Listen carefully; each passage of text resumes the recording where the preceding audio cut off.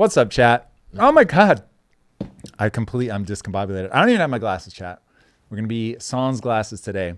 Well, what is up, everybody? It is wonderful to see you. We have a very full agenda today. We've got corruption. Is this you? Did you add that? Or no, I'm in the wrong tab. Okay, there we go. We've got robotics, tech, relationships, finance, economics, G7 versus BRICS. I don't know if you saw that. I've even got some motivation stuff today, Drew. We'll see how it plays. The big one at the bottom. The big one at the bottom. Yeah, it was a big day. It was a big day on politics with the joint sessions thing. So I hated everything about that. I'll be curious to hear what you guys think. And then world affairs, we got China talking tough. Let's pull it up, Drew. I don't even know about this. All right, this is the Chinese embassy. Thank you. If war is what the U.S. wants, be it a tariff, a trade war, or any other type of war, we're ready to fight till the end. God damn. China talking tough. Drew. China talking tough. Fuck. China said, I ain't Zelensky. Don't bring that over here. Yeah. Don't bring that over here. Sheesh. The fentanyl issue is a flimsy excuse to raise U.S. tariffs on Chinese imports.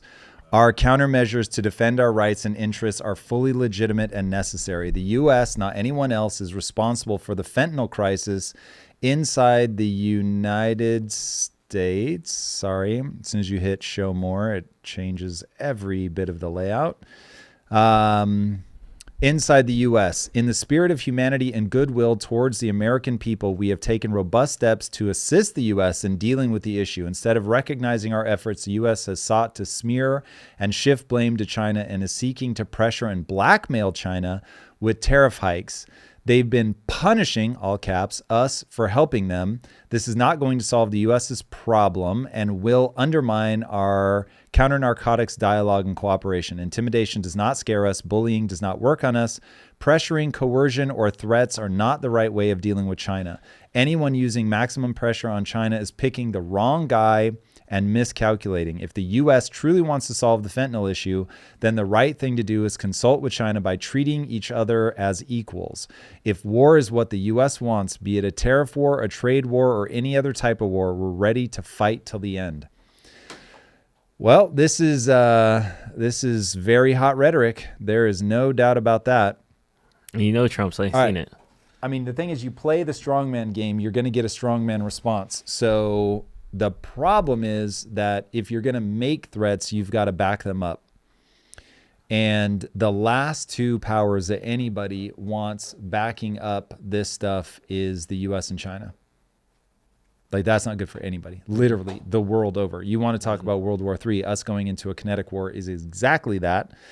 Anyway, this is not, as of right now, I'd say this is not anything to worry about. This is rhetoric meeting rhetoric, but it's rhetoric that's certainly going in the wrong direction. So, yeah, we'll see. It's spicy. Need to learn more about this guy here. That is MFA_China, spokesperson, and then Chinese characters. So I don't know if he is officially, if this is a governmental person or if this is somebody retweeting something that he said. So this is a Chinese diplomatic channel. So this is not the actual person. It does not look like, and they are not tagged. So I don't know who that is, but it's very interesting, man. Very, very interesting. All right. Well, there we have it. Chat, how we doing? I hope everybody is well. Akshay's going to bed. Fair enough. Yep, we are later than normal. I was traveling today. I was in Austin shooting an episode of You're Welcome with Michael Malice. If you don't know him, check him out. Michael Malice is amazing. He's been on the show. A lot of fun. Really enjoyed my time with him. Shout out to Malice. Do you use Claude at all, or is ChatGPT? So, James, I do not use Claude, but we do have people internally. So from a code perspective, we have a lot of people doing that. I didn't stop by and say hello, Yeti Bandit. No, I was in and out very, very quickly. Sick boots. Let's talk about the shoes. Do we mean, yeah. Would we call these boots? I wouldn't call these boots. Tell us more about them. These are high tops. Sneaker cam. I've had these for a very long time, but they are Nike Jordan Airs. Word. There it is. Nike There it is. Jordan Air. I don't consider these ones to be like super spicy, but there they are. I like the color. Thank you. They were easy to slip on and slip off. I'm in my blue outfit. Yeah. The blue There fit. it is. There it is. All Kicks blue, Corner, top to bottom. somebody said. Kicks Corner, indeed. That's cute. Not to be confused with the Conspiracy Corner. Rebecca says, why are we live? Did something super terrible happen? No. We go live Monday, Wednesday, Friday, but because I was traveling this morning, we couldn't go live at the normal 8 a.m. time. So we're going to be doing episode prep per usual here. So yeah, we've got a lot of stuff on the docket. Drew, have you seen the stuff that Elon is doing? It is unbelievable. They put out a video for Starlink, the factory. Grab it from the doc, pull it up, because this is so hard. It's row 26. This is unbelievably hard. Got it. Eric, coming your way. You guys are gonna want to see this. This is crazy. This is crazy town. Your hero Trump, metahuman. You know better than that. We'll want to come back to this. Oh, Jesus. People really want to map me onto something that maybe reveals how they view the world, but certainly does not reveal how I view the world. Go back really fast just because I'm in a confrontational mood. Let's take it. Tom chose violence today, guys. Oh my God, he hold woke up on. real early. Tom did not choose violence. The MetaHuman Project chose violence. Your hero Trump, first of all, you know better than that. So I don't do teams. Your hero Trump backed down again like a coward. How that make you feel, Tom? I don't even know what you're talking about. Do you know what he's talking about? Probably the China thing or the address last night. I don't know where he would back down from last night. So let me read you one of my favorite Churchill quotes.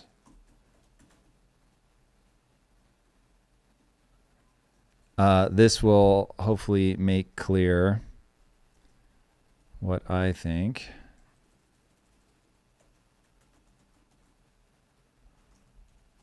All right, never give in. Never, never, never, never. Except to convictions of honor and good sense.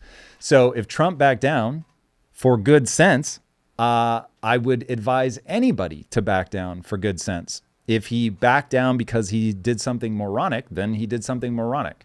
And every ball and strike should be called accordingly. It doesn't make me feel good or bad in the abstract. In the specifics of, are we moving towards what I want? I will always be excited to see people move towards what is going to efficiently take us where we want to go. And I will always be traumatized when somebody takes us either inefficiently towards where we want to go, or just wildly away from where we want to go. So yeah, but again, I'm not sure what that's in reference to. All right. SpaceX. Let's look at this video. This video is dope. And then after this, we got to talk about Trump's address last night. You talking about to the joint session? Mm-hmm. Yep. Let's go. Hit play. We need sound. Like the odds of being struck by lightning in your lifetime are like about 1 in 15,000. It would make 15,000 dishes a day. If the odds of a defect happening are the same odds as being struck by lightning in your lifetime, it's almost guaranteed to happen one time in this factory a day. So you have to have like a very intense focus on quality. Right now, we're in Bastrop, Texas, at the Starlink manufacturing site, just about 20 miles east of downtown Austin. So the main function of this site is to produce our standard Starlink kits. Right If you now, guys are we're only producing listening and 15,000 not a watching, day then straight you out were of the really factory. missing something. Pause it for Raw a second. plastic pellets. Okay, so if you don't know my background's actually in manufacturing, or at least part of my background is in manufacturing. I have built facilities, and oh my God, what they have built, Drew, this is a level of difficult that is hard to comprehend. First of all, I'm going to guess that they have custom manufactured most of the robotic equipment, sourcing it and just laying it out in the facility, just building the facility. 20 months ago, this was an empty building, okay? Just to source the items to put in there would be brutally difficult. You'd be scouring the world over. To have to conceptualize, engineer, build, and install is a level of ridiculously hard to get humans to do this stuff. It is freakishly difficult. We'll finish watching the video, but if you could, while we were watching that video, pull up, I dropped it in, Bilyeu put a tweet out that basically said, if you really want to innovate, if you really want to innovate, create some very large space in Texas near the Starship base, I think he said, and just let Elon completely run it, like top to bottom, do whatever the fuck he wants, and see what happens. I'm here for that. I get that people think that this guy is just trying to steal money from the government or whatever. In human history, I mean, there's got to be less than 100 people. In history, Drew, not in our lifetimes, not since the Bible, in fucking history, there's got to be less than 100 people that have been as effective at getting things done as he's done. So you've got building the pyramids, okay? Obviously multi-generational, but very impressive and has lasted for a very long time. The level of difficulty of the things that he builds is unparalleled in modern history. Like it is a level of complexity that absolutely boggles the mind when you're in the minutia of trying to do it. And look, regulations are hard. We had to comply with a lot of health regulations, and the level of complexity that adds of like where you have to put drains and grates and testing protocols and all that stuff. I shudder to think when you're at that scope, that scale, they're bringing in raw like minerals and metals and turning it into like satellites. Oh my God, this is unreal. And that people, like, I almost wish I hated Elon so I could simultaneously be like, yes, he's a psychopath, but look at what he does. Because even if, like, you have to step back and go, oh my God, like, this is unbelievable. And we should be asking, what does it take to create 100 more or 1,000 more of these guys via AI, whatever. I don't care how we get there, but this is how, when people hear me bang on about energy costs are going to be driven to zero, all that stuff, this is what I'm talking about, that the great man theory of history is so real. I know we have a red light, so I'm going to stop there. Well, hold on. What's the great man theory of history? You can't just leave that. This isn't about just forces of history that take place, and no matter who was going to be there, it was going to happen no matter what. Nope. This is, it took Churchill to have whatever weird set of psychological things that he had where he realized, I've made this huge mistake in the Admiralty, and if I want to get back into political life, I have to go stand on the front lines of the trenches of World War I, show people that I'm the most courageous person they're ever going to meet, and I'm fucking smart and extremely good at diplomacy. And he did it, and he got back and obviously becomes a prime minister, and everyone wanted to capitulate to Hitler, and he was like, hard pass, absolutely will not do it. And he also helped to get the U.S. into the war, so we end up winning World War II. Without Churchill, you do not win World War II. We're all speaking German. You don't get the things that we get. Another thing that's on our list to talk about today is Elon is going to mine asteroids. They just launched it. Like, this isn't a maybe he's going to do it. They just launched it. They're sending a probe out into space to mine fucking asteroids, dude. That oh my God. This stuff is so unbelievably cool, and it is going to alter the direction of human civilization. And you have one guy without whom all of this would certainly be delayed. So yeah, it's pretty incredible. Red light. We have a red light. We actually have 2 super chats. Let's go super chats. Super chat. Lyra, thank you for the $5. Super chatter. Lyra said, your clip wanting to be on All In podcast on X when Chamath hit us with an X post about AI, which I linked your AI post to, link in the Discord. Did I say I want to be on the All In Show, or did somebody say you should go on the All In Show? And I said, yeah, word, I'd love to. I think it had to be something more like that. But yeah, All In is a dope ass podcast. I would go on in a heartbeat. And thank you, Lyrith. We have another super chat from Preston. Thank you for the $20, Preston. Damn, Preston. Shout out to Preston. All right, let's Preston go. says, I have a potential solution for transitioning to an AI economy. Comment follows. All right, let's go. And definitely for 20 bones. I got to see this. Preston says, yes, he did. Yeti bend it. Each working age citizen will hold a number of AI licenses based on education and marketable skills. Companies will bid to lease those licenses in order to legally operate their AI and automations. People are driven to gain skills, and companies need to compete for labor. Okay. I hate that I hate this, but I hate this. The reason I hate this sounds like taxi medallions to me. And this was the very thing that people worked very hard to get around with Uber, and Uber is such a better experience. I think the whole idea of AI is remove the barriers, remove gatekeeping. I can feel myself speeding up. My brain is speeding up. I have this like, look, I'm always energetic. I'm always focused, but even I know that there are degrees, and there's something happening right now because of what AI makes possible. I can feel myself speeding up. I can feel my level of aggression rising in a good way, not a mean way, but just this is that moment. This is the moment equivalent of Himothy. That is this moment. Boys and girls, if you are not figuring out how to use AI as fast as you can, you will just get left behind in the way that people become irrelevant. That's what's going to happen with AI. So traditionally, there's a quote, it haunts my fucking dreams, which is genius is a young man's game. Now, why is genius a young man's game? Genius is a young man's game because there's just something about the way that the brain works where you are shaped wildly by your childhood. You become a product of that moment. You see more clearly than older people see what this moment is about and some other things. But the real punchline here is that AI is going to do that no matter what your age. And the reason is it is a sea shift so profound and it's happening so rapidly that it will just outpace everyone so radically. If you've ever seen the cartoon of Paul Bunyan versus a chainsaw, it's going to be that. That's the laughter of somebody who's seen it. Yeah. And oh man, that always like hit me, where Paul Bunyan was just so much bigger and badder than everybody else with an axe. And then along comes a chainsaw and you just can't keep up. That's AI. It is orders of magnitude, the velocity of change, of output, and the people that master it will outstrip everyone else, that no one will even think about you getting left behind. You will just be so far behind, and the world will be so excited for the new outputs.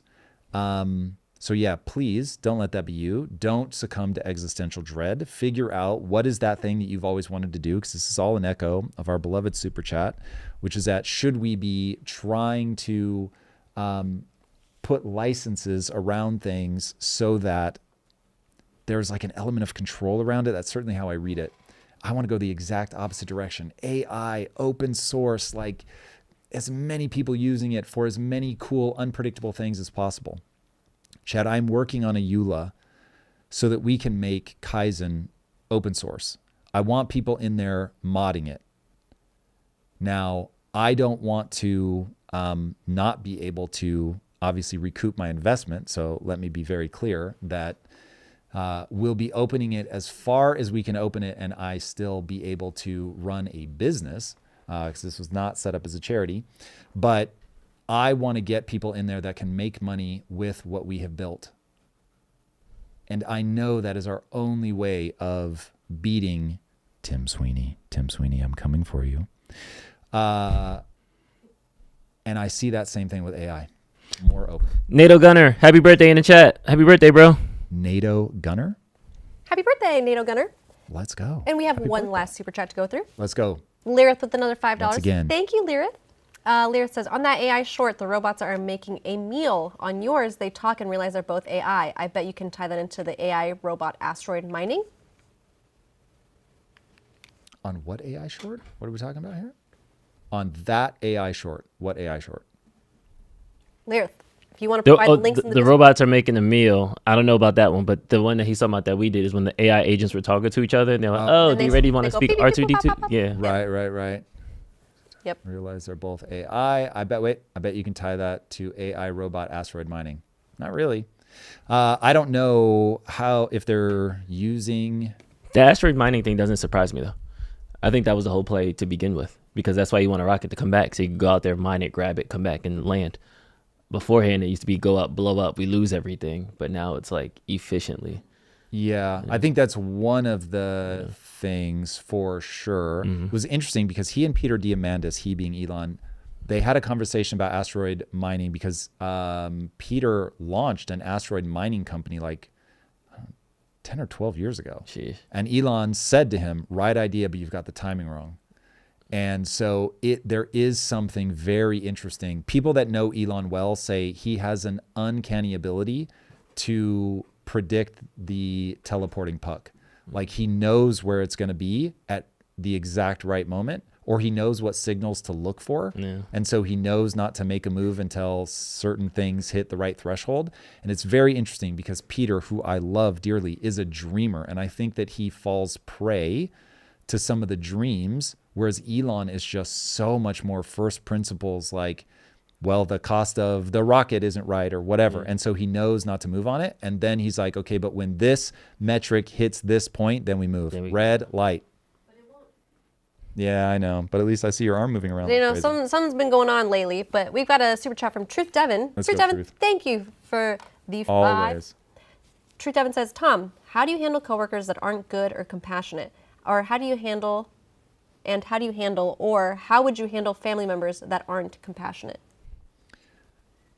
So, Truth, I operate under one principle, and that is the principle of what works. So if not every moment is a moment for compassion. So first of all, let's take that. The next is I don't try to change people. So if there are people in my family that are not being compassionate, I'm simply mapping their behavior and saying, is there anything here that I want to engage with? 99.9999999 times out of 100, I let people be who they are. I map who they are. I understand how they can interface with me, whether it's I like being around them or I don't like being around them. I also have shock absorbers. I know that there are things that I do that drive other people crazy, so I don't expect anybody to always behave the way that I would want them to behave. So between that, honestly, I would just dial up or down my engagement with that person based on whether I enjoy being around them. And so if I don't enjoy being around them because they are not compassionate and that's something that I want, then I'm just going to dial down the amount that I spend with them. Here's the thing. As the mindset guy, I will just tell you right now, the world has shown me, it has proven to me that most adults will never change. They can, but they won't. And given that they won't, I'm not going to beat my head against the wall. I remember I got into an argument with somebody once and they were like, you're so naive. You don't understand that you can't change people. And I really, really had to run the experiment. I had to give it my everything. I had to put everything that my talents will allow me to put forward to find the magical sequence of words that would allow somebody to live a life that they would deem better because of said idea. And it just didn't work. And so I realized, oh, I'm a filtering mechanism. Cool. So that's what it is. We filter, boys and girls. That's all we do. And don't waste your time trying to convince people. So I remember when Lisa and I first got together, her family absolutely hated the way that I ate. Hated the way Lisa ate, for that matter. And Lisa always wanted me to convince them. And I was like, nope, I'm not going to try to convince them. I'm going to listen. I'm going to see if there's anything that they have that I can learn from. But the last thing on this planet that I'm going to try to do is convince people. So I will offer the information if somebody asks. And when they ignore me, I will love them nonetheless. And nothing else makes sense. Yes, red light. We have another super chat from Preston for $10. Preston says, my idea is about trying AI production to the population instead of UBI. I think he means tying. I think he means tying too. About tying AI production to the population instead of UBI. Yeah, Preston, this I think goes in line with something that a lot of people are talking about, which is can you tax the robots as if they were employees? And I look at that and go, are you trying to slow down the innovations? So here's where I think everybody, it will behoove all of you guys to say, I believe in this idea for this reason. And the for this reason is what I call a base assumption. There is a base assumption that's driving your thinking. So my base assumption is that innovation is the thing that's better for all of us, and that we're not going to win through taxation. Taxation is going to slow people down.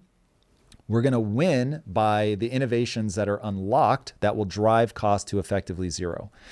And I think it's probably better to just accept that if my base assumptions are correct, and they certainly are not only mine, but if my base assumptions are correct, that we just go post-capitalist. And that's probably the better thing to think about, is how do we transition well?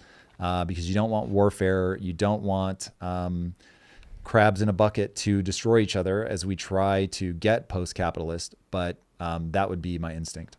We've got 3 more super chats. Let's go, Pat. And we've also got some biddies. Biddies on Twitch. Come on, let's go. We've got some Twitch biddies. with the biddies. Biddies in the house. Let us begin. Patrick Wrightston, thank you so much for the $9.99 super chat.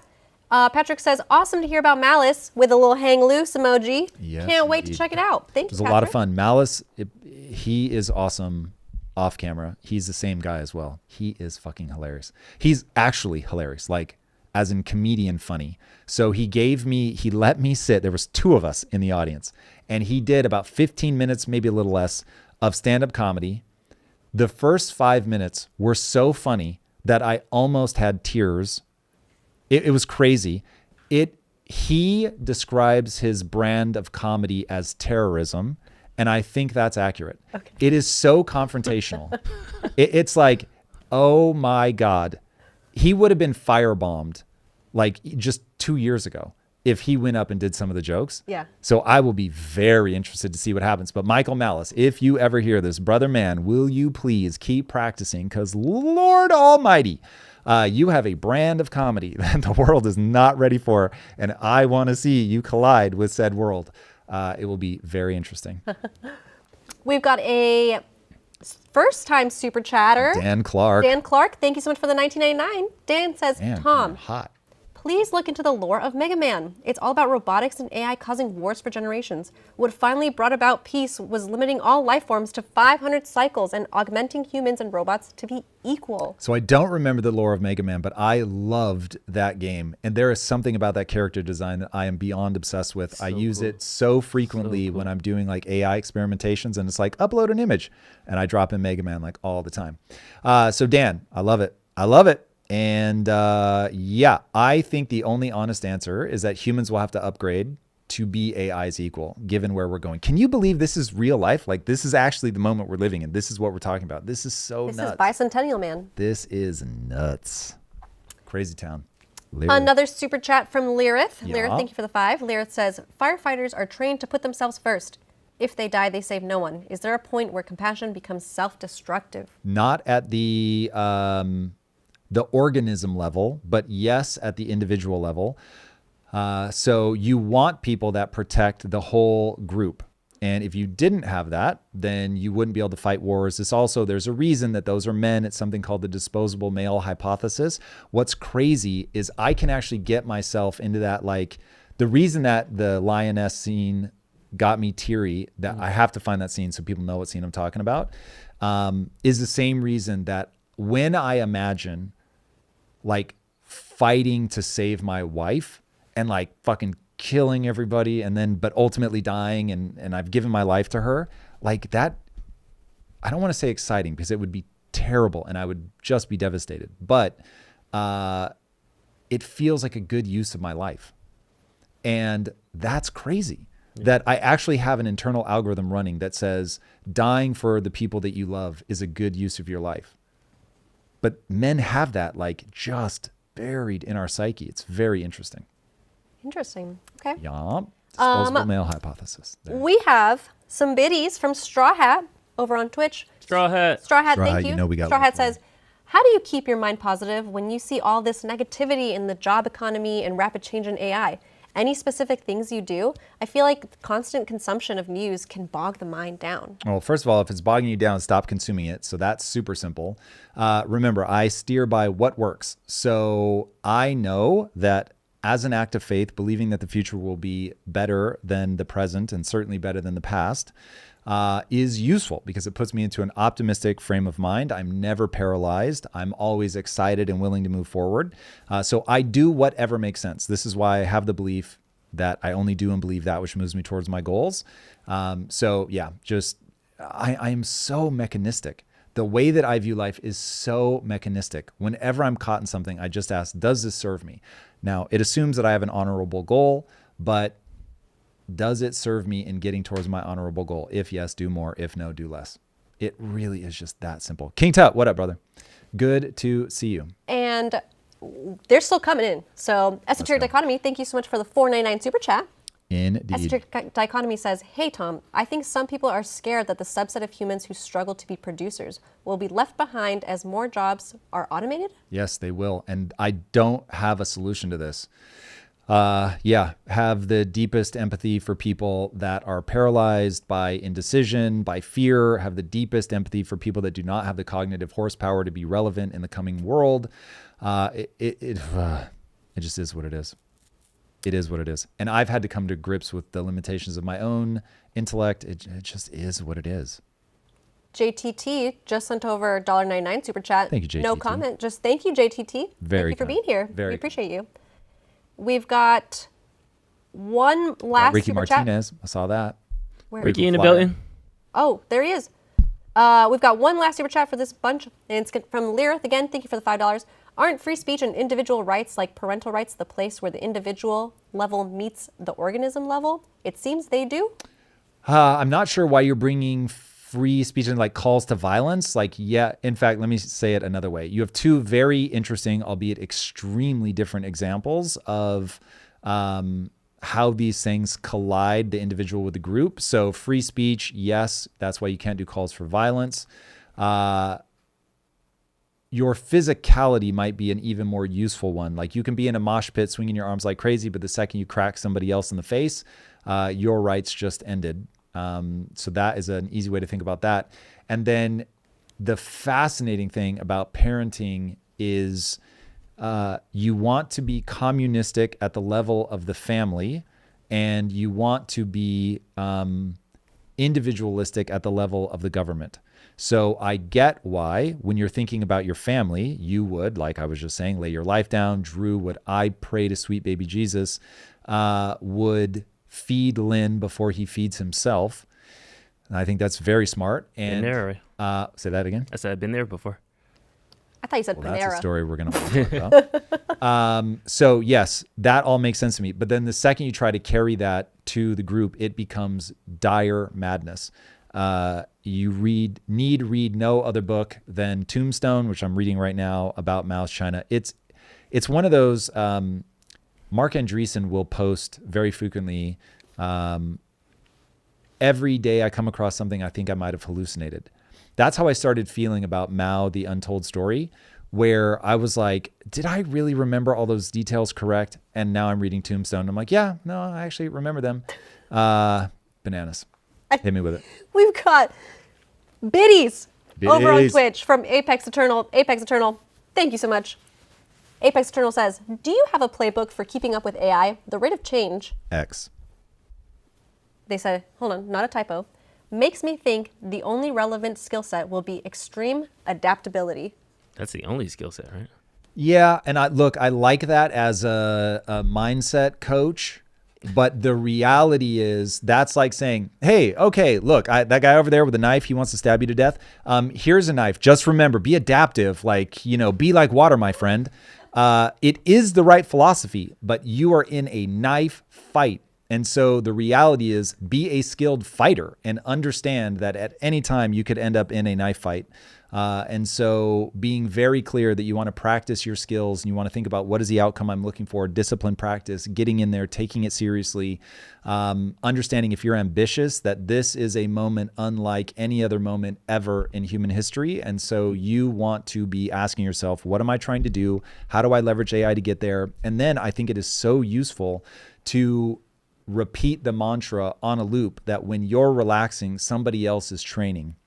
I mean, that is certainly how I'm thinking about it. Every time I see somebody post something, I'm just like, like if they are doing a short movie and we haven't even done that yet, it just makes me want to buckle down, turn off the lights, grab my computer and just output.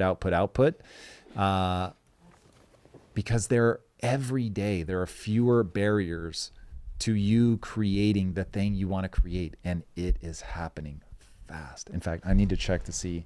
I pinged one of the guys at Runway ML to see if he could add something to my account. Oh my God. Which email is your Runway account? I can turn it on for you. Oh my God. Tom making moves today. Tom got the plug. And while Tom's reading his plug email, Ron says, hi Tom, I love your channel and live show. I grew up in Puyallup as well. Curious if you make it back for the win. Curious if you make it back to Seattle and your favorite spots in the Pacific Northwest. 1 second. I will Thanks, answer Ron. that. I did not grow up there. But I've been to Seattle. I never been. I want to go. Seattle? Yeah. Oh, it's fantastic. Nice. As a vacation spot, not as a living there spot, I think. Yep. Terrible policies and terrible weather. All right, this was Ron that said that. Oh, we just scrolled off. Yes. So, Ron I love the William channel. It's very Moorhead. kind. I grew up in Puyallup, which is crazy. There's not a lot of us. Curious if you made it back to Seattle. So I very rarely go to Seattle, but I go to Tacoma every now and then. I was there not too long ago, and I did a nostalgia tour of my grade school, middle school, high school, all the places that I used to hang out. It was a lot of fun, but that place has changed a lot. So when I was there, my school was double A, but it was like teetering on single A, and it's now triple A teetering on 4A. So very, very different than when I was there, but things tend to change in over 30 years. Yes. Woo! If I could turn it on. Sequoia Hall, their first super chat on a live stream. Let's Thank go, you. Sequoia. Thank Thanks, you, Sequoia, Sequoia. for the $10. Sequoia says, would love to hear your analysis of some of the hard sci-fi on the intersect AI and robotics. Kiln People by David Brin is one of my favorite on this. I might have to read that then. Thank you, Sequoia Hall. I haven't read it. So I haven't seen a ton of good sci-fi on AI. And this is why I put out a request to my ex audience a couple months ago about who are the writers that really have a dope take on AI. But some of the best that I've seen would be Do Android Dream of Electric Sheep, which became Blade Runner. I still think that is bang on. Another one, I think it's William Gibson, who did Snow Crash. Snow Crash is phenomenal. I like that a lot. I think they envision the blending of AI and corporations very well, and his vision of basically the Matrix. In fact, I think he's the guy that coined that term. If I'm not mistaken, chat, please help me. Because there's two authors that I always confuse, but I think it was him.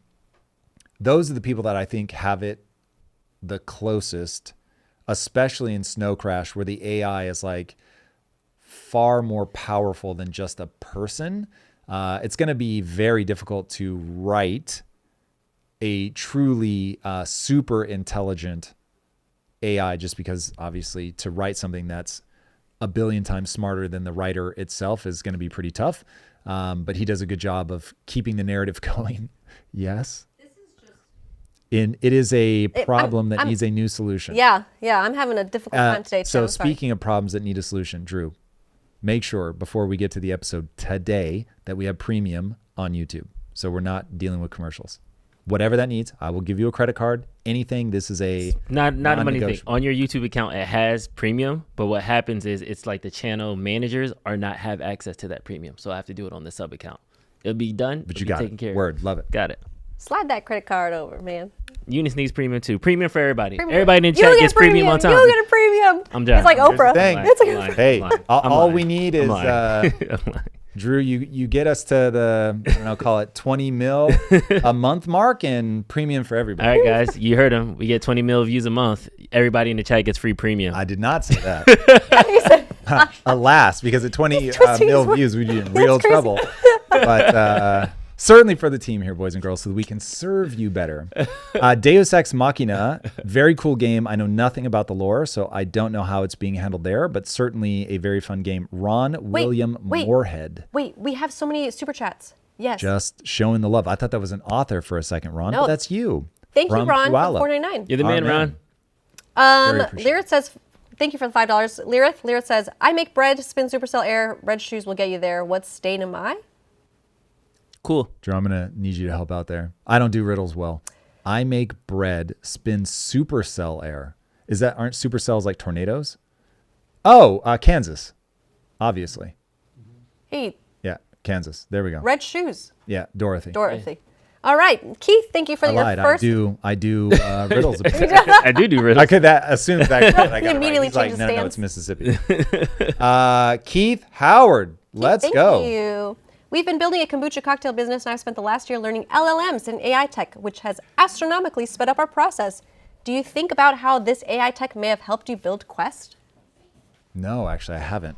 How would we certainly would use it in the manufacturing side.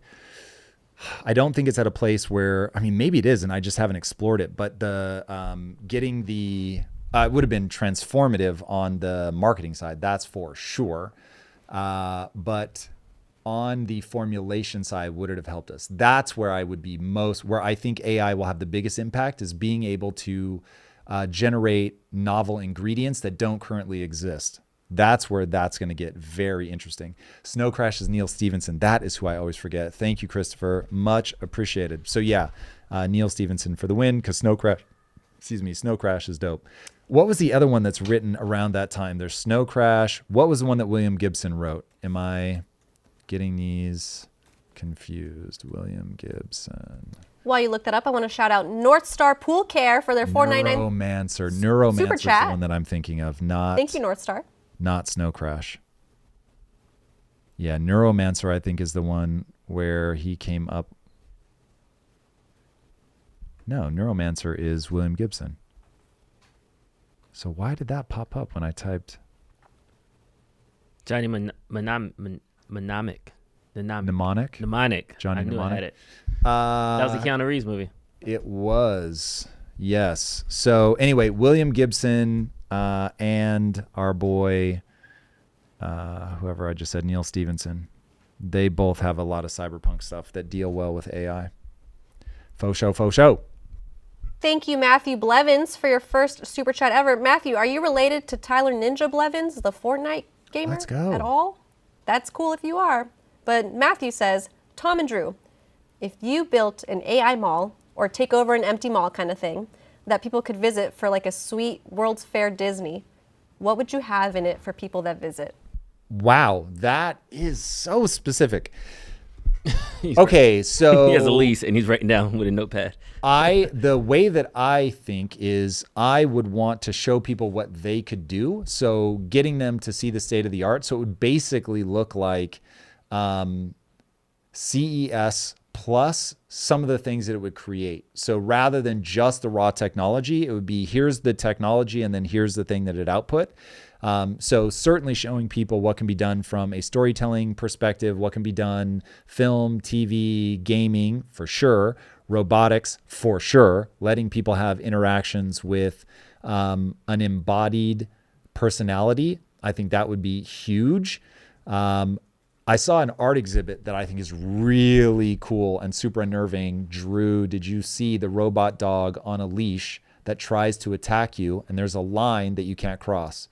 And so as long as you sit behind the line, you're safe. But the robot dog legitimately tries to get at you. It's pretty crazy. It was a little unnerving, but I think right on the money. Right on the money. So it would be stuff like that. Drew, you have anything you would add to that? Food and games for kids. Because if you want this to be a thriving mall, it needs to have teens and it needs to have things for family. And if you want me to come at a Saturday at the afternoon with my family, I need to feed them and I need to make my young ones be happy and I need to make the wife happy. So it can be cool and have all the bells and whistles. I'm speaking into existence. You know, I like it.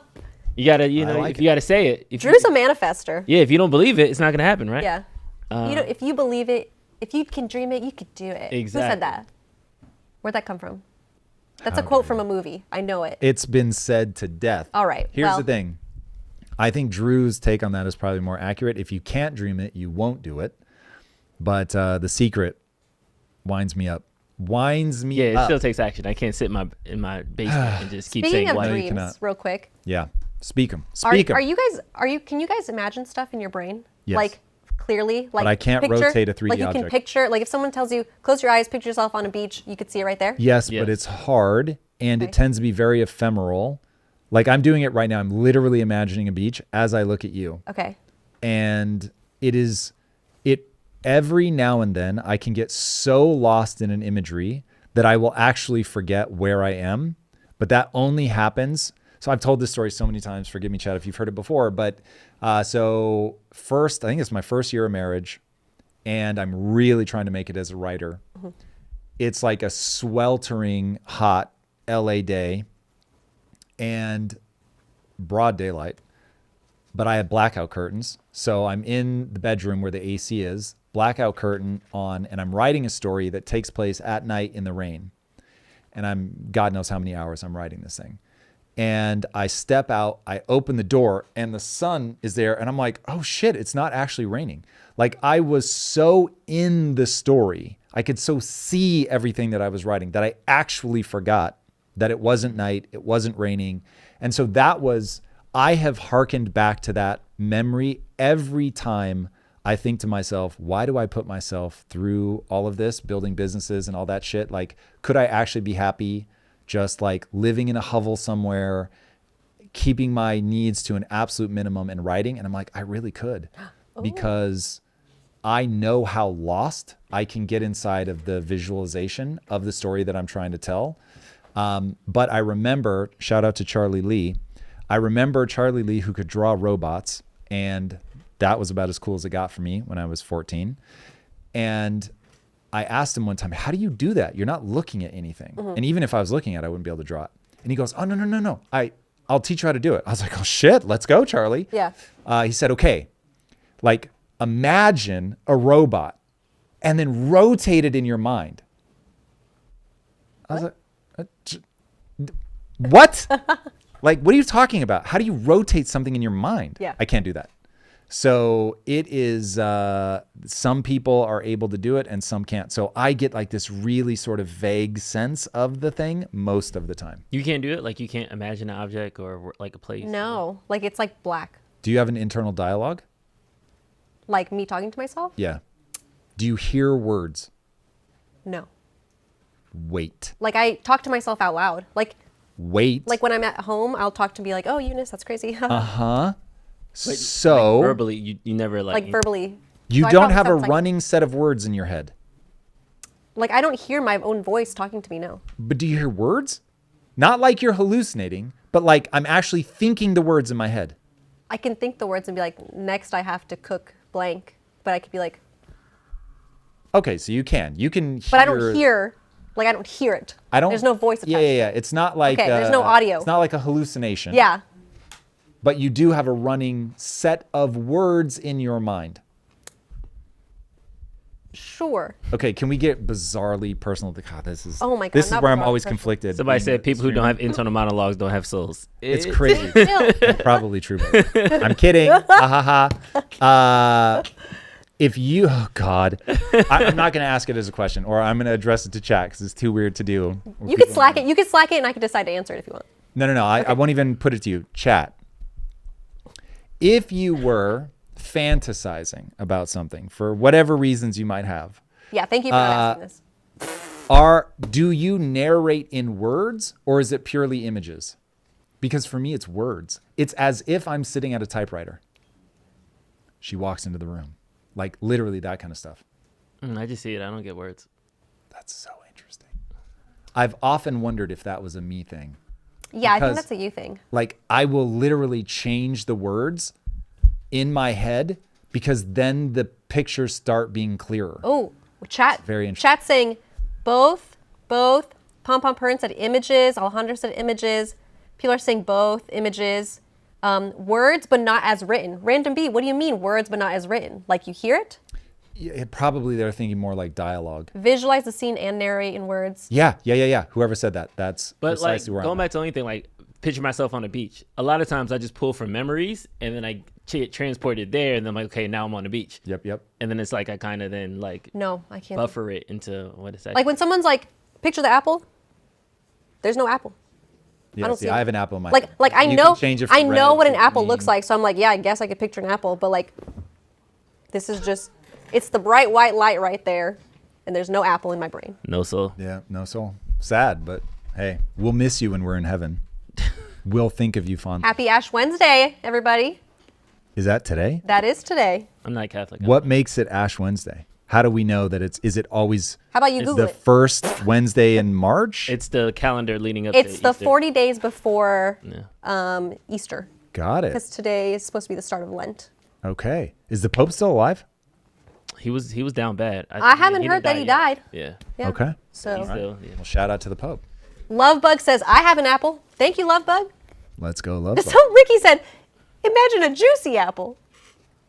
There it is. That escalated quickly. That's crazy. Save us bricks. Love bug. I don't know what you mean by that, But that's all caps. So I'm guessing we're talking about the dollar Just here. write down here. Walt Disney, that felt Tourette'sy. Tom, how can I we're use way history behind to on help chat here. map the future? It feels like arguing from analogy and not first principle. How can I use history to map the future? Yeah, Jacob Calloway. History teaches you what humans are like. And so if you need to understand how are humans going to react in this moment, like the tweet that we started with today where China's like, you want to fight? We'll fight. That is known as Thucydides' trap. And you can see it playing out over and over and over. Lovebug says USD is sinking. Yeah, I wouldn't worry about that. The only thing you have to worry about is inflation. The dollar value go up, go down, not a big Yeah, in deal. this stock market, bloody market, it's down 4%, guys. Like, let's relax. The stock market. The stock market's only down 4% of the dollar. Or the Dow specifically is down 4% in the last month. 4% is a lot of dollars, though. People tend to get real freaked out at that point. It's still 6% up in the. Ooh, 6 somebody's months. asking my favorite question. Darrow Art, forgive me for mispronouncing that. Pardon my ignorance. What is Project Kaizen? Project Kaizen, spelled Kyzen, is the video game that we're developing. And I can't tell if you're trolling me because one of our main characters is called Zone, and Zone is a panda. Zone is technically a man inside of a metallic panda like Iron Man suit. But nonetheless, your icon is a panda bear. So we've got something going on here. Little synergy. Love from Canada. Marina, love right back to Canada. Only little boys will fight for complicit terrorists. So help? Anybody? Have you seen that little kid eat wasabi? The meme or the short, whatever we're going to call it. No. It's the greatest short of all time. Pull it up. Go to probably Instagram, type in kid eats wasabi, and then space help. Not that one. Nope, not that one. It's like, let me see. That one. That one. This one? That one. Oh my God. Chat, you were going to want to, you have to see it though, chat. You have to see it. Chat, pull your phone out. Pause what you're doing. Pull your phone out. This is worth it. I have watched this short on loop so many times, I cannot tell you. Here we go. Oh, why buffering? Want to try wasabi? No, You want to try it? no. Okay. Wasabi. Do you want to try it? Smell it. Smell it first.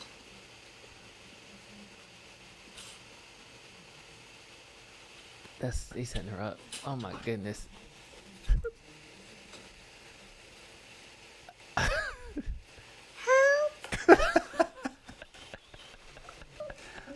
Oh, That poor kid. That's so that clutch. poor little angel. Oh God. I have watched that so many times. That's cute. It is just that's the right response. That's cute. Help. Selena's not here for it. Bad All right. parent. We got to talk about Trump's address God. last night. Got to talk about the dual Trump. Congress. Yeah. Yeah. Me and Press were talking about it as we were watching it last night that I think we're one click away from turning into a parliament style government where people just start fighting. Yeah. This is the most. I thought like, the exact it same was thing. unorthodox. Like it was not polite. Trump was being petty, pointing him out. Democrats being petty, yelling while he was talking. Yep. Like I just felt like decorum, all the moral and pomp and circumstance of the office. You have to respect the office. All that stuff was out the window. Yep. Yeah. So the only thing that I was eased by is that the UK has a parliament. People yell and shout. Japan, same thing. They yell and scream at each other. They do occasionally get into fisticuffs, and they both still have cool countries. So, but at the same time, I hated it so much because partly I'm old and nobody likes change, and so it felt like it was going the wrong direction for me. But yeah, it just. The first thought that I had is, oh, this is how civil war breaks out, like all of a sudden, and you didn't quite see it coming because we are just racing apart from each other. And so all the different things that are accelerating, one of the things that's accelerating is the gap between the left and the right. I mean, we are racing in opposite directions.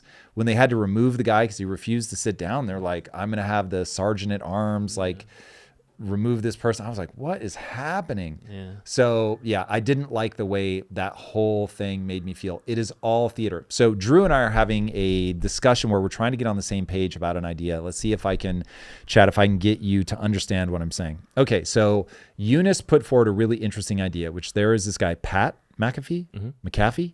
Oh my God, you told him. Yeah, of course. I don't know why that's funny. I'm always shocked by what people laugh at. But okay, so McAfee or That was a good McAfee? idea. You know, that's McAfee. good ideas. McAfee. I wasn't sure. Hey, McAfee. that happened Okay. quick. All right. Pat McAfee, always move fast. Pat McAfee is a streamer who also, or he either was on ESPN and became a streamer or vice versa, whichever. Yep. And Drew was saying, okay, I think there's an opportunity here. There's something for us to learn in the way that he has been able to do both so successfully. And Drew's pitch is basically, look, we are in this weird zone of we don't stream long enough to really fall into the, like, we're a streamer category. And we're split between the old school. This is how we think of it now, that the like traditional way of interviewing is a bit old school.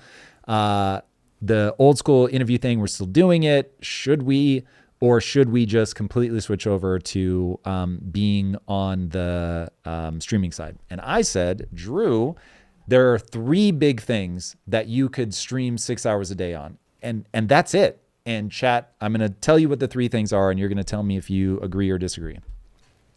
The only 3 things that are big enough that humans are emotionally invested in enough where you could stream about it 6 hours a day, Monday through Friday. They are politics, sports, and religion. That's it. Nothing else is big enough. You need something that feels like a soap opera. What I'll call the IRL MMORPG. So outside of those, so I'm like, what? Like, we're a variety act. We cover a bunch of stuff.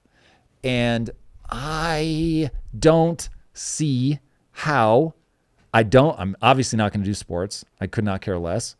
I'm trying to keep politics to a limited corner, though a Trump presidency certainly makes that tough.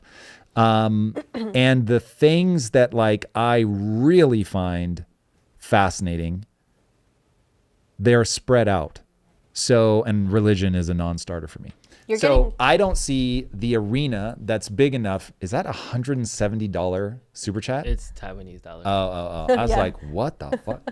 I love the way you threw shade on Taiwanese dollars. Shout out to Taiwanese dollars. We out here. He was Shout like, out to invade these Taiwan. motherfuckers. Like, let's just get it over with. China, fucking go. These Taiwanese dollars is some bullshit. All right. So that I know, Mars, how excited I should be. What is 170 Taiwanese dollars? I don't want to put him on blast like that. Don't put him on blast. That's a lot of money in Taiwan, and we appreciate every single dollar. You put him on Thank you. blast. Thank That you, was Mars. crazy. Thank you. I love it. It's like $5.16. $5.16. I was There trying we to go. whisper. I love it. You're fucking whispering. He into the said mic. whisper into the mic. We don't have secrets around here, chat. We don't have secrets. Put it away. Mars, Put it away. we are very grateful for your $5.16. Thank you, Mars. And now to your super chat. May I ask, Tom, how will you make Impact Theory as Disney? Because we have been excited for so many years. Do we have a reason, process, and calendar? If you mean you've been excited for so many years for us to pull off the next Disney, well, God bless you, Mars. So here is the reality. You have to wait for an opportunity. You need a moment of disruption. Obviously, I had originally hoped Web3 was going to be that moment of disruption. We moved hard and fast into Web3. That ended up being a catastrophe. We're still building on Web3 rails because the technology is real, but obviously it attracted gamblers when I had hoped that it would attract collectors. I accept what is real, and what is real is it attracts gamblers. Not interesting. Now we have AI as that moment. And when I say that as a team, we are on super high alert for every way that we can use it to implement it, we are going to try. And then the next big thing is how far can we open source the code so that we can build this as a community. But I know that people won't engage unless we can find a way for you guys to make money. That's not quite true. We already have people that are map building.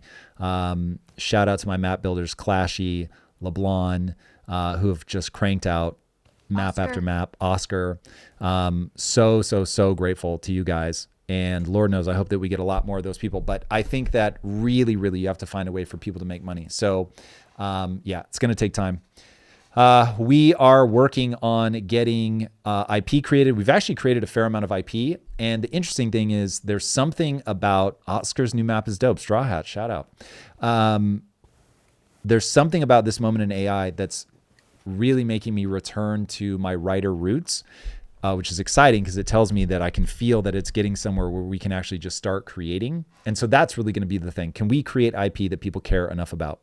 I think we've got some big bites at the apple. I think Kaizen is something that people have already shown that they care about. It's small still because just there's so many technical challenges. Hopefully AI is going to make a lot of those go away. But we're solving those technical challenges one at a time. I see you, don't worry.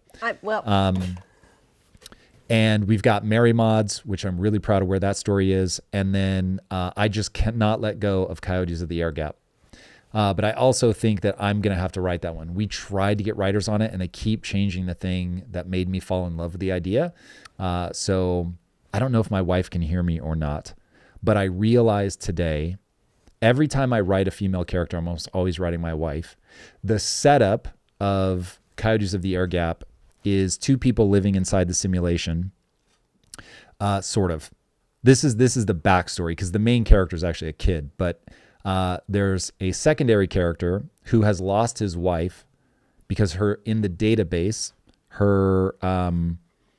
it's in the story, it's what's called flipping zero. She's been flipped zero. So her alive status goes to zero, meaning dead. It's null.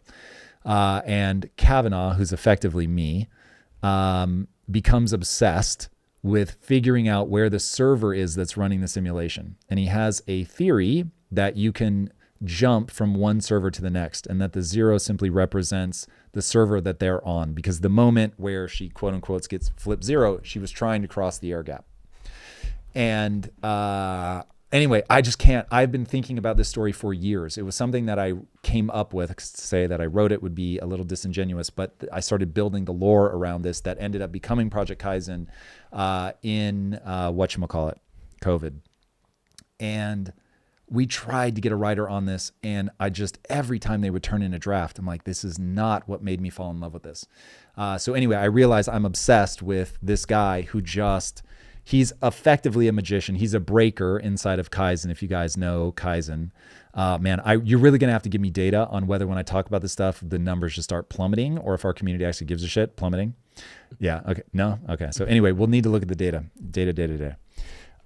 So it is me imagining a world where something happens to my wife and I just become unhealthily obsessed with using my skills to find her. Yep. Anyway, obsessed. I'll stop. Okay, you were waving your arm around like crazy, so I'm guessing we have a red light. Yes, we have a fake red light on. Apex Eternal can hear you. Good shout out. Ms. Thank Louise. you. We have 100 biddies from Apex Eternal. Let's go, Apex. Apex says, isn't the point of impact theory to get people to change their lives, not sign them up to the servitude of hanging off your content 6 hours a day? No shade. Love your work. No shade. So first of all, thank you. I'm all for criticism. Okay, so here is the drill. Streaming to me is about wanting to spend time with the community. So you should not feel obligated. You should be here because you're excited to hang out, that you like the things that we talk about, that you want to be in talking with the other people in the chat, all that. Yeah. So if that isn't fun for you, man, please don't feel like you have some sort of weird obligation to be here. I like streaming. I like listening to other streamers. So take that for what it's worth. On the other side, is it meant to help people? Yes. Keep in mind that this is not edutainment. So this show is very different. This is we need another word for it because I don't consider it a news show, but we are covering the things that fall within the buckets that I care about so that I'll know enough that I can say something interesting, which therefore means that the community cares about it because we are collecting the people that find this interesting. So it's things that fall within those buckets we're going to talk about. Now, hopefully the way the set of ideas that I have cobbled together will be as useful to you as they have been to me. And so in that way, listening to me process the world in real time, I think will be very useful for a lot of people. And if it's not, then we'll never build an audience and it will be what it is. But we're already racking up 70,000 views per episode and growing. So when we started, 40 was the baseline. And then it was 50, and then it was 60, and now it's 70. So it's like we're on a good trajectory. So I'm very excited about that. Will we hit a ceiling? It's very possible. You'll only get as big as there are people that can galvanize around the things that I find interesting. Okay. Now, the reason that we focus on kids is because I don't think most adults will change. That's just the hard truth of it all. So ultimately, if I want to have the impact on the world, if I'm going to have the impact on the world that I want to have, it will require us to create IP that will allow kids to encounter empowering ideas. But it isn't, it's not like a math class. So it's not like people are taking Empowerment 101. That was phase one, the same thing. 2% of people are moved by it. 98% it's just spiritual entertainment. So there it is. Jake, find you, says, drop a like, people. Jake, I'm with you. Thank you for that. Very, very much appreciate it. And by the way, if you haven't already subscribed, please do. And if I may make an ask, I really want to get our rating on Spotify up. This was something I sent to Drew today. We're a 4.4. I hate that. And so, hey, if all we deserve is a 4.4, then so it shall be. But if you love it, and I hope you do head over to Spotify and give it that 5-star rating, won't you? There it is. Won't you be my neighbor? I love it. It's a good reference. That's a good show. God bless. Yeah, so we were bringing that up not to say that this will be a 6-hour stream, but as always, to just engage the chat and see what's working best for you, because we're seeing numbers and data on the back end. But I'm trying not to run this show like an algorithm and say number go up, we only talk about this, number go down, and treat it like a community. But that matters. I want to be really clear, boys and girls. That matters. Brother, if Spotify is trash, no need. You don't have to go over. But anybody that does, Spencer, I'm looking at you. Spencer, thank you. Thank you. Very much appreciate it. Yeah. So look, I promised myself that I would make a reputation for saying what I believe. I just had a conversation with somebody that many of you would recognize their name, and they asked me if I disliked. If I disliked somebody that is very public. And I said I did not. Even though I know they're kayfabe, I get the game. And here's, Drew, I get what you're saying. I don't do kayfabe, though I will occasionally perform. Like even when I go live, I act like it's not like on the weekends I'm talking to Lisa like, oh my God, can you imagine? She'd be like, you're a psychopath and need to chill. So context is everything. I understand that I'm being watched, and so I try to make it entertaining. But we are in the data all the time, trying to figure out what works, what's entertaining, what are the things that you guys care about. It's really hard to aggregate that stuff because if you think of there are so many things that we could talk about, so many ways that we could talk about them.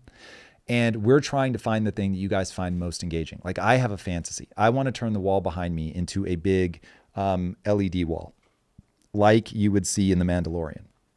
And I believe that there's a way to like DJ that and make it really cool. But it's also possible that people just listen and that would be totally wasted money. And so you run experiments and you find out what actually matters and you throw away the rest. And so for the people out there that want this to be educational, hear that. You do what works and you discard the rest. Now, I know if I would kayfabe it a lot more and play a distilled version of myself, not a fake version, but a distilled version, the show would probably be more popular. Much like I know if I had just stayed in the mindset space and just done that, it's possible that I would have raced towards irrelevance, but it's also possible that I would be bigger than I am now. There's no doubt. And one need not shy away from whatever is true, which is why I don't mind you guys saying negative things. It will sharpen. I'm going to argue back if I think that you're wrong, so brace yourself for that. But I don't mind. In fact, I want people to tell me what they think I'm doing wrong. because that's how you get sharper. All right. Anyway, that was a fractal. Hi. Hi. Red light. No red light. I just want to go back to when you mentioned you can only talk about 3 things for 6 hours. There was a bunch of people in the chat Let's go. who said anime and video games. No way. Too small. They're just wrong. They said specifically, Look don't at people- Asmongold. They said, don't people watch people play games for hours? Yeah, but it's not. Okay, so you can say esports. You could lean into the sports aspect, but here's what you need for it to be what I'm calling an arena. Now, I don't know that I want to double down on this, but as I was going back and forth with Drew and we were just trying to be understood by each other, I was saying, you have to think of it like an arena.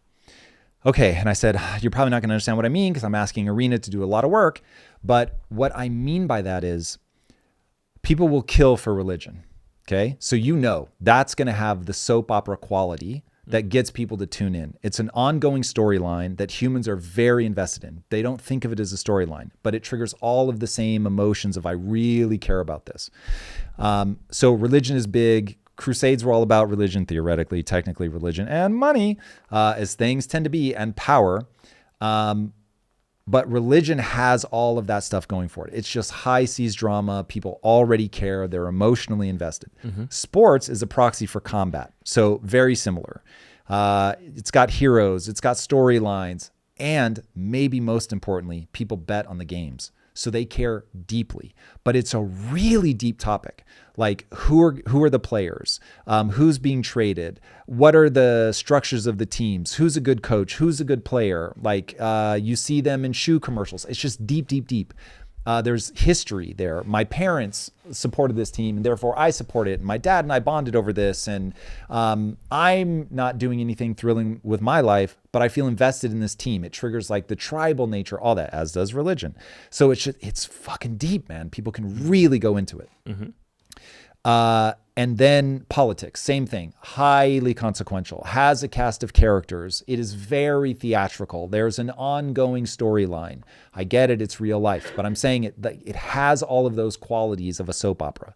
And so people are going to be fucking about it. And this is why you get people that build these gigantic channels around those 3 things.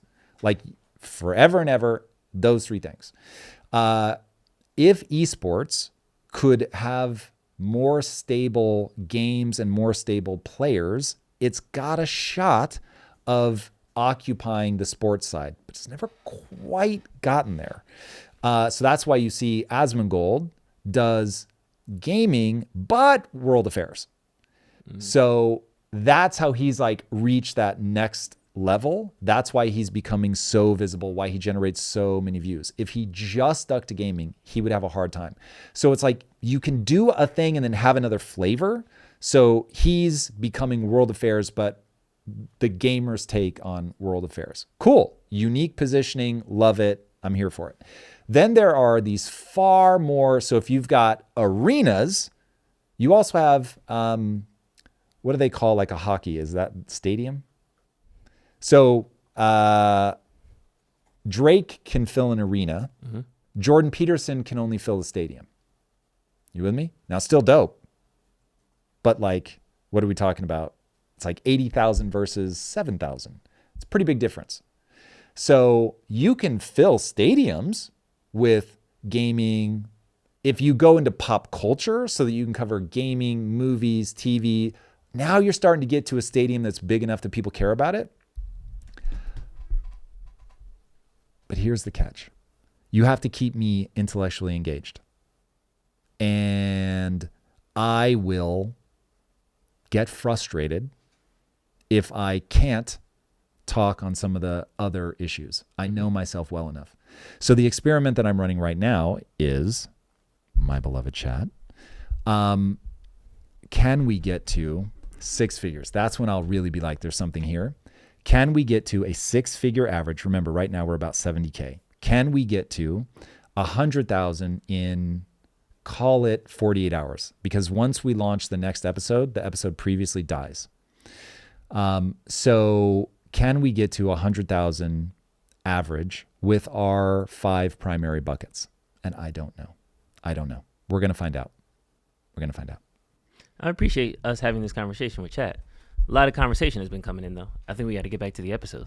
But I think this was good. Was it? Because you're saying get off this because Chad is talking about something else? No, something else is bubbling up, and I want your opinion on that. Let's go. And I feel like this is like an open-ended conversation that's going to take much longer than Chat. So 5 minutes to wrap it up. Drew's point, or at least what Drew's making me think of, I am very curious if we are going to be able to bring together a group of people that want to hear me process through these things or not. If I could have had somebody with my experience processing through this stuff when I was in my 20s or 30s, Jesus Christ, I could have saved myself so much money. Oh my God. So anyway, we'll see. Okay, on to what you see. Tariffs are live. The Target CEO came out and said that grocery prices will go up. Yep. Canada-Mexico relations, they haven't been as spicy as China, but prices are going to go up. I wanted to kind of get your take on tariffs. What do you think? Short term, long term, and then I have some like stats and stuff to pull up as well to bounce off. This is warfare. It's economic warfare, but it's warfare. So you don't get to go shoot somebody and expect them not to shoot back. So every time we level a tariff on somebody, take it as a shot. Now, Trump is saying, well, we've been getting shot for years. So why did they expect us not to shoot back? So we'll see. It strikes me as inevitable that what we are doing is playing a game of chicken. Prices are going to go up, but you're going to drive manufacturing back. If you understand that we are racing and have been racing for quite some time towards Thucydides' trap with China. China put themselves in a position of power. The position of power that they put themselves in, they essentially control the entire supply chain for modern warfare. Okay, I'm going to say that again. China controls the entire supply chain for modern warfare.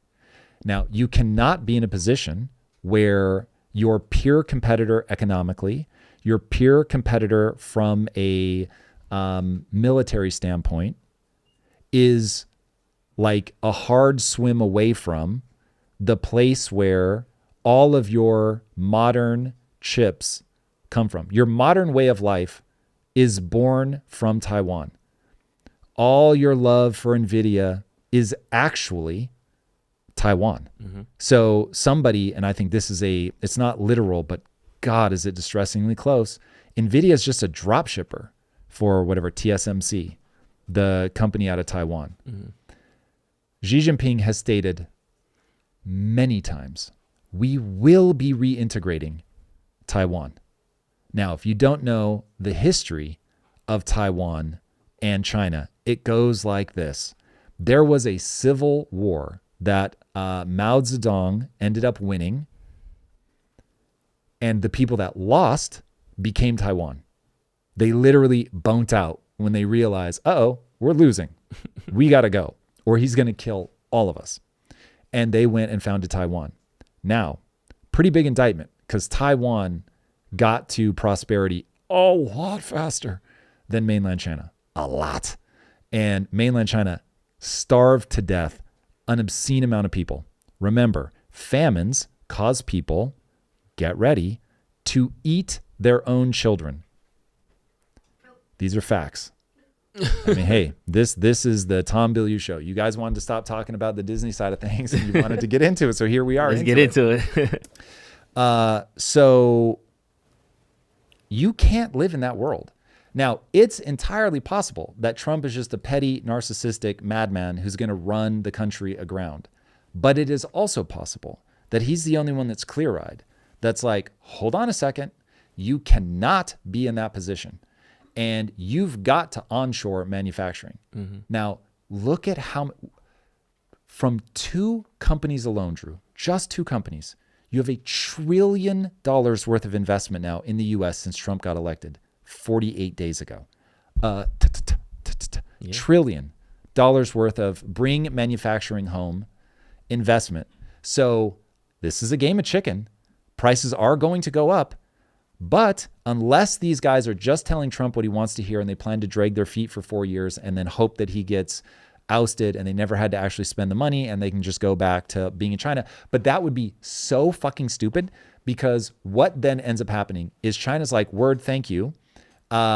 We are going to take over Taiwan because we thought you guys were super weak on the Russia-Ukraine thing. So we're just going to reintegrate Taiwan in the way that Russia reintegrated Ukraine. And we'll keep selling you chips because it makes us a lot of money. They do that, right? I feel like we can't let China take Taiwan, because if we let China take Taiwan, China can do whatever it wants. I hate that. Do you know strategic ambiguity? Okay, I know what both of those words mean independently. Yes. Yeah, and unfortunately, they mean exactly what you think they mean when you put them together. So our official policy with Taiwan is strategic ambiguity, which is why when you ask Trump, what are you going to do if China invades Taiwan? He will not answer the question. Yeah. And he is right to not answer the question. And this is why when Biden said we would defend Taiwan, his whole cabinet was like, you have fucking Alzheimer's, shut up. And he backtracked it and was like, actually, sorry, my bad. Because much like we just saw China say, no, we are not the guys that you slap around. And you have to understand China's whole thing about 100 years of humiliation is they believe that the Western world humiliated them during the Opium Wars. And they were like, we will never be anybody's bitch ever again. And I think that they will back that up. Now, do we have to go to war if they take over Taiwan? Only if we can't bring manufacturing stateside. This is why I think TSMC is like, we probably want to manufacture in the US as a hedge against China having complete and total control over our chips. Now, it would be a disaster for the Taiwanese if China comes in and takes over. And I really do need to do some research on how Hong Kong is now, how deeply they've been reintegrated, how Brits who have been born and raised there feel about the Chinese now running Hong Kong, because that'll give you a prelude to what's going to happen if they reintegrate Taiwan. You can't allow them to control your chips. I will say that. And we will almost certainly try to fight the war economically first. And barring that, if China were to, in fact, it probably goes something like this. We would go to war if China tries to throttle our access to chips. We might not go to war if they simply reintegrate and make a whole bunch of promises. We would then spin up our own manufacturing here, but that would make us work double duty with someone like Russia and Ukraine to get access to the rare earth minerals that we need in order to build our modern technological way of life. God, this is such, it is so much easier to look at this moment as if I'm reading history, because it's pretty terrifying. Yeah. Like how on black ice we are right now. But yeah, it's a pivotal moment in history. Jacob Calloway put my two favorite words together. Conspiracy Corner. Let's go. All right. Elizabeth is here. Red light, red light. Inega. I am the red light. Hello, my favorite red light ever. This is just more of a wifey thing, but Please. I figured, have you eaten? I bought you some snacks, but I don't know. Oh, God, you are. He's been traveling, everybody, and the poor man probably hasn't eaten. So I bought you some quiet snacks and then some a bit loud snacks. Oh my God, you are so sweet. If you would leave them here, I thankfully was able to eat from Private Suite. Oh, so you did? Okay. I used your tool, which was absolutely brilliant. Honestly, today, being wealthy felt pretty cool. I'm not going to lie. They like greeted me with food, and they had like, I had them pull cash for me. And so they gave me like cash, food, got the Uber. Oh, it was awesome. I'm not going to lie. Chat, sorry, that's super gross, but like that was rad. So I'm good now, thanks to your thinking, but you can leave that here just in case. I'm starving by the end. Okay. Yeah, thank you. Somebody in chat said. Shout out to Paleo Valley. Shout out to Paleo Valley, in fact, a sponsor of Women of Impact and somebody that we eat. These I had are one of those amazing. on the plane. They saved my gut. So if anyone has gut issues, by the way, you want to check out Paleo Valley. Shameless plug there. But I'll leave your snacks here if you want. Thank you. Shameless plug quest. Which doesn't help us anymore, but my wife still has psychological attachment in a way that I don't, which is pretty fascinating. Okay, tariffs on Canada is to economically submit them into making a deal for cobalt, nickel, lithium because they're needed for AI, and U.S. relies on China for these minerals currently. So that's we're I have doing a slightly tariffs. different read on that. I love that, and I'm sure that that's We also do need true. minerals. Like the minerals, clearly We do. we're on the market for minerals. Here's what I really think is going on with Canada. Trump has imperialistic, expansionist tendencies. He really does want Greenland. He really does want the Panama Canal. He really does want Canada to be the 51st state. And the reason that he does is he thinks, this is mind reading. He has, I don't think he's explicitly said this, but this is my gut instinct. He knows that they have rare earth minerals, and oil is probably his biggest thing. Yeah. And part of the reason that we can't sanction Russia into absolute oblivion is the world needs their oil. Because Canada and America have run such green policies, they've been absolutely terrible on energy independence, which is admittedly moronic. And you're going up against China, who just does not give a fuck. And so they're going to do whatever they need to, from nuclear, coal, all of it. And he sees Canada as, oh man, like an entrepreneur would look at an acquisition. And he's like, if we could acquire them and make them stop doing dumb policies, we could free up all that oil, all the minerals, everything. So I think he looks at it as this stockpile of just unbelievable natural resources, and that if you let me do it, that it would be utilized much better and we would be far more of a behemoth. I am now forgetting, chat. Please hold me accountable to who said this the first time, because I think the first time I brought this up, I said who it was. If I didn't, please forgive me. But somebody pointed out something really interesting about Trump. And that is, when you look at him as somebody who feels that America is weak, his movements actually make a lot more sense. Neil Ferguson on Save Harris. Thank you. Wow. If I can outsource memory to you, Drew, that is going to be a good combination. So Neil Ferguson, when you look at Trump as somebody who views America as being in a weakened position and he's doing things to re-strengthen us, then all of a sudden he makes a lot of sense. And we are much stronger if we have unfettered access to Canadian resources, for sure. But I can't believe I'm talking about this calmly as if that wouldn't be like crazy imperialism. So that would be nuts, but nonetheless is the real, I think, motive behind the scenes. Crazy times that we live in. All right, chat, I think I called up to a bunch of you guys' questions. Pop them up. Is Trump wrong about that? The imperialism part, I think, is the rub. If it was a abandoned third world country that didn't have any resources, then it's different. We can help them, but it's to make it a whole country with 5 provinces and try to turn it into a state. That's kind of crazy. Yeah, I mean, making them one state would never work. But if you added like 5 other states, could it work? I mean, the reality is, if let's say Canada was like, bro, we just really want to be a part of America. Great. Sovereignty is such a thing for people. So probably far better. I get why they don't want to do it, but probably far better. I should say, I get why Trump doesn't want to do it, because he wants control, but better to get Canada, to get someone like Pierre Poilievre, I think is how you say his name, in office, somebody that wants to both be sovereign as a nation, to have a unique Canadian identity, and be better on energy and trade. I think that would be the play. Why impact theory with Elon Musk never happened? Because Elon Musk has never said yes. And I crossed a Rubicon probably 4 months ago where I decided I'm not going to talk in a way designed to get Elon Musk on the show. I'm going to talk in a way designed to maximize value for you guys, which means I'm going to be honest with what I think is good and bad about Elon. So even though I think he's amazing, it'd be very easy to pull clips where I've been critical of him and he has not shined brightly on people that are critical of him. So we got a malfunctioning red light. Take it for what it's worth. Ask Peter Diamandis to connect you. Don't think I haven't, Oscar. Woo! Red light. Go. I'm sorry, I'm going to butcher this name. Asamilech. I think that's exactly how it's pronounced. Asamilech. Thank you for the $5. Just like that, little spice on it. And your first super chat on a live stream, Asamilech, says 2 questions. Any chance of Kaizen becoming an MMO? So I think MMO is something that means different things to different people. Kaizen is already an MMO by my definition, in that we will be able to have up to 100 players at once on a given server. So to me, that's pretty MMO-y. Second question from them. I would love to see the show lean into the live show, akin to the Everybody's in LA.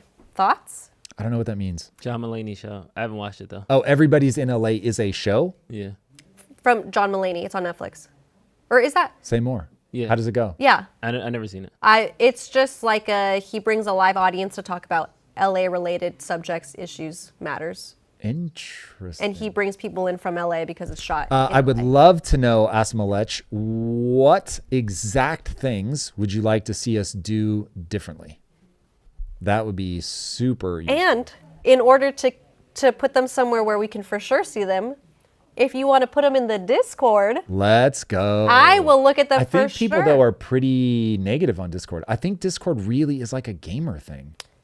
Because every time where do you we want them say to go put to it? the Discord, people are like, nah, I love it. Yeah. But I'm just saying they want to drop it here and then have us aggregate it.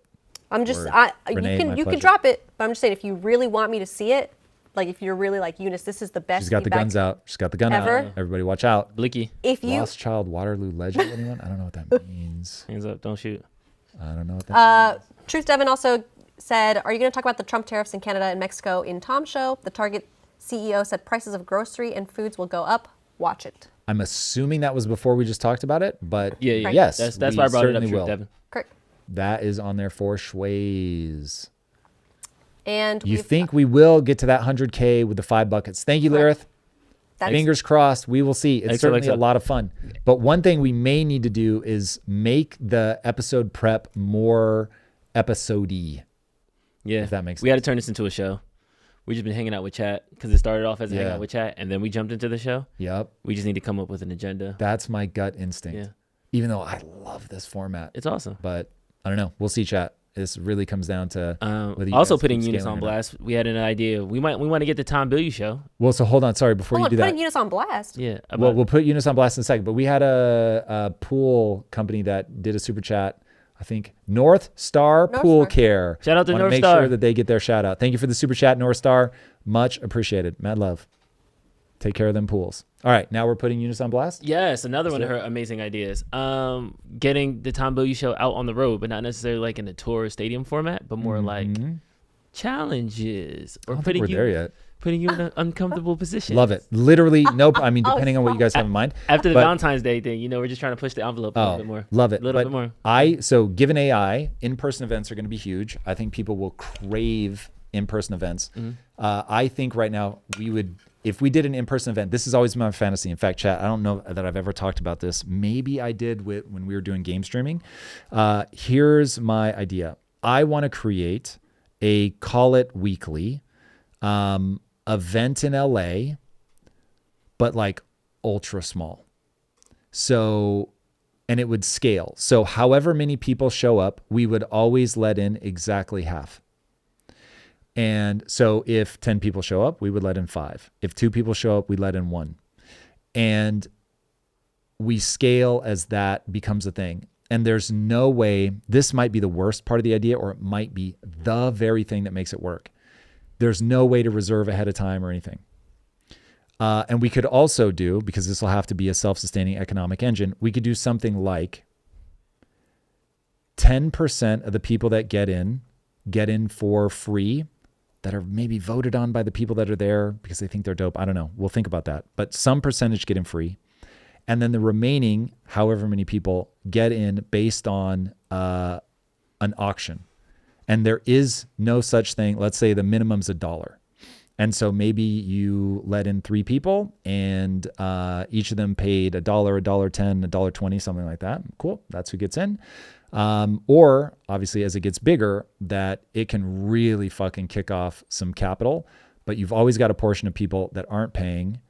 And then, yeah, I don't know. Anyway, things that I've thought about, because I think in-person is going to be a big thing, but I don't think we have the pull yet to like really have a big audience. Philip Yang, before That's exactly what I was going to shout out. when Philip exactly Yang? is Project Kaizen coming out? It's already out on PC. It's out. It's just, it's been released in phases. So the full game that you hear me talking about is not out yet, but in about, I keep saying 6 weeks, but in roughly 6 weeks, Eunice is doing all the project management on that now. Let's go. Let's We're into go. a new era of speed and efficiency.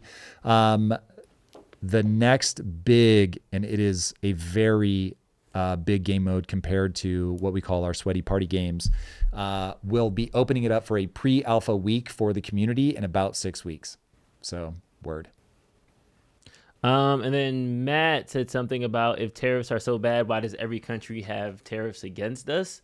I don't think it's bad as if taxes are bad. You passed it, Eric. Down. Yeah, it's NATO gunner. There it is. Sorry. It's not bad because tariffs in of themselves are bad. I think it's bad because of the change in the increase in tariffs over what was agreed upon previously. Well, why are tariffs bad now? I think it's slightly different. So the reason that tariffs are bad now is because we're doing whole cloth tariffs on entire countries with relatively flimsy reasoning. If he was only doing his reciprocal tariffs, we would be fine, but he's not. With Canada and Mexico, he's just like 25% for you. And then China's at 20%. So that's where people, I think it's rubbing them the wrong way. If we did good by good, just a reciprocal tariff, there probably would be less pushback. So very different. And China now, of course, is going hard in the paint, an esoteric dichotomy. I don't know if this is what you're talking about, but China's going hard in the paint for free trade, trying to ink more deals with people where there are no tariffs. So it's very smart. You don't try to beat China by being like China. You try to be the exact opposite. You don't try to beat America by doing what America's doing. You try to beat them by doing the exact opposite. So that is exactly the playbook that our boys in China are running. So do yo thing, China. No shade. This one's off topic, but JTT earlier said, Tom, are you related to Typical Gamer? And just now he said, I just knew Tom was really Typical Gamer. That I think Typical Gamer would be offended in the nth degree. But I have gotten to know Typical Gamer a little bit. Really like him. He is fantastic, an amazing streamer, a nice guy, but most importantly is a wicked game developer. So very impressed with what he's done on the... oh man, I'm blanking on the name of their company. Gojo? I think it's Gojo. Jogo? One of the two. And they build inside a UEFN. It's very impressive. Very impressive. I think it's because you guys are both wearing hats. Yes. And glasses. Not today, but okay, I get that. I don't wear a hat very often, and I almost always wear glasses. So I do feel it. We're reversing You it could today. be like his really cool uncle. Thank you. I choose to take that as a compliment. I mean, Really cool. like, I do. Desperately old uncle. No, I mean, Sheesh. like, what do you want to, like, not his time. Sheesh. Flame them on. I know. No, right? no. Lit me up. You could On be my the- own show. You could be the funkle, The Funkle. You're going in the wrong direction. I'll take that. the fun uncle. You're going in the wrong direction. That's wrong? Why is that wrong? Slightly older brother. No. Kidding. I'm distressingly older than Or you. grandfather. All right, Jexter. All right. All right. Oh, Ouch. gee, I'm not. All right, Ouch. Jexter. All right. Dexter's coming in hot over here. Right. Hot. Whew. All right. It is what it is. How we doing on time here? What do we have? 1:37. We got like Wrap at roughly 4. another hour here where we can spend our beloved time with chat. Give it to me, Eunice. Jacob Kobe. I was going to call him Jacoby Kobe. Jacob Kobe, thank you for your first super on the live stream. Oh, Jacob says, would you consider managing a political campaign? no. I'm thinking way. of starting a campaign for governor of California. I see it as a way to create positive change and end traffic and homelessness. Let's go, man. If you have the vision on how to make California better, I am here for it. But there is no universe in which I would manage a political campaign. Hard pass.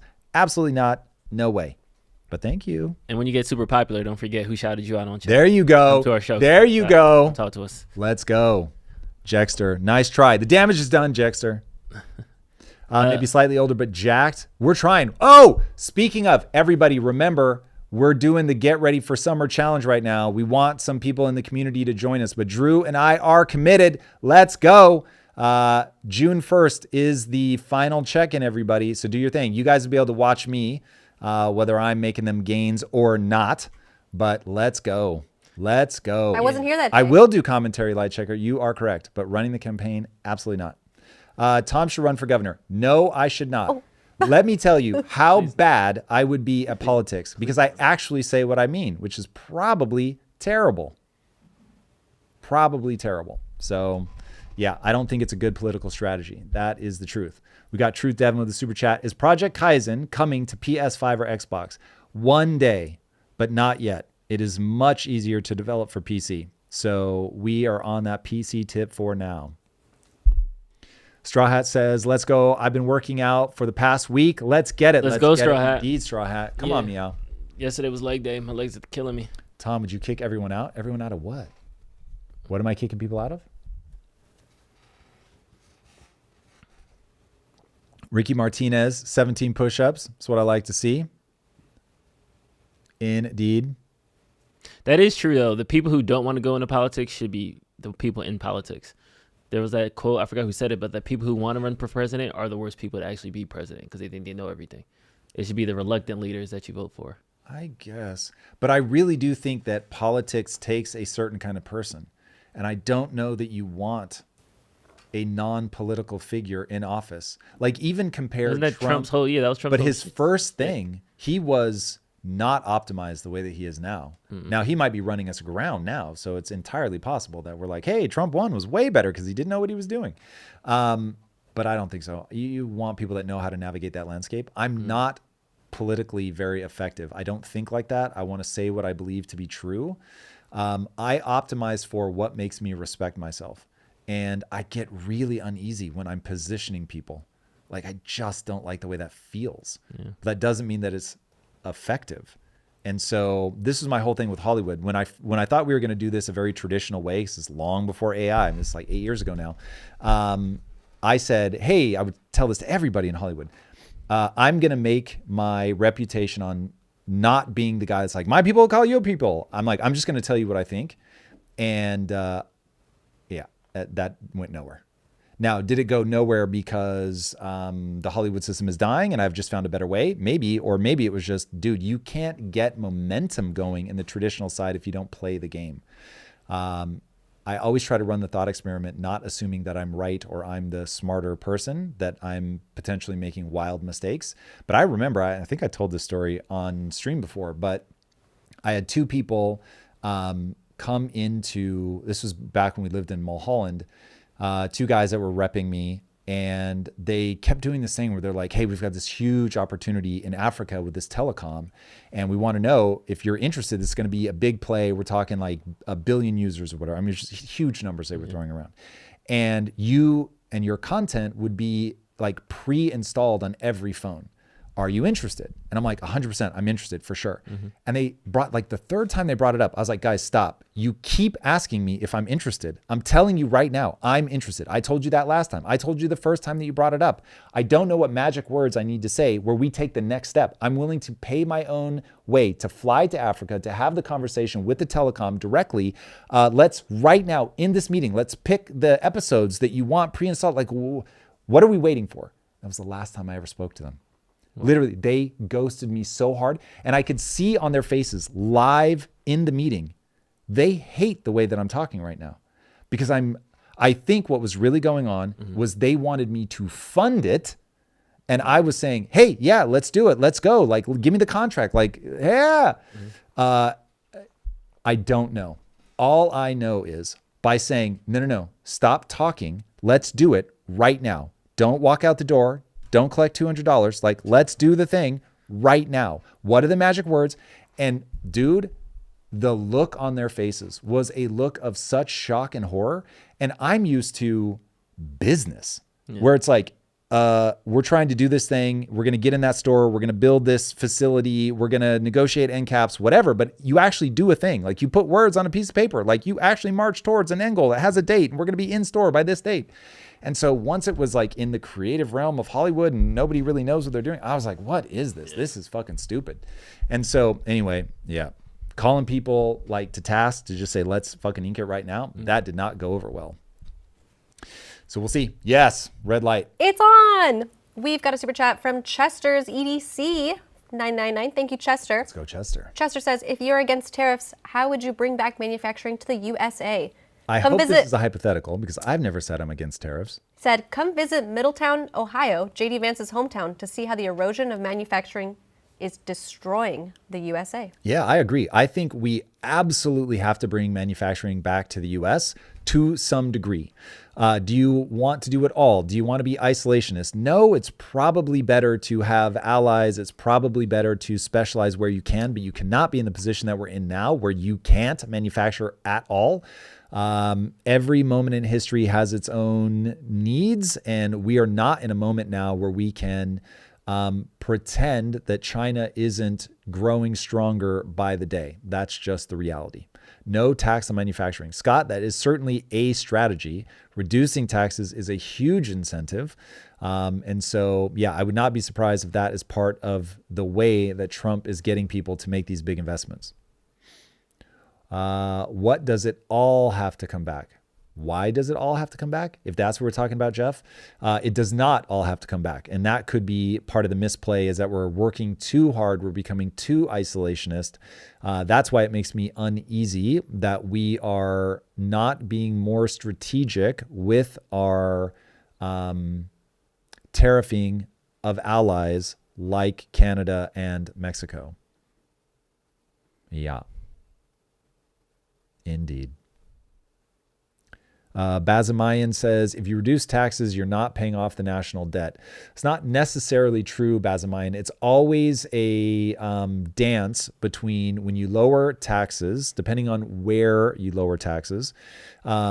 If you're doing it at the corporation level, now you're allowing them to reinvest. And when you get them to reinvest, now you start going towards innovation. Remember, one of my big base assumptions is that innovation is how you unlock winning for all, just to make it really nutshell-y. And so I prioritize innovation over not everything, but over a lot of things, because that's how you better take care of people, rather than trying to tax people into oblivion. So if you can unlock enough GDP by lowering taxes, you can actually outpace it. And especially because now you're in an age where if you unlock AI appropriately, you can create an 18-year-old instantly.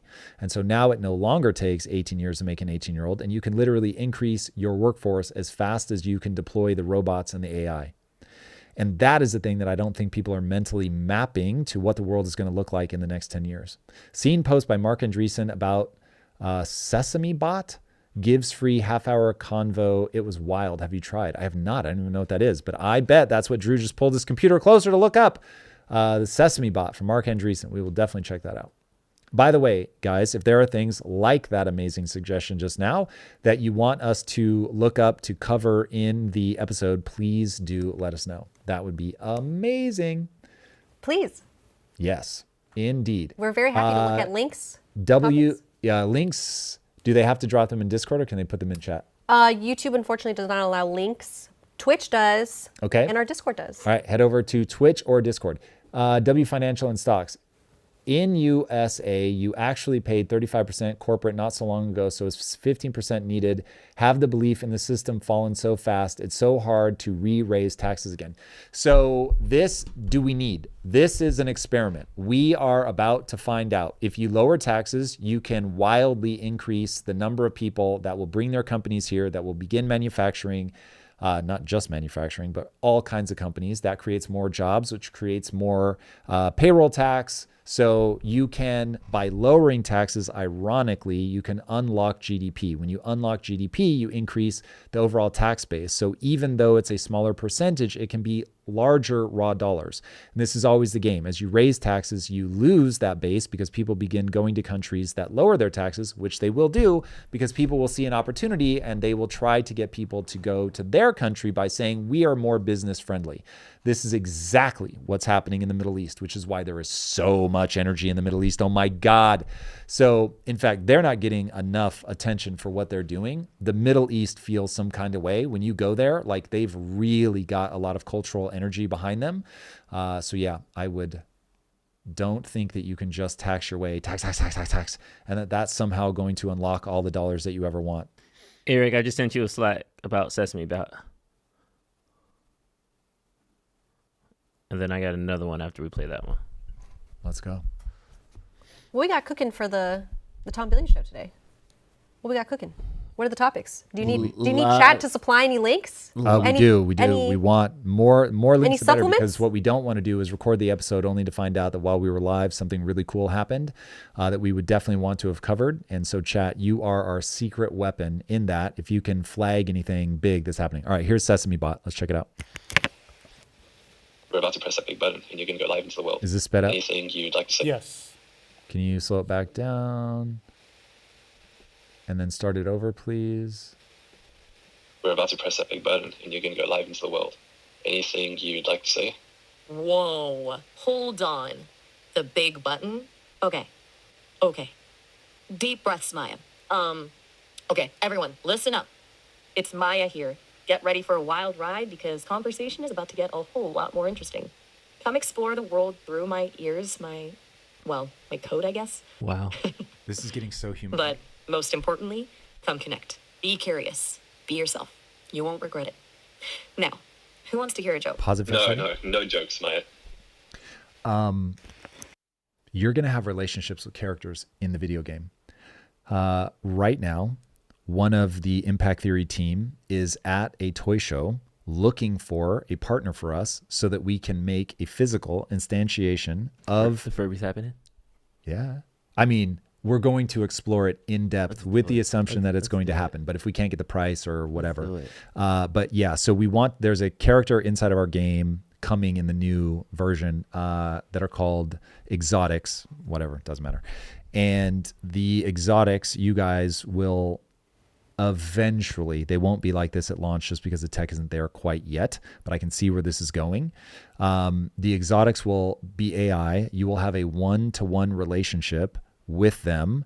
When the technology is available, then you'll be able to have one that sounds that real. It will have, again, long enough timeline. The tech isn't there yet, but just so you can envision where I'm headed, it will have memory. So it'll have a huge context window. So it will actually establish a relationship with you. And then the codename Furby, though, given trademark issues, we should probably stop referring to it as that. You'll be able to have a physical instantiation with it. So you'll have a physical thing that's in sync with the character inside the game. And you'll be able to continue having that relationship with it when you're in the game, when you're outside of the game. I think this is going to be revolutionary. I think all of us are going to have essentially a Tamagotchi that you have a real relationship with. It's going to be incredible, man. This one excites me. And thankfully, we're not going to have to build the tech where it sends the report to your parents that already exists. Shout out. I forget who sent me that, but somebody here on the team. So yeah, it exists. So we'll get an API call to those guys so parents will be able to see exactly what's going on. But I think this is going to be absolutely incredible. Asimalech, if that you're responding to this, yes, exactly. Kaizen Mahan, no, probably not. But I get where you're headed. Kaizen monsters. Don't even do it. Don't even do it. I still have PTSD. Ricky, I agree. I think this is going to be incredible. You think the game companies like EA will make work exciting for making jobs enjoyable, employ more people? Ronald, we see AI. We see you with that bot sentence. I don't know what happened. Ronald, forgive me if your first language isn't English, but okay. You think that game companies like EA will make work exciting for making jobs and making jobs enjoyable and employ more people? No, they will employ less, which I'm guessing is why Drew is shaking his head. Yeah, they're not. Yeah, there's gonna be 6 people. EA of all people is not. Yeah, that's what I'm saying. They're firing people now when the tech's not there. EA probably just fired somebody yesterday. Yeah. The last hour. Here's where. You're right, Jexter. They are going bye-bye. But independent ones are rising. That's a good. Yeah, I was gonna say, hold on. They're not. If anything, there's more smaller indie game ones that are. Salinas, not terrible. Up. Yeah. All right, I have a PSA. In the age of AI, everyone is going to have 2 options. There are 2 branching roads before you, chat. On one of the branches, you rail against the company and you want to unionize and you want more breaks, higher pay, all of that. And you become the squeakiest wheel to make sure that humans don't get left behind. On path number 2, you learn to master AI and you get excited about being one of the most hardcore, hardworking, passionate, only pursue things you love and care about, diehard, passionate people that understand that the company has to make money, it has to turn a profit, the organism has to survive in order for you to thrive as a teammate on that team. I understand that that is not the vibe in culture right now. If you take path one, you may delay the inevitable, but your children will be hit by a car.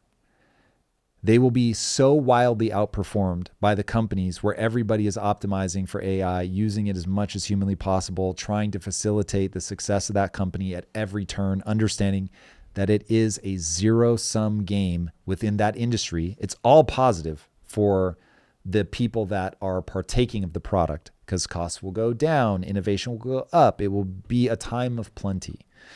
But in terms of career, the people that become the squeaky wheel, the problem, those companies will get bogged down. This is barnacles on the turtle. The turtle will drown.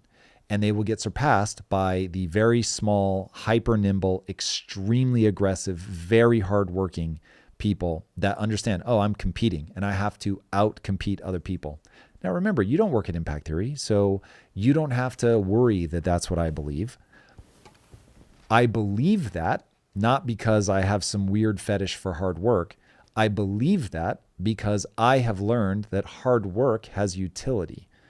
And I've just seen firsthand that when you are passionate and you bust ass and you just out hustle the next guy and you fall in love with getting as good as possible, as strong as possible, as aggressive as possible in the service of an honorable goal, that you can win. And I want that for you guys. I want you to become strong individually. I want you guys to win. I want the things that you build and the teams that you play for to be the greatest teams on planet Earth. But you won't get there with a barnacle mentality. And that's what we have fed for the last 30 years. I still can't believe that people get mad every time I say that the path to success is to work smart, hard, and long hours. But if I want to make people mad, I need only say that. Red light. Red light. Corey, thank you for your first ever super chat. Let's go, Corey. Thank you, Corey Pride. Corey says, given the advent of AI and the likelihood of AI humanoid robots being commonplace, what skill sets and careers will be the most important to learn? I think the days of being able to say, this is the skill set are over. The world is going to change too fast. The rate of progress literally feels like I'm literally, if you keep seeing me look at my camera, computer, I've been looking at the same thing on repeat. There is a game where you can now build so fast this indie game. The city builds in real time before your eyes. It's absolutely incredible. And it's clearly all procedural. And it's just absolutely insane. So just during this live, I've been made aware of something that I had never thought of before. The rate of change is just going to be absolutely astonishing. So it's really about understanding how to think from first principles and how to use AI. Like that's the 1-2 punch right now. That's what I would focus on. What's up, Eunice? Just everybody's trying to fix the red light over here. Eric was man-splaining the remote. What's that? Man-remoting? Man remoting. Or was she elaborating? She was trying to elaborate. I was trying to press it. And Eric was like, I got it. And then it did it. And then he went, and then I. No work, so. Oh, please answer to the Meta Human Project. You haven't been on AI. That sounds like somebody who was on ChatGPT 3 weeks ago and then was like, oh, it's stupid. It didn't do my homework for me. And then you never touched it again. Is Meta coming in hot again? Go back up to Meta Human Project. I'm kind of digging the. Scroll down. No, too far. You passed it. A little bit more. There we go. Yeah. It's going to take a long time. It's new tech. AI is really, really dumb still. Don't fall for the hype. It's going to take 10 years. Can we please remind him of that in a year? Can we please? Like, is that a thing? I know on X, you can be like, there's a bot that will remind you that you said something on a given date. That. Can you tweet that to us? That one, like, tweet folks, back show. A year for now. Meta, man, I'm telling you, the rate at which it's evolving is crazy. So Sam Altman pegs it at 3 300% year over year with no sign of stopping. And 300% is beyond exponential. Exponential is it doubles. So the fact that it's tripling is insane. It's insane. And remember, Einstein is 2.4 times smarter than a definitional moron. So that gives you an idea of what 3x really means. And then if we could scroll up to G. Paul's question, he had a good question. A little bit more, a little bit more. G. Paul. There it is. Since the game is changing so fast, when in our evolution will we replace competition with cooperation? So G. Paul, we are at the place that we are in history, in the planet, because we can cooperate flexibly in the largest groups. So we really do cooperate. It's just that we also do draw lines between us and other. And I think that is so baked into the human psyche, that's not going to go anywhere. And to be honest, I probably prefer that way. Don't scroll off Richard, because I think he's got beef and I want to read that. So yes, that I think is the right way to think about it. We do cooperate flexibly in very large groups, which is absolutely amazing. But we also use competition as a way to fuel innovation. So we need both of those. All right. Let me see if I'm correct here. Richard Santamaro says, I used to like this show. Why did you change the format to Yes Man Guest? Yes Man Guest? Are they calling you Yes Man Guest? Yeah, I'm the Yes Man Guest. And then he scrolled down. Again with the Yes Man. Please get a real guest. Tom, you're wrong about everything. No. There it is. You heard it here. So, okay, here's the great irony of calling Drew a Yes Man Guest. Drew's a producer of the show who wanted this format. So this format comes courtesy of the man that you were calling the Yes Man Guest. So Drew's job, if he wants to drive views, is throw me an alley-oop and let me do my thing. Now, if Drew thinks that I'm wrong about something, he knows he can make good TV by telling me that he thinks I'm wrong about something, which is why you'll get some bangers out of Drew too. But that's the format. This is the format. Now, it may not go anywhere, but so far it's off to a good start. We started at 40K an episode, went to 50, 60, and now we're at 70, and we've only been doing it for like 4 months. So it's like 4 weeks. Pretty January 13th. Really? That's when we went three times live. Whoa. Yeah. Okay, so way less. So we're growing, which is wonderful, but it is entirely possible that we hit a ceiling. So thank you, Corvus. Appreciate that very much. But the world will say what the world is going to say. So we may or may not get where we want to go. We will follow the truth, boys and girls. Also, Eunice got banger takes. Eric got banger takes. G in the back got banger takes. He's locked in on the edit, or he'll be here too. So there you go. You know, it's not about the man. It's the man who assembles the team. So shout out to Tom for assembling the team. Wow. Well, that is obscene. Thank you. Yeah, Tom, do very this. True, by the way. Am I doing it right? The heart hands? Please, Why does it feel like I've got the wrong fingers up? You know, do this. Oh, that one's cute. This one. There it is. Okay. Yes. I know we're doing hearts, but I'm not sure why. There it is. Okay, Miguel, steak and chains. Steak and chains. That's image. That sounds like the BDS Columbia. Regarding Ukraine, should the U.S. align with Russia to destabilize or control BRICS and give ourselves a physical buffer between U.S. and China? Ooh. That sounds good on paper, but I feel like that's a slippery slope. So Russia is in BRICS. They're the R. So he's saying we join Russia and tell Russia they have to leave. Let me BRICS. think about that. But then China's not going to be like, okay. And Russia and China have been holding each other down. Yeah, I think that they are more politically aligned than we are. We would have to give too much for it to work in my like that's sci-fi writing though. Like you're thinking that's a House of Cards episode. I think that the honest answer is we would use economic warfare against BRICS like we are doing far before we would have a stable alliance with Russia. Russia isn't a big enough economy. If you're going to make investments with BRICS, you probably want to do it with India. I think that is a wiser forward-facing play. They probably won't help you a ton right now, but in the future, they're going to be monstrous. I'm not sure what their birth rate is, but Russia's declining, China's declining, but India, I think, is still on the come up. We'll see. Do you believe China and Russia want peace? I think everybody wants peace, but not if they can't have whatever their territorial ambitions are or whatever their economic desires are for their country. So I don't think anybody wants war. I just think that people want something more than they want peace, and war becomes the only way to get that thing. But war is really terrible, really terrible. And so when you think of like the war hawks in America, it's largely because it's war on somebody else's land. And if it were our land, we probably would want it less. Drew, what's happening? Don't poop where you eat. Light Checker said, do you have any single ladies who work with the show that Drew isn't interested in? So, you don't poop where you eat. So, but isn't interested in, implying that you're interested in a lot of them? No, I'm reading his question. So I feel like that was a lead. You're trying to lead the witness. No. Say it. Read the question again. Do you have any single ladies who work with the show that Drew isn't interested in?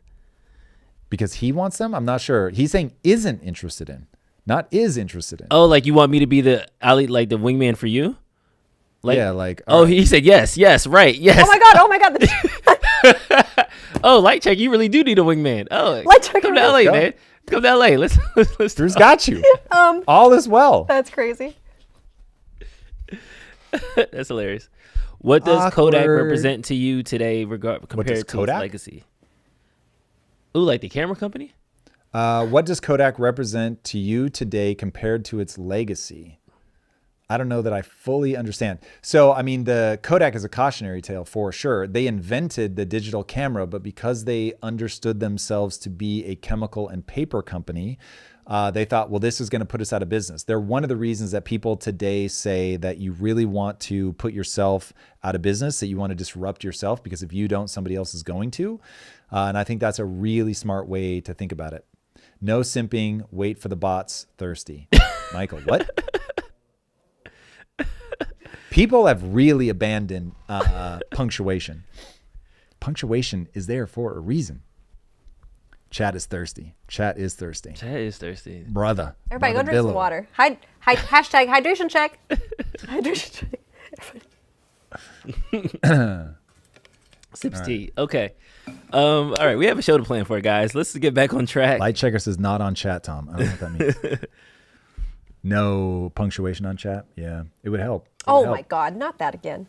Chat is soaking IRL. Lab experiment's not going to let it go. Not going to let it go. I still can't believe that's real. Hilarious. Okay. Drew wouldn't be a good wingman given his view I just saw that. on the streets of LA. I'm the perfect wingman. What? All right, give me your best wingman. Like what have you makes met? a good wingman? It's like, nah. That was a How I Met Your Mother reference. I've never seen a single episode. Okay, so the keys to wingman is it's like 3-step of wingmanning. The first thing you have to assess the situation. Like if I'm in a house party, I'm amazing. I could bag anybody in a house party. If I'm in a club, not my strength. Club, you got like 30. You got 3 to 30 seconds. It's not my. I don't game that fast. If we're at a certain event, This is good self-awareness. yeah. If it's at an event, if I have a +1 connection, oh, absolutely, I got you. So if I'm wingmaning you, the first thing is like, okay, where are we?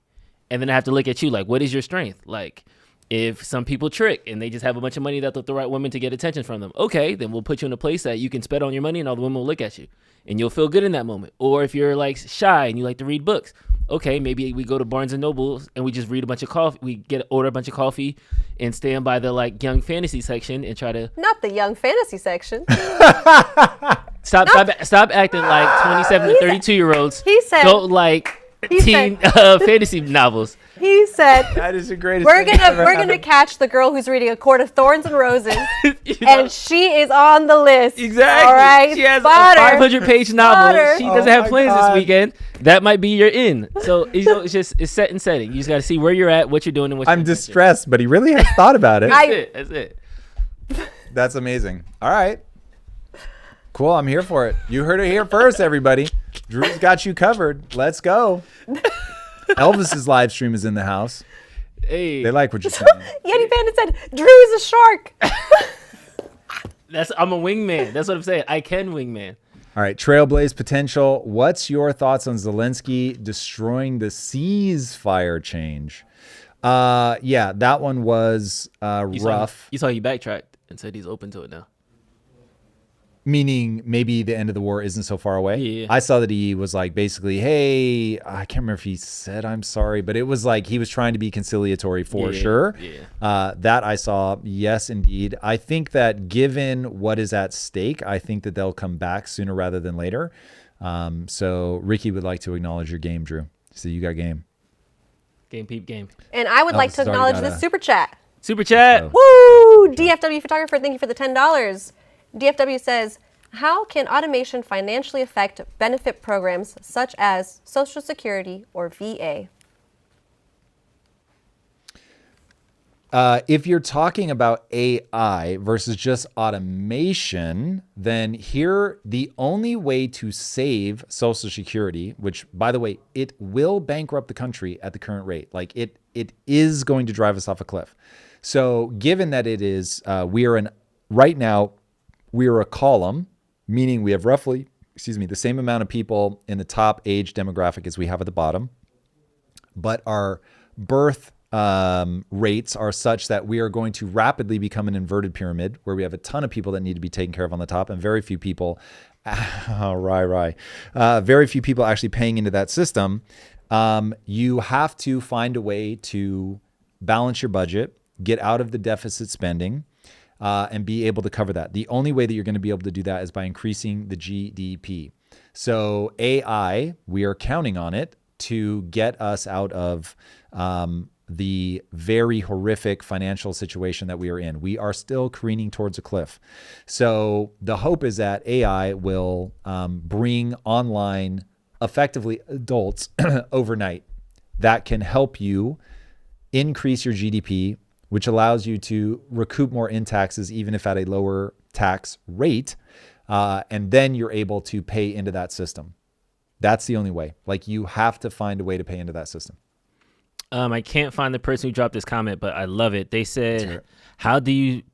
Oh, the live has been like breaking my laptop. King Bernie, hey, Tom, with AI... And it went away. Can we scroll away to King Bernie? It was basically, how do you see the redistribution of wealth with AI keep going. Dang it. I can read it for you. You see Let's it? go. King Bernie. Thank you. Says King Bernie, hey Tom, Back with to the AI bottom, replacing please, the there. workforce, how do you see the redistribution of wealth playing out now that the machines are doing the work and jobs being a thing of the past? Is UBI a trap? But forget about the UBI trap Okay. part, but the redistribution of wealth specifically, I think is interesting. Because right now, hypothetically speaking, Elon makes 5 million robots. Amazon makes a bunch of quantum chips, all those. The rich will get richer in that scenario. Why? Because people would buy all of Elon's robots. The Microsoft chip would massively increase productivity so that way they could get software out at 3 times the rate. Tesla will have 1,400 taxi bots on the road driving people and nobody will Uber Define them. richer. They would have more capital through their... Does into that their- matter coming if into their you business? can get an army of 30 robots to build you a 3D printed house wherever you want it to be and they can do it in like 72 hours? Do you still think that person is broke? The person who is asking for the 72-hour built house, no. And by the way, they have a permanent surgeon that lives with them that has the equivalent of 18 million hours of performing any surgery that you can imagine. They're literally sitting there. They will sterilize the environment. They will do it for you. Your kid coughs. They can take their spittle and tell you exactly what's going on with them. P.S. by the way, in your backyard, they have a full functioning regenerative crop structure with animals. Is that person broke? I feel like the underlying question is that the people who don't catch up will be left and the people that are able to accommodate will accommodate. Sort and of. have I a- mean, this they'll really have a goes lot. back to what you're saying. It's universal basic services is such a brilliant way to think about it.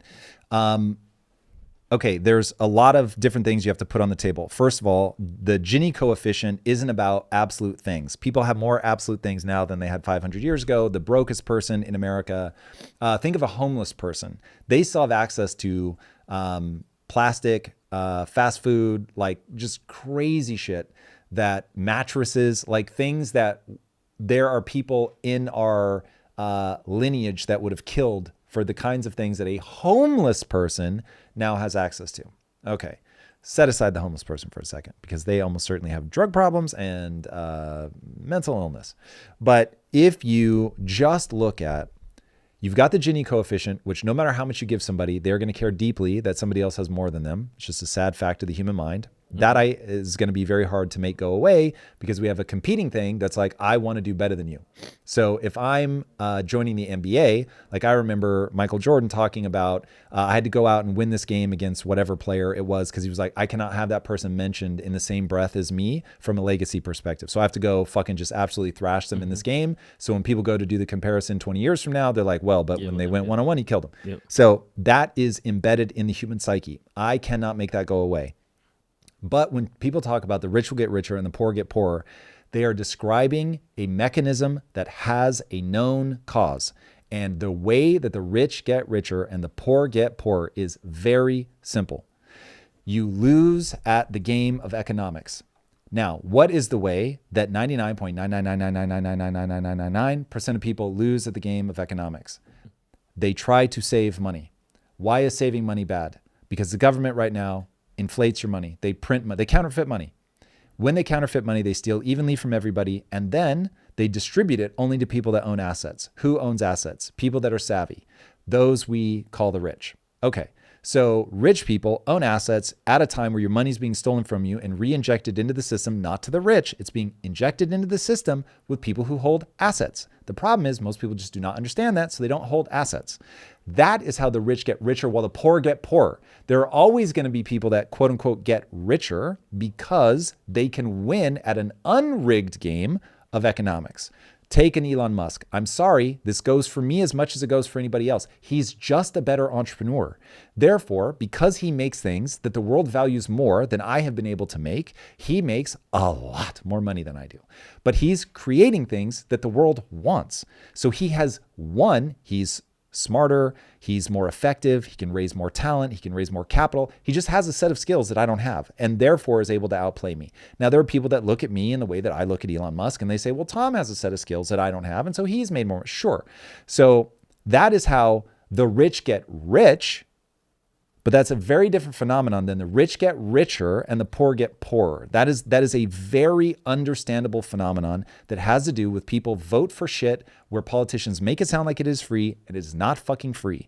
And you don't understand. You are fucking yourself because you're asking them to give you dumb shit in exchange for being able to save money and make your kids' lives better than you.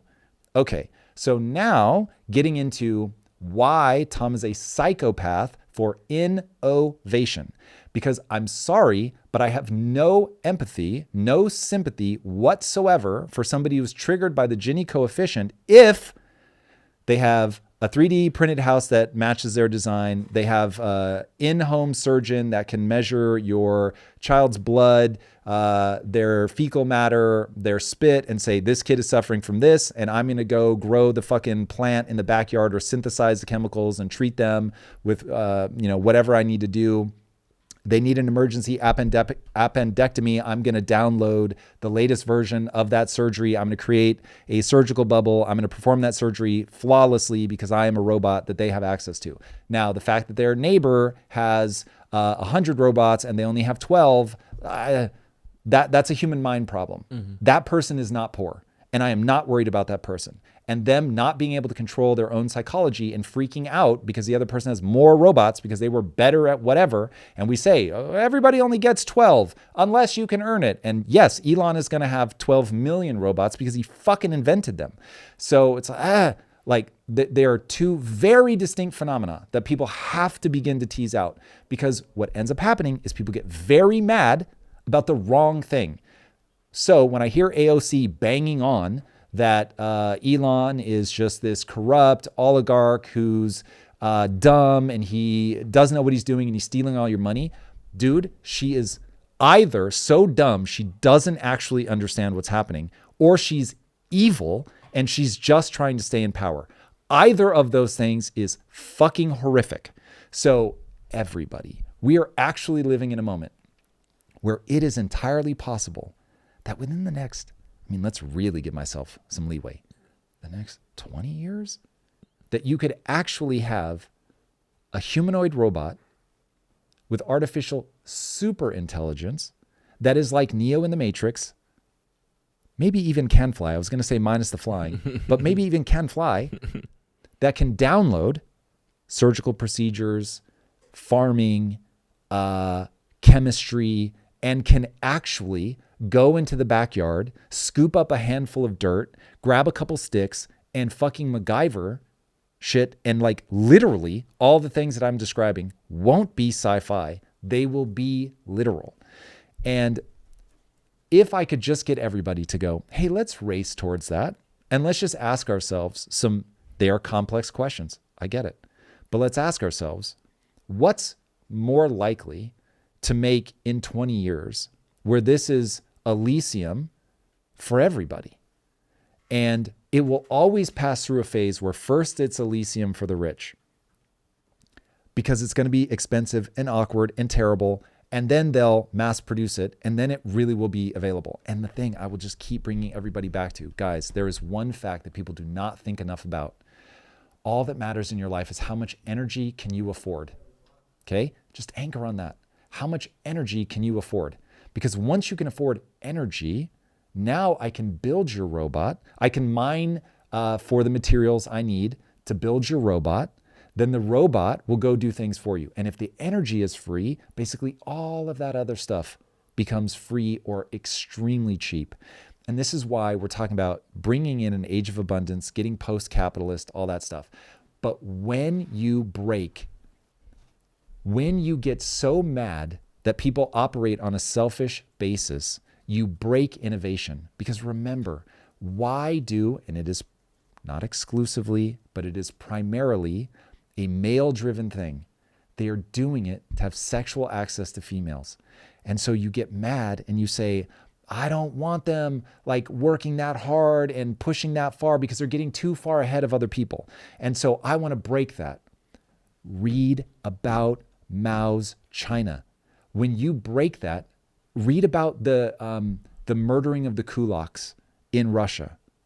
When you take the most successful among us and you say, the only way to be that much more successful than everybody else is to have cheated. And so you imprison them, or you kill them, or you tax them into oblivion. They stop being better than you, but they stop creating things that you can't create. Ask yourself a very hard question. Could you have invented AI? I know I couldn't. Could you build a rocket? I know I couldn't. And so given that, I really want people to pull away from me and do more than I've been able to do so that I can reap the benefits of all the things that they've created. When you kill the kulaks, everyone starves. When you kill the kulaks, everyone starves.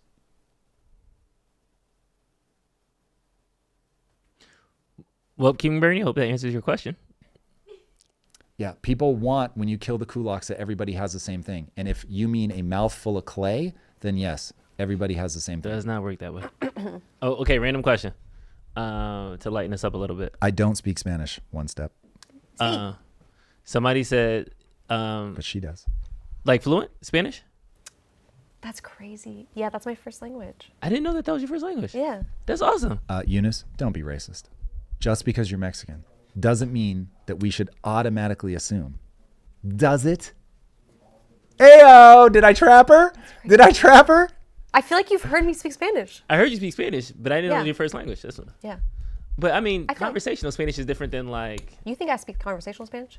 I can't. I don't Damn. speak Spanish, so I couldn't tell if it was Shots conversational fired. or if it was. Shots You guys fired. got I'm sorry, I didn't Not feeling recognize good. how You good guys of the got me. Spanish you were speaking in the language. I Trap don't is know. set. You guys got me. Asmalech, you are correct. It's okay. ¿Dónde está la biblioteca? Let's go. It's right over there, Eunice.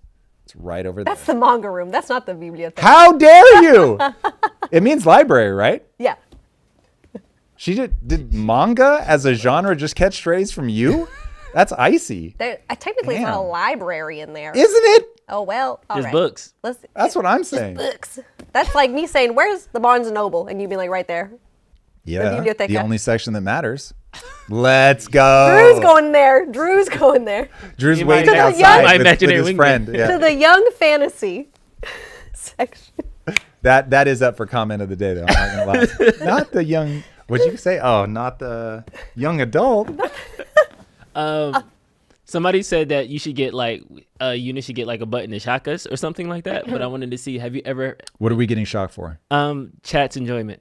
Have you seen, chat? Okay. Have you seen those things where like it's about you could feel what it was like to be pregnant or something, and you like What? like men wear it and it gives you like cramps or something like that? Right. So the contraction of the cervix. Yeah. Wait, for periods or for pregnancy? I think what I seen was for Both. pregnancy, but I'm sure periods. I've seen the period one, like Why the would men you ever want that? simulate the period. I feel like that would be funny.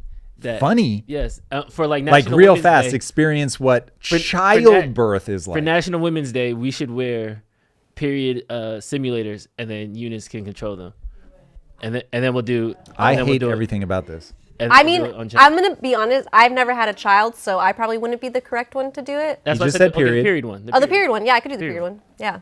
I hate this. Isn't it technically International Women's Month right now or something? Or Is isn't it? They get marked? Wait, International Women's Day is like today, I think. Like Is it exactly. really? Look it up. Is today the day? Look it up. I know it's the Chat, month. Like, this is pretty bad if we didn't. Is it know like this was it's like international. today or tomorrow, or it's like All It's right. Saturday. it's Saturday. Chat, we got to get serious about Sorry this guys, now. I tried guys. It's Saturday. We can't do it. Next topic. All Stream right. Elements. High Speed just cheered with 100 bits. Let's go, High Speed. I High don't know if Speed. that was for, yeah, it is Women's Month. I didn't realize March was Women's Month. Let's go. Nice. Shout out to the women. High speed. Thank you for Marissa, your biddies. let's go. Well, shout out to all the ladies in the house. Now, sorry, is today Women's Day? It's Saturday, March 8th. Let's go. It's coming up. It's coming up. Coming up. Coming in. I recommend tinfoil hats. Matthew Blevins really wants us to go into Conspiracy Corner. What do you want us to cover in Conspiracy Corner? Women hater? Me? Oh. Absolutely hard pass. They like said Jacob. JK. They said JK. Oh, okay. They There said we go. JK. I was going to say. Hey SW, what's up? What? SW, hello. SW, you got like mega mind. I like it. The I want to know profile if that's picture is crazy. if that's legit. Like, bro, you are. Forget the artificial. You're just intelligence. That's what I'm Eric talking putting about. it on. Eric putting it on the screen. I'm here for It's that. so good. Let's go. Get it on screen all day, man. I want that brain. That's hilarious. All right, guys, it's that time. We need your help. What are going to be the final things that we are going to cover in today's The episode? robot train to fight thing was crazy. Bro, That was gotta do that one. That's crazy. Okay, here are the things. I'm going to run through them fast, and then please let us know what you think we have missed. And if anything has come up while we've been on here, please let us know. Engorged brain. SW, that's what I'm talking about. If I'm going to have something engorged, that would be the one. Trump speech, Thillo, we will definitely be covering that. She was like, I'm okay, I'll split the difference. Save some. You dress like 2010's Justin Bieber. Do I? Lisa, that's wrong. You didn't have to laugh I that know, hard, this Lisa. is Lisa, you did not have to laugh that hard.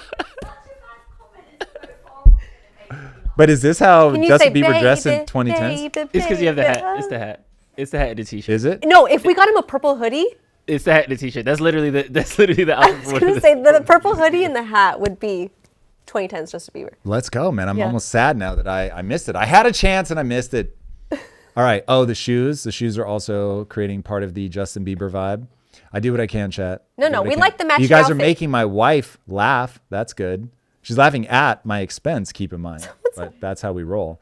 Tom, did you lose weight? About how many years ago now? 10 or 11 years ago?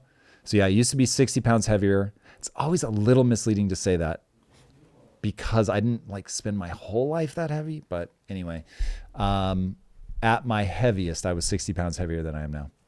Thank you, Matt. That's very kind. Okay, here we go. Here are the topics. We've got the robot that was trained to fight, which is pretty crazy. Definitely going to want to see that. Nuts. The idea of being able to choose your own algorithm. This was Jack Dorsey. I think that's a very interesting idea. EMP weapons are being developed right now, which I think is amazing. Let's see. I've got something that just says, I would die for you, but not that. What is this? Relationship. Did you... Maturing in marriage is realizing that when your husband says he do... Oh, God, this is so funny. Maturing in marriage is realizing that when your husband says he'd do anything for you, he means fighting bad guys and dragons and shit, not folding clothes and washing dishes and stuff. God, that's so true. That is so true. Hard pass on all that mundane shit. Finance. Let's see what this one is. Time warp. Oh God, yeah. Have you watched this clip yet? Yeah, what Ray Dallas. Oh So man, good. play that for chat really fast. because, yeah.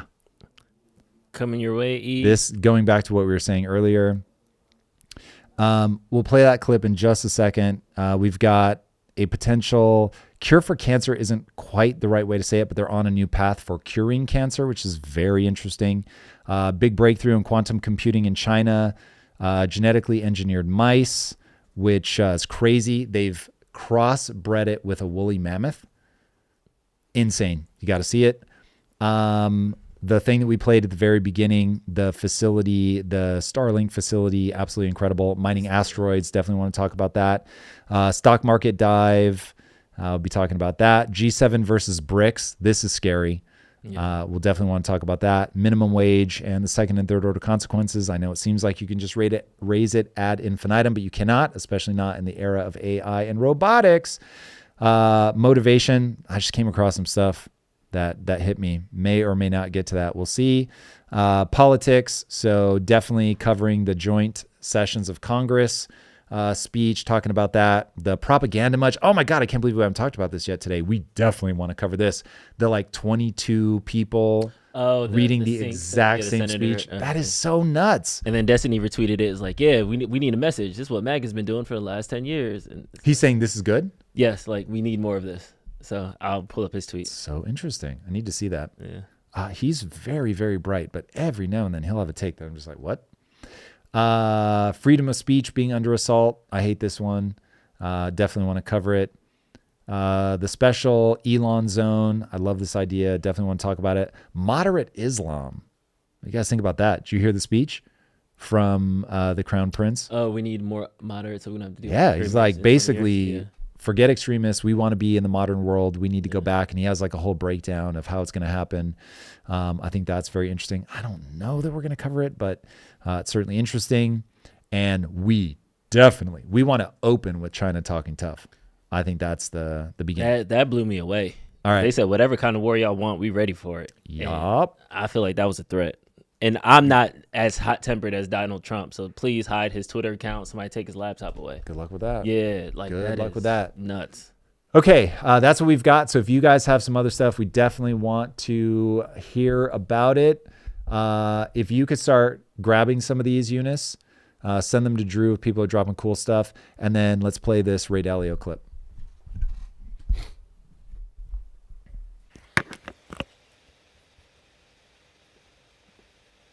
Time warp.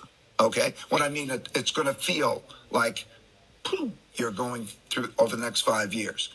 And that environment is because of these 5 major forces that affect all of these things, and the changes in the technologies, particularly artificial intelligence and related technologies. So the world 5 years from now is going to be a radically different world.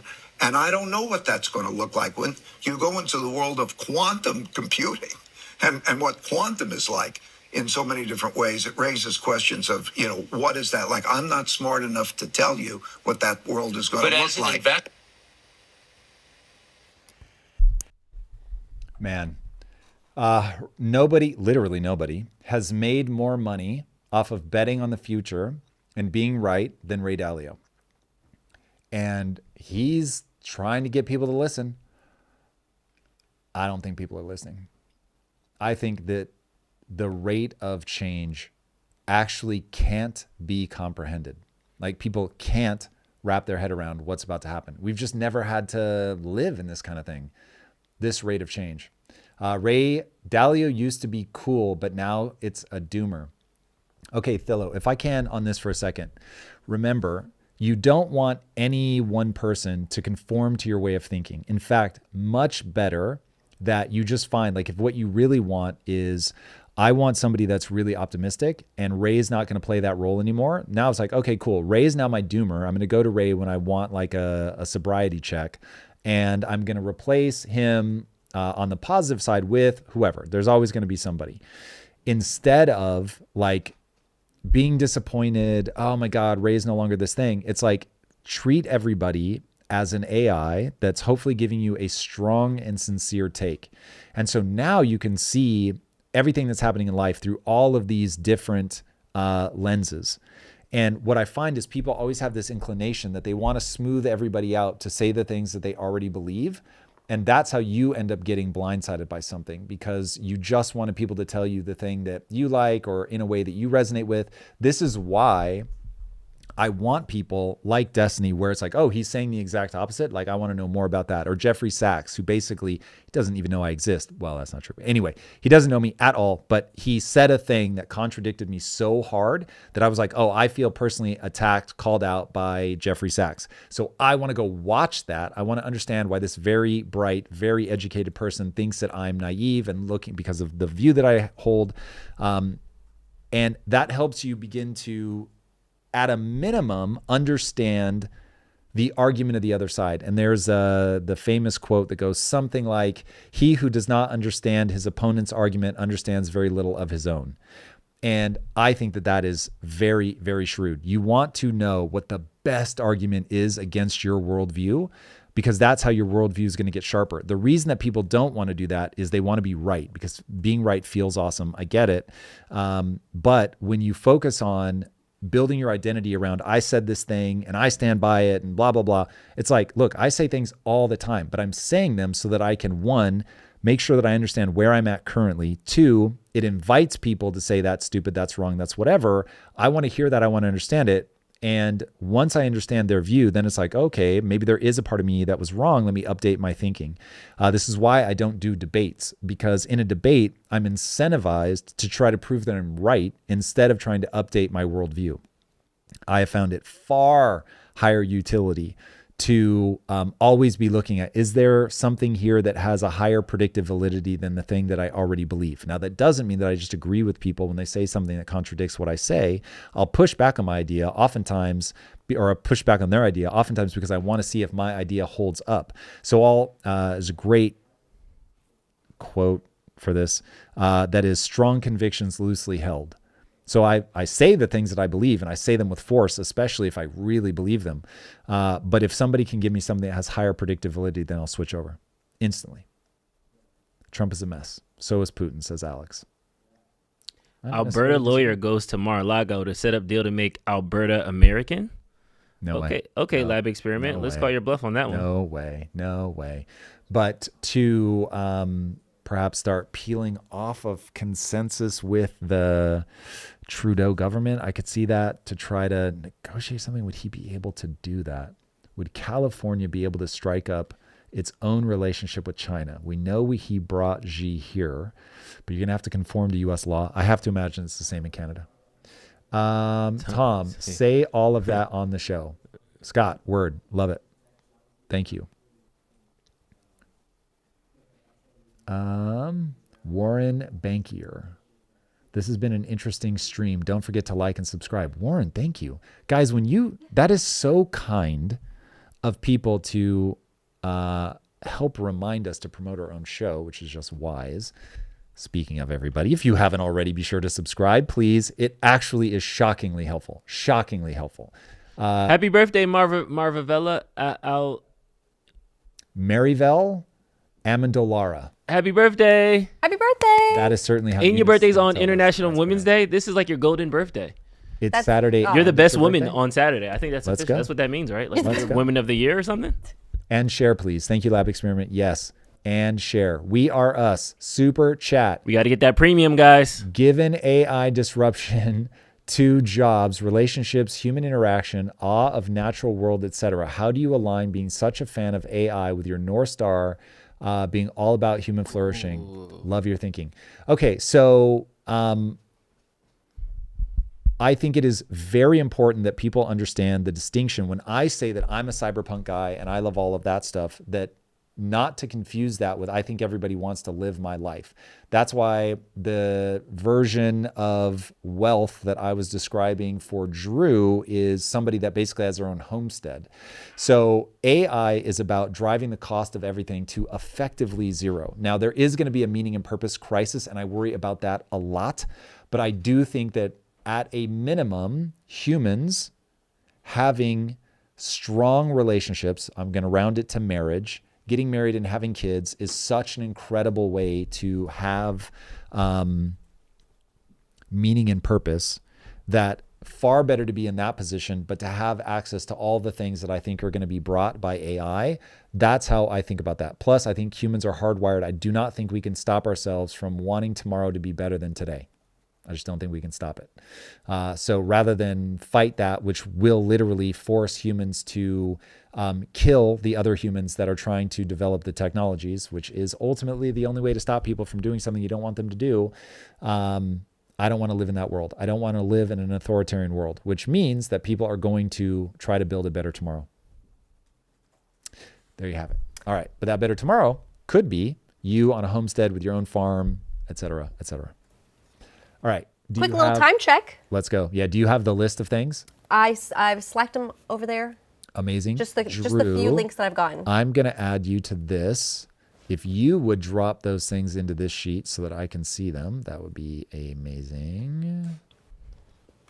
All right. Once again, chat, if the topics that Tom reiterated earlier, if you have supplemental info, aka a link, to a YouTube video, to a tweet, to a post, to something, we would love it. Send it over. Drew, what did we decide? So I'm about to go into heads down prep mode. Are we ending the stream or are we keeping chat with us? Keeping chat with us because we're going through, this is a different time change. So I want to see if there's any drop off. Got it. Okay, cool. Chat, just so you guys know, so that your behavior will, you should do whatever comes natural. But we are trying to figure out if once I go heads down, if you guys drop off in droves, in which case it's bad for the stream and we should just wrap it. Or if you guys are like, no, I want to stay. I want to see the episode actually be filmed live. So that is part of the experiment and then we'll just follow the data. All right. Be here in a sec or be back in a sec. Ooh. It's time for the classic. We need a graphic to come up on stream that's like, when Tom leaves, it's like potty break. Yeah. Or like and I'm gonna eat while I do it. Chips or something. Chips. Tom's gone. All right, guys, he's Tom's gone. Yeah. Chat after dark. Oh yeah. Oh my gosh. Chat CAD. Oh, Canada, right? CAD. 'Cause you said COD. chat- Call of Duty. No, you said chat after dark. Oh, chat CAD. Haha. CAD. Okay. The Eunice and Drew show. Dun, dun, what would our theme song be? Dun, dun, dun, dun, dun. That's. So my first. You're the singer. You know, Eunice can rap, guys. Like, I don't know if you know, in college she dropped an EP. It was so good. No. You got Eric thinking I did. That's crazy. Eric was like, really? Is it on Spotify? Gotta check it out. No. Okay. Let's read some of you guys, some of your chats. Hi, everybody. Brett, thank you. Fantastic to see you too. Goober said, I'm here for the uncomfortable silence. Goober, we have not been silent at all. Thank you, Goober. You goofy goober. Am I right? I'm a goofy goober. Light Checker, you and Light Checker are like this. That's my boy. Right? You guys are like this because Light Checker said Drew can hold it down. Light okay. Checker, I got you.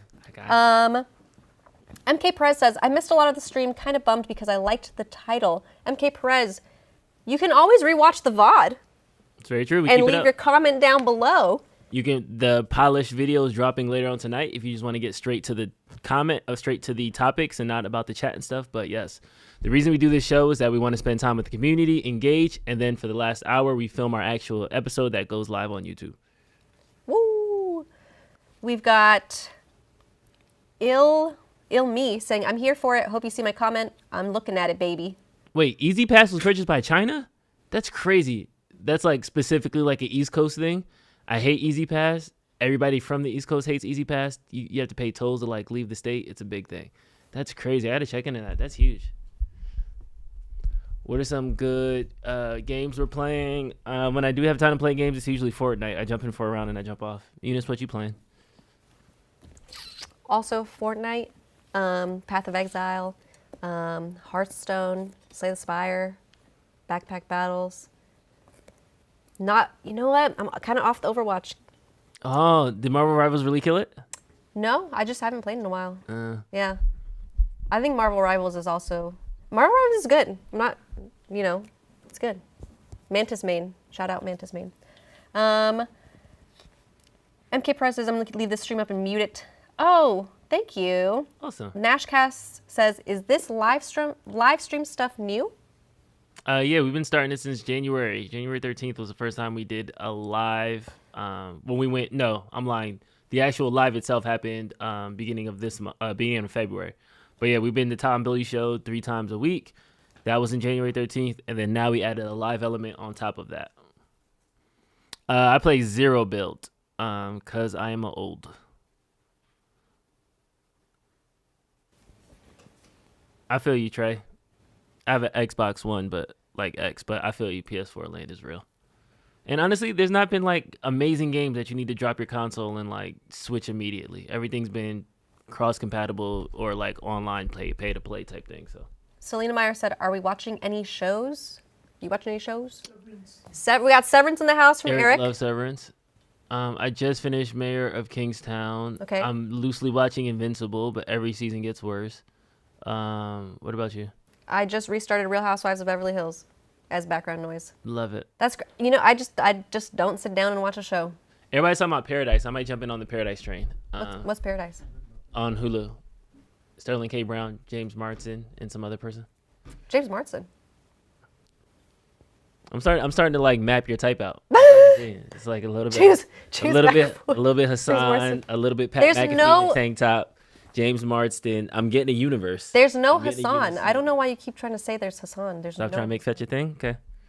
There's no Hassan. Little Timothy Shala. Oh, Timmy Shala. Little Timmy C. His nasty little mustache. He is. Yeah, wasn't he a rapper or something like that? No, it's like a type rap boy or something. The rap boy, isn't that? Rap boy? Is that a look? He did do a rap when he was in high school, and it's viral. Copy. Okay. But I know rap, but he asked it for rap. Scott says, "Drew and Eunice, what are your enneagrams? Do you know yours? I don't." What's an enneagram? Is it the Myers-Briggs? Is that an enneagram? Hold on, let me mute to type. Yeah, I don't know. All I know is I'm a Virgo. It's the best I can get you. 1 of 9. You say all I know is I'm a Virgo. Yeah. Oh, it's a number. It's a number thing. My favorite number is 4. Can I be? I don't know. I don't know my Enneagram number. It's a Catholic personality That's test. an unlucky number in Chinese. 4, bro. Because when you say 4 in Chinese, it sounds like death in Chinese. And so 44 is known as double death. Now the real question here is, why do I know that? Because Lucky Palmer made the. Isn't Palmer Lucky? Palmer Lucky. I know. I keep calling him Lucky Palmer. Oh yes. B, we saw your message about the viewer count. We see all the same thing. That's why we announced it before we went, and the drop off was less this time. So. Yep. Everything is the physics of progress. We're trying things. We're testing it. We're experimenting. We're trying new things and testing and experimenting. Oh, hold on. Nash Cast said, "I just found this channel on YouTube. Is there anything I should know? Seems incredibly insightful, and I appreciate his measured takes. Also trying to start my own companies. He have resources. Let me tell you a little bit about him, Nash Cast. I know. Yeah, let's get Eunice full screen. She's ready for her pitch. Let's do that. All right, take it away. Take it away. E nice. Well, let me tell you a little bit about Mr. Bilyeu, aka Tom Bilyeu, whose channel you're on. Tom Bilyeu, he does have a couple of resources, aka his ITU classes, #0 to founder. We could drop the links in a second once William can send me 0 to founder school links. William, thank you. And I'll drop them in the chat. Tom Bilyeu is also very insightful. You could catch, he posts every Monday, Wednesday, Friday. What you're watching right now is the Tom Bilyeu Show. We post them, boom, live, right after this. Well, maybe not right after, maybe a couple hours after. We post them on the day of, though. Tom also interviews guests on his show, and he also sometimes goes to other people's shows. Tom is also building a game called Project Kaizen. And if you want to know more about Project Kaizen, Drew will drop the Project Kaizen link in the chat. Project Kaizen is a game that Tom is building, and he wants it to encompass all the things that he loves, aka bettering yourself and good game mechanics. And I think that is all. Eunice Sanchez, ladies and gentlemen. Claps all around in the chat. Claps in the chat. Thanks for the info. First time on the channel as well. I'm Streety. You're so welcome. You guys, if you guys want to know anything else about Tom, he's put on his glasses. That was shit. You want to know anything else? Period. No more coming after that. That was the whole statement. That was the whole statement. Thank you, everybody. Thank you. Thank you for the Discord. Also, Mr. Roberts with a super chat. Thank you, Mr. Super Roberts. chat. Oh my gosh, I need to take a breath. Mr. Roberts said, I found your channel a couple years ago and have enjoyed the content so much ever since. The chemistry with the guests, thought-provoking convos, and level-headed approach to new ideas is very, very cool. Well done. Cheers. Cheers. Thank you, Mr. Hey, Roberts. we're going to pour one out for you, Mr. Roberts. Interview long form still happens on Tuesdays, guys. They're still dropping. We just dropped one with Shane Smith. Awesome conversation. I forgot who was before Shane Smith. Peter Diamandis. That was an awesome conversation. A lot of bangers. That's when we get in depth. 3 hours. If you like this in a hour format with the chat, imagine if it's just Tom and the guests. They go deep. They talk about everything. Selena Meyer, I don't like catching strays from you saying that I could never rap because I have bad breath control. Her flow is amazing. Crazy. That's crazy. Yeah, I was trying to tell the chat. Eunice got bars, but they didn't want to believe me. She's no big pun. That was a deep cut, Selena. And that also tells me exactly where you're from and what your nationality a lot of times. Big Pun was a Puerto Rican rapper from the Bronx. Prove it rap right now. I do not. I believe Tom is currently writing his intro, everybody. That's why you are seeing him locked in with his headphones in. This is just for the people who are new here, by the way. Tom's sitting there. He's not really chatting much. He's got his glasses on, headphones on. He's writing his intro to the show, which we're going to be shooting live. You're going to see it. The Tom Bilyeu Show will cover several different topics, which we kind of discussed earlier, if you're just barely moving into the, hey, welcome in. Oh, Larry, post your comment. We'll read it out.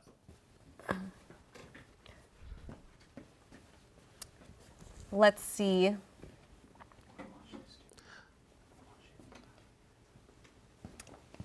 Oh, lab experiment. I'm starting a what's that betting platform called? Oh, I'm blanking on it. I'm gonna start like a bet. Like, what's the over under that there's gonna be an animal on a shirt? What's the over under that's gonna be colorful? We're gonna have like a big pot. So. Well, that's not. You know, I don't know if you've ever noticed this, but I don't actually ever wear black. Ever. Like obviously it's on my shoes right now, but like 0%. Like you don't own a black thing in your closet, or you don't wear black? I have like 2 black t-shirts and like 2 pairs of black pants. What about black things do you not like, Eunice? That's crazy. Let's talk about it. That's crazy. It's just, it doesn't look good on me. What's the best color that you like wear? I think I look the best in white and pink, red.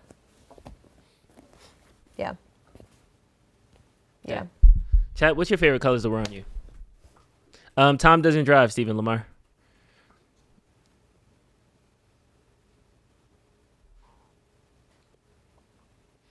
Shout out to the stripes. I'm getting a lot of black. Thank you. Hey, Jexter, that's not true. That's not true. She's a fashionist. My confession is I rage quit the show when I found out Tom was supporting Trump for president, but I really did miss your insights, so I've been poking my head in again and will resubscribe. Hey, Michelle, let's talk about this, right? Because this is not the first time we've seen this. Let's talk about what does it take to do things that you like. Like sometimes your boss might tell you to do something that you might not necessarily agree with, but it might be overall the betterment for that particular job role. Now, I'm not saying Trump is better for the overall success or anything of the country, but in isolated situations, sometimes you need to understand how somebody comes to the conclusion that they made versus thinking because they do X, everything else that you might have heard them is automatically attached to them.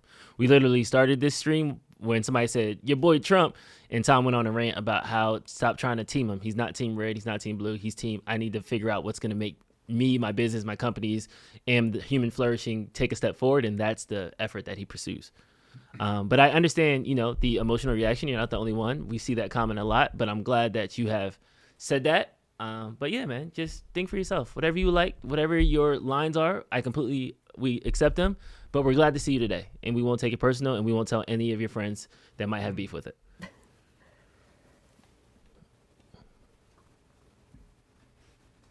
Oh, chat is going crazy right now. Is that all in the same minute? Am I getting spammed right now? I'd vote for someone named Heather Salmon. I had Salmon this morning. Well, I call him Locks. So it was Locks. I didn't have a bagel, though.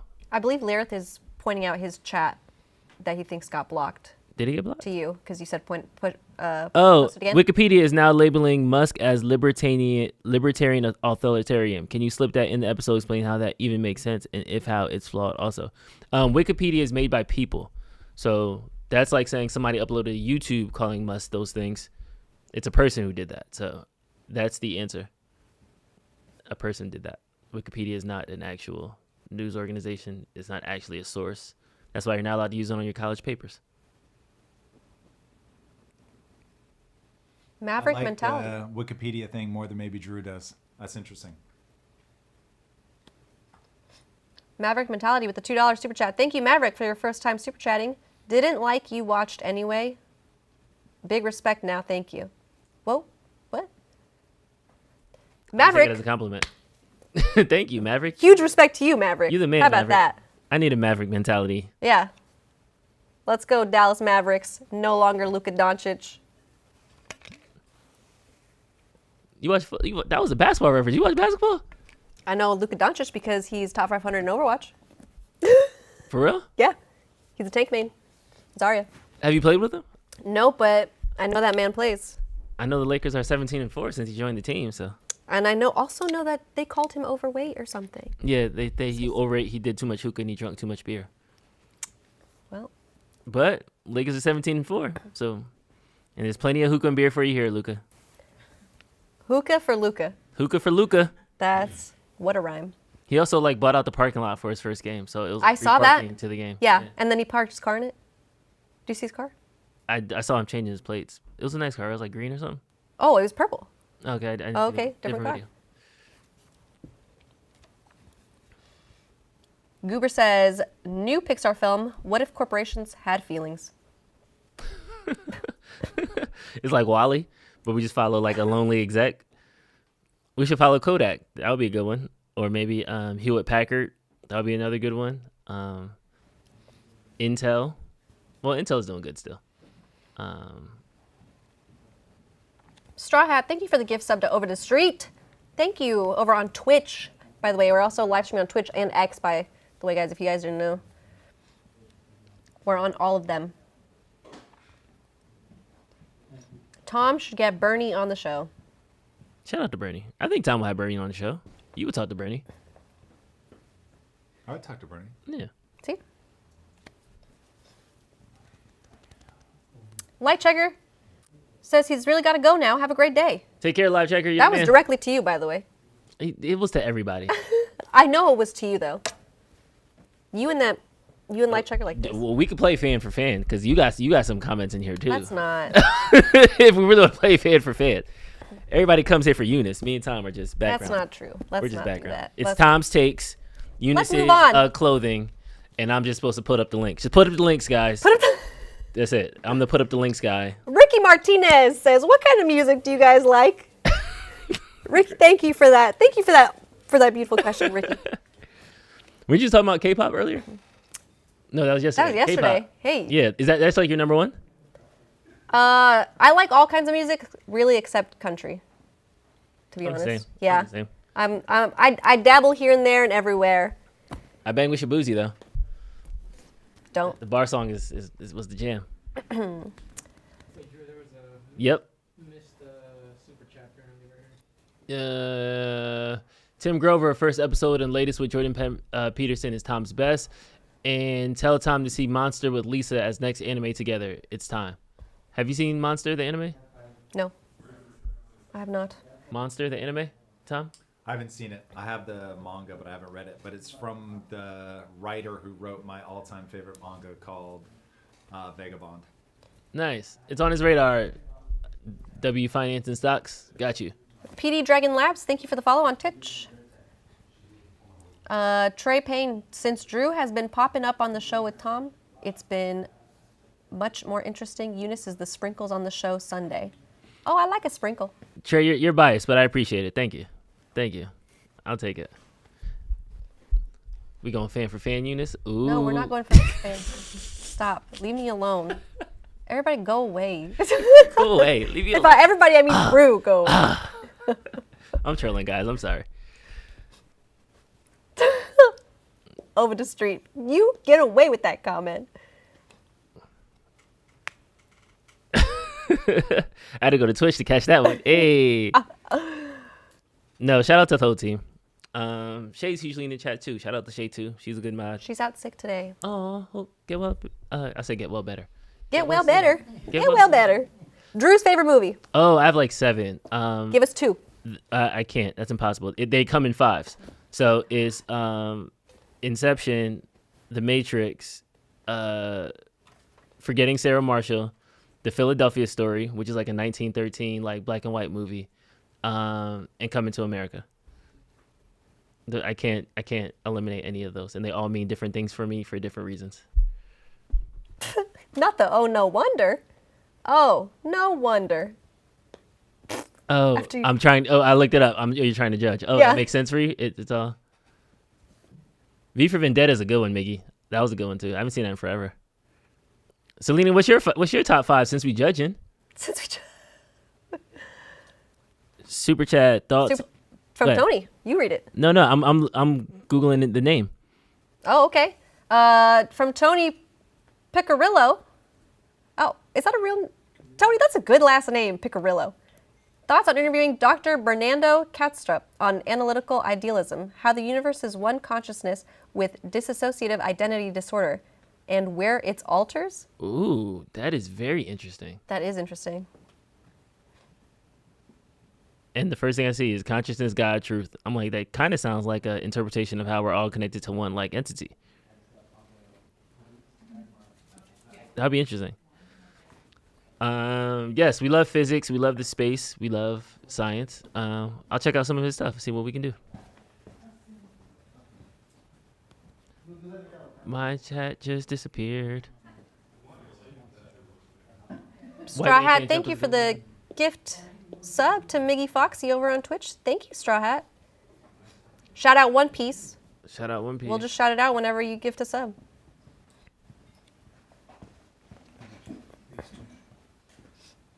Brutus with a $5 super chat saying, comments on the tariffs and the effects it's had on the market. We talked about that briefly earlier. Tariffs is a form of war. So we're going to see those ramifications throughout the market. The market is down right now in the grand scheme of things. In the last 6 months, it's not too down. So I'm a little bit more bullish than bearish right now. But hey, when the markets go down, that just means it's on sale for the investors. So slide in when you can. But yes, we are talking about that. That is going to be on the rundown when we start the episode in the next 15. Jay's Philosophy says, Babylon was a great movie. I don't think I've seen that one. Never seen it. You seen it, Eric? Nope. No. Eric, what's your favorite movie? The Pianist. The Pianist. Adrian Brody? Yeah. Okay. Eric was locked and loaded with that one. When you said that, I watched it again recently. Yeah. Did you watch The Brutalist, his new one? No, I need to watch it. Yeah. No. Eric has not watched it, by the way. Herson, you have a favorite movie? City of God. City of God is That's a good one. Herson's favorite movie, everybody. City of God. A Scanner Darkly is a good one in the chat. Selena Myers is hiding. Oh, there it is. Avatar. The Aviator. Catch Me If You Can. Goodfellas. Selena Meyer got a Leonardo DiCaprio. Goodfellas, Godfather, The Shining, Avatar, Catch Me If You Can, The 25th Hour. 25th Hour was that. Not Avatar. Aviator. The Oh, Aviator. I said Aviator. Yes, Hooked on not Phonics Avatar. works for me. She likes Leonardo DiCaprio. If you're going to do Leonardo movies, how do you not have Shutter Island? I love that movie. Y'all seen that, Shutter Island? I have seen The it. thriller? Yeah, it was a good one. That was a twist at the But end. I also like Catch Me If You Can. How long do you think until VR esports? Was there a VR esports when you were on that side of the world? There was no VR esports. Are there any popular VR games that I think will crash that threshold? You know what's I feel like VR games are like not popping off the way that society thought they would. Because I don't ever hear about any crazy VR games popping off. Like, Among Us VR was cool for like a day. Yeah. VR chat is cool, but it's not really like a game. You know what I mean? I don't know. Yeah, we had the last thing that cracked my radar was the Five Nights at Freddy when they did that in VR and they used to like jump out at you. So that was like the gimmick of it. But to your point, after that first day, most of it's like you just like walking through it or experiencing something. I think that's why VR chat's kind of cool. It's because like people will build haunted houses and stuff, and it's a place to hang out. But other than that, and I have a VR headset, but no, that's a. You want to answer that super chat? she threw me the hot potato. Arian Brown, thank you for the super chat. Is Andrew Tate a bad person? Bad is a relative term. So I can say he's a bad person, and then I might think that people that you think are a good person makes them a bad person. Objectively, to me, is he a bad person? I feel like if the sex trafficking charges are true, then that would make you a bad person. If the rape allegations are true, that would make you a bad person. If you disrespect women, that makes you a bad person.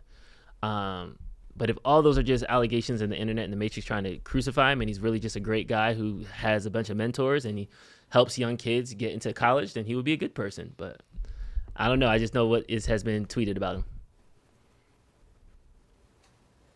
Rai said, y'all see Hereditary? Yes, and it was scary. The scene in the beginning with the head out the window, oh my goodness, crazy. Yeah. What was the other one that what's his name made? Oh, Midsummer. Yeah, I didn't really like that one. It was weird. Yeah, I didn't get it. I didn't think it was all everybody's cracking it out to be. To be honest, Sorry. I didn't love.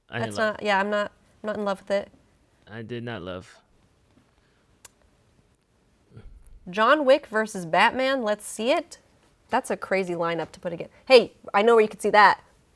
Fortnite.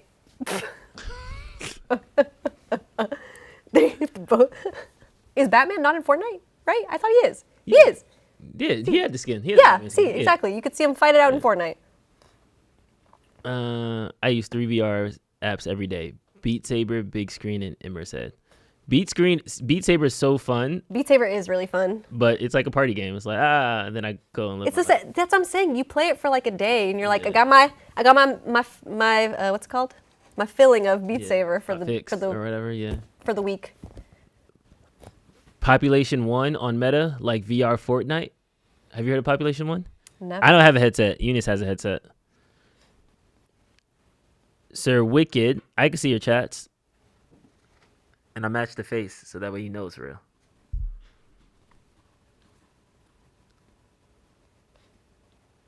What about the Darling movie? I don't know about that. Good Will Hunting, that's a good one. Limitless was awesome. Intimidation Game, A Beautiful Mind, and The Theory of Everything. Ricky Martinez, you also have a type. Intimidation Game, A Beautiful Mind, and The Theory of Everything are one click away from being the same movie with A Beautiful Mind having a twist. But all great movies. 5 for 5 on that list. The Memes of Destruction, welcome in. Tom is writing his intro. We're getting ready to shoot the actual episode. We're just chatting with you guys.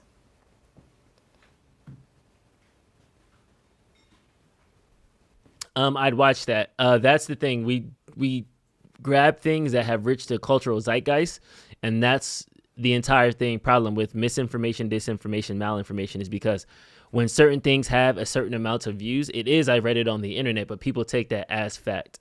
So a lot of times we approach certain topics with, have you seen this? While other times we're approaching this topic as, hey, this is the thing that we found. That's why a lot of the links that people send us, I look at them. I kind of do that gauge. I look at other reputable organizations to make sure they're talking about something similar, or at least it came up on their radar, and then we kind of backtrack.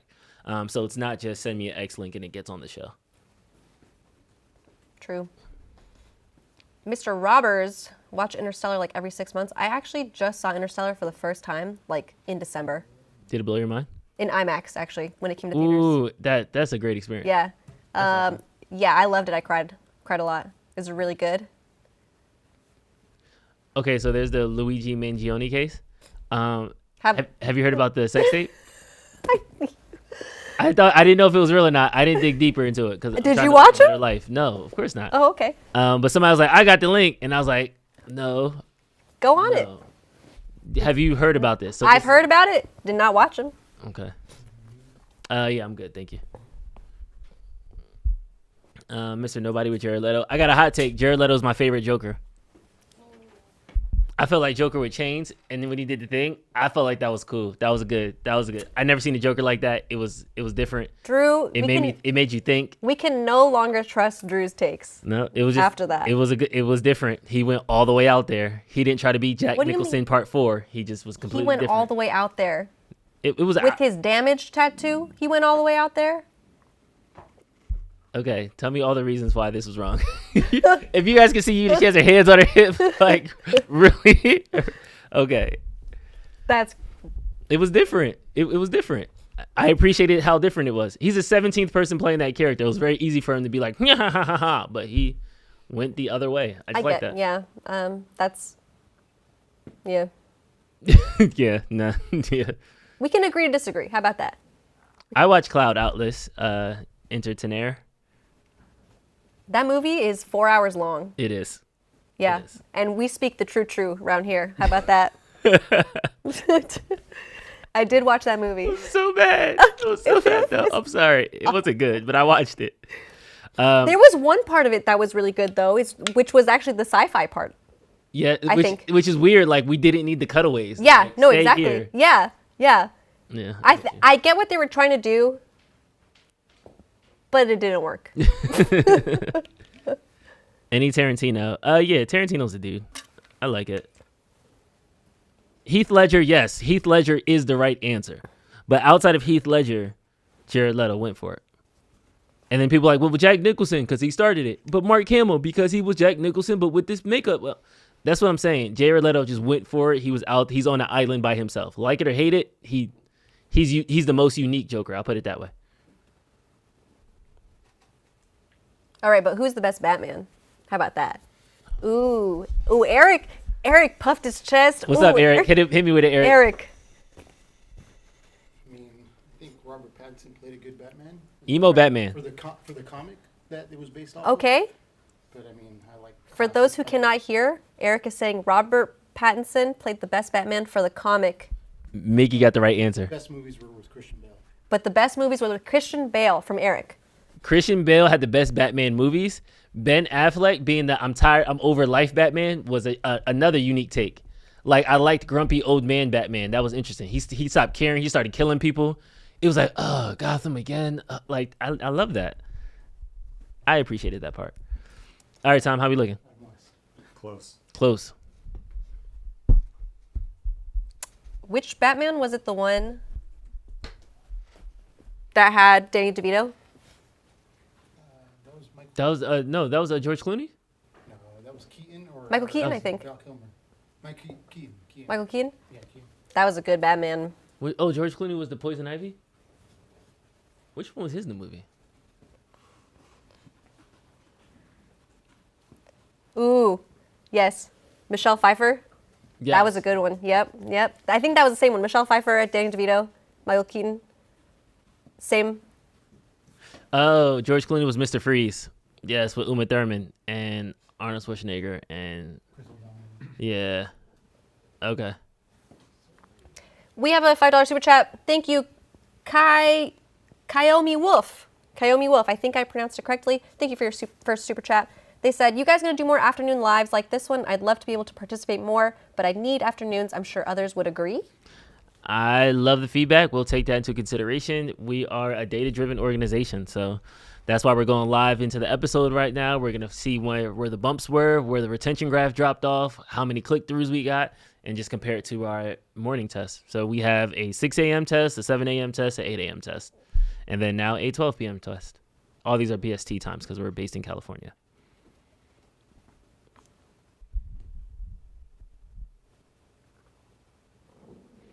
My favorite Batman movie of all time, though, is The Dark Knight, though. Just to be clear. I'm saying all these other names, but The Dark Knight was my favorite. The Dark Knight. I like The Dark Knight Rises because it had Joseph Gordon-Levitt in it. Good soundtrack. Yep. Eric said good soundtrack. I said good person. Yeah. Where our minds at? He's handsome. He's a great actor. Yeah, he's a good actor. Yeah. Oh, okay, Drew. I didn't say. I said 0%. God. I said 0%. That's what I thought you meant. Yeah, no. Eric is correct. Drew's over here. Oh my. If I could just lunge over there.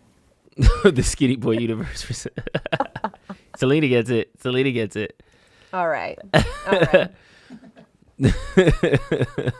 Over the Street says, Drizzy Drew, I know all I need to know about your Joker take when you said Mark Hamill wore that makeup when all he's ever done is voice act the character. Okay, I got my Jokers confused. You're right. You're right. He was in the TV show. The TV show was a good Joker. See? Okay. I told you guys, we cannot trust Drew's takes at all. That was good. I was a good dude between that. That's like Batman Beyond. Oh, that takes me back to those days. I used to love Batman Beyond. Fennec, check. I'm looking forward to the episode. Going to watch it later, though. Midnight in Europe. Thank you for joining us. We really appreciate it. And thank you for dropping those links in the Discord. Appreciate you guys. Please, if you have links in the Discord, drop it. Discord is where we kind of can actually see what you guys contribute to the show. So we're not just asking just to have you guys download another app, but we want to see what you guys are looking at, what's on the cusp for you, what cracks your ethos. Shawshank Redemption, The Matrix, Dune, Pulp Fiction, The Quick, and The Dead. Dune is recency bias. No way Dune is in your top 5 of all time. And it's the one with Timothy Chalamet, so. That's Eunice's. It's in Eunice's top 5. It's not. I've actually never seen Dune. 1 or 2? None of them. I didn't even get the popcorn bucket either. Wow. Yep. Crunchy Shawman said, how about Joaquin Phoenix Joker? I forgot about him, actually. I did too. Not going to lie. Joker 2 ruined it for him. Joker 2 ruined it? Oh. All the goodwill he got, he killed on Joker 2, so I hope it was worth it, Warner Brothers. Edge of Tomorrow, I watched that recently. I watched that with Lynn, and Lynn was like super into it, and she's like, yeah, it's one of her favorite movies. What's Edge of Tomorrow? That's the Tom Cruise and Quiet Place. What's her name? Emily Blunt. Emily Blunt. Mm-hmm. It was a really good movie about him like time traveling, but yes, I don't want to ruin it for you, but it was good. Arioso said, did they comment on Trump's tweet just before about Hamas? He just tweeted? Trump basically threatened war on Hamas. Big tweet. That's because China bullied him and you need to bully somebody else? That's why he's talking about Hamas right now? We shall see. There is no way that's it. If someone would like to link the tweet, I'd love that. Thank you. All right, it wasn't on his Twitter, on to Truth Social.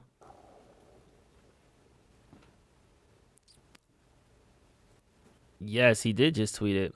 Shalom Hamas means hello and goodbye. You can choose. Release all the hostages now, not later, and immediately return all of the dead bodies of the people you murdered, or it is over for you. Only sick and twisted people keep bodies, and you are sick and twisted. I'm sending Israel everything it needs to finish the job. Not a single Hamas member will be safe if you don't do as I say. I have just met with your former hostages whose lives you have destroyed. This is your last warning. For the leadership, now is the time to leave Gaza while you still have a chance. Also, to the people of Gaza, a beautiful future awaits, but not if you hold hostages. If you do, you are dead. Make a smart decision. Release the hostages now, or there will be hell to pay later. Donald J. Trump, President of the United States of America, in all caps. When was that sent? This was sent March 5th at 1:46 p.m. So he literally tweeted this while we were live. Hey, Tom. Mr. Bilyeu. 1 second. Trump just tweeted. We got big news. What's up? We got big Trump news. just tweeted Hamas. Can you throw this up, G? Yes, sir. Never a dull day, boys and girls. Never a dull day. Just as I'm wrapping up. I know. So throwing you a curveball here. Man. All right. Can we zoom in on that? Shalom Hamas. Why do I think this goes awry? Shalom Hamas means hello and goodbye, oh God. You can choose. Release all of the hostages now, not later, and immediately return all of the dead bodies of the people you murdered, or it's over, all caps for you. Only sick and twisted people keep bodies, and you are sick and twisted. I am sending Israel everything it needs to finish the job. Not a single Hamas member will be safe if you don't do as I say. I have just met with the former hostages whose lives you have destroyed. This is your last warning for the leadership. For the leadership. Now is the time to leave Gaza while you still have a chance. Also to the people of Gaza, a beautiful future awaits, but not if you hold hostages. If you do, you are dead. All caps. Fucking hell. Make a smart decision. Release the hostages now or there will be hell to pay later. Donald J. Trump, President of the United States of America. So let's rewrite that intro. Yeah, well, we're certainly altering it.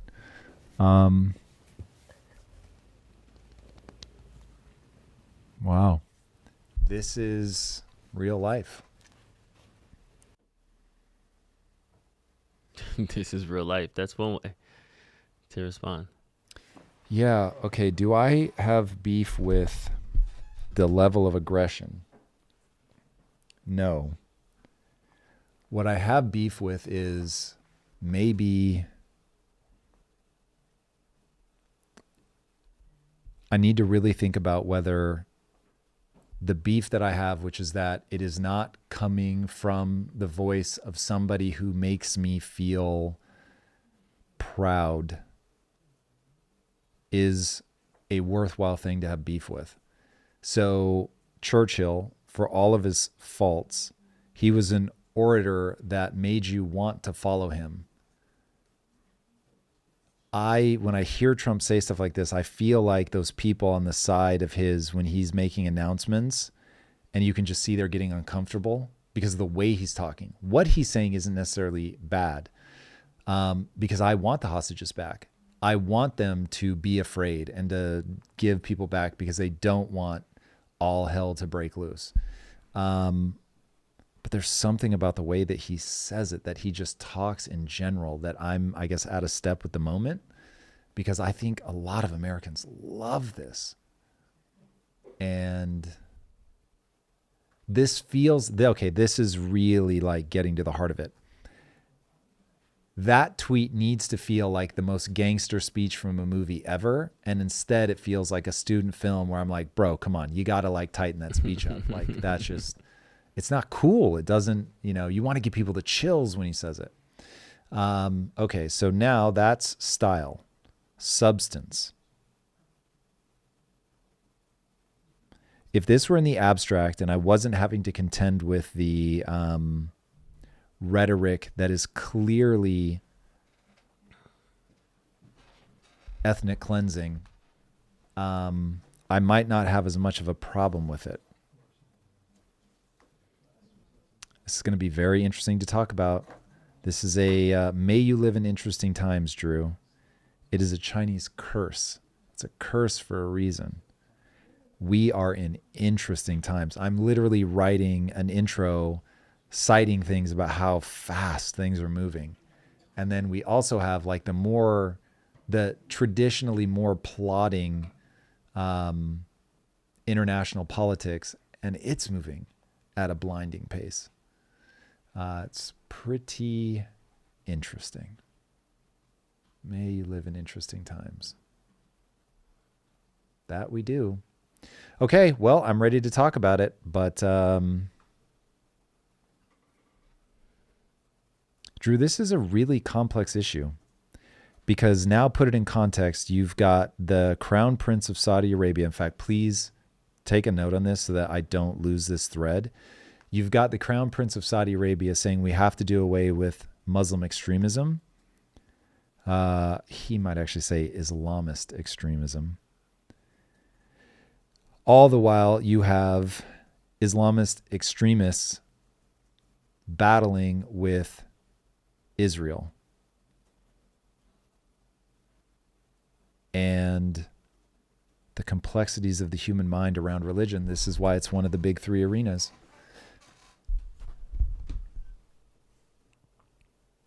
The right way to think about life is we are already AI.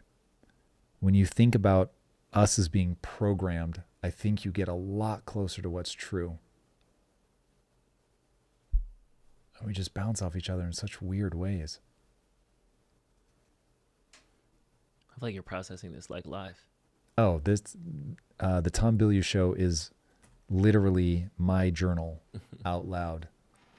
But this is also why we separate episode prep from the episode itself. Because now when I talk about it, I'm going to be like snappy with it. But yeah, this is my chance to let all of the pieces slot into place into my mind, and then they will bounce off each other. Man, so interesting. I'm not sure, but I feel he was talking to Hamas specifically, not the Palestinians in general. Yeah, I mean, he is very specifically. That's why he says, I think he says to the people of Gaza. He doesn't call them Palestinian, which is interesting. And I'm now so curious to play back everything he's ever said about it. Does he ever say Palestinians? Because there is an underground thing that doesn't get talked about a lot, which is that linguistic games are being played, and that by calling them Palestinians, you make it sound like there is a Palestinian state, which there is not, nor has there ever been. And so when you hear Palestinian, you think, oh, where's Palestine? And there is no Palestine. There is the Gaza Strip, but Palestine as a nation does not exist. So it is interesting. Enigma, that is overly kind. Overly kind. While Tom is processing this live, I just want to say thank you to Arioso, who shouted this out in the chat. Yeah, thank you. And pointed it out to us. Thank you, thank you. This is why we need you guys. No doubt. Okay, well, I'm glad we caught that one. All right, guys, I got a headphone back up so I can finish this.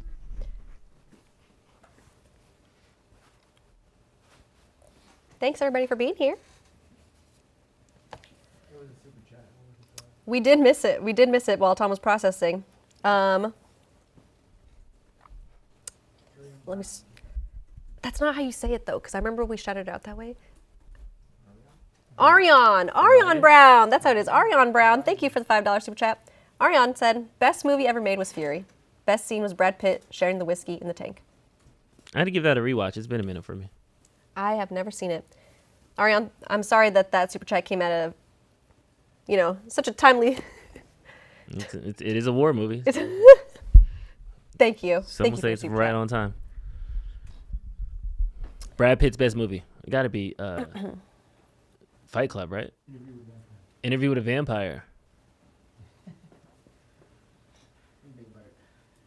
Straw Hat, thank you for gifting that sub to Ario. So that is so kind of you. You've been gifting a lot of subs today. Shout out to Straw Hat. Thank you, Straw Hat. Shout out to Straw Hat. Shout out to One Piece. Shout out to Straw Hat. Shout out to One Piece. Okay. In that order.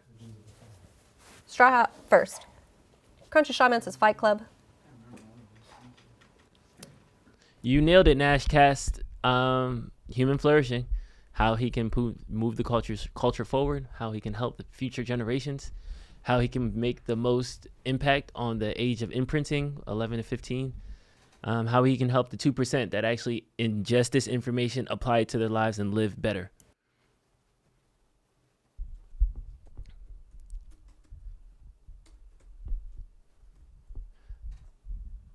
I do it for the One Piece mentions. They got to be on like episode like 4,000 at this point, right? Shout out to the Philippines. I love your food.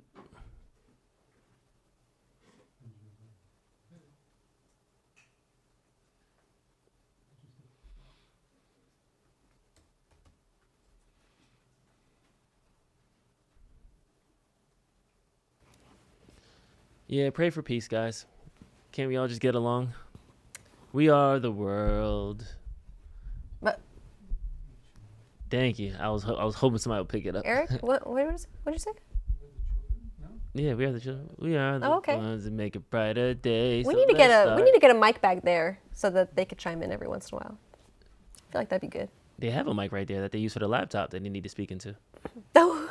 Hey. Not you putting them on black. Gene Eric, welcome to the stream. Hello. Gene Eric just entered the chat, guys. Hello. What's going on, party people?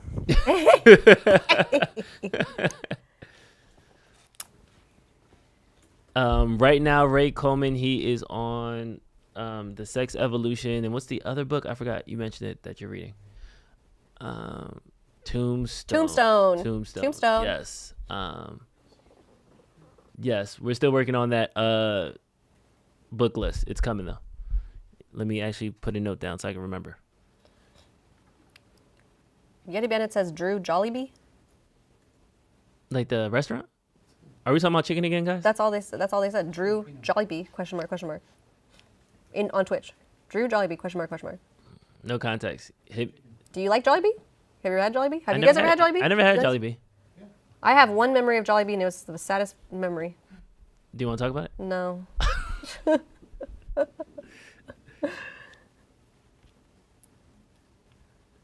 Mary Vell says, night, guys. Interesting chat and interesting times with a smile emoji and a heart emoji. Thank you for being here. Happy birthday. Oh my gosh, happy birthday on Saturday. On Saturday. On Saturday. For International Women's Day. Happy early yes. birthday. Do you like it? Fast food. Yeah, I never had it, Yeti Bennett. I need to go. Trey Payne says, really liking this format all. Until next time, may the goddess bless you. Oh, the goddess. Oh, Hey. International Women's Day. I see what you did there. Thank you for being here, Trey. Thank you. We hope that you come back for the next one, too. And if you guys don't know, the schedule is posted for the live streams. Yep, it's on the community post. It's on the community posts. You guys can see exactly what time we're going to go live. I think Drew posted this week's. Yep, this week's and next week's. And next week's already. Oh, I'm sorry. Next week goes up on Saturday. Oh, sorry. I scheduled it already. He scheduled it already. So you guys can keep your eye out there. The schedule's out there so you know exactly when we're going live. I know the times have been kind of shifting a little bit, but they're there.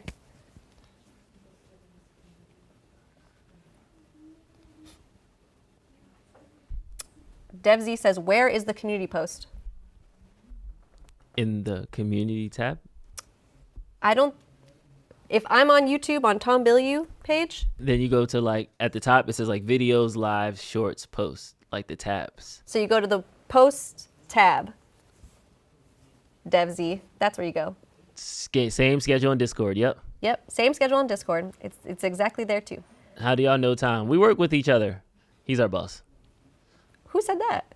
Oh, how do y'all know? How do y'all know? We go way back, let me tell you. I just met him at a club one night. We were raving together, and after that, just hit it off. Rest is history. Brutus, thank you for the $20 super chat. Brutus says, T said... Yeah, I'm ready.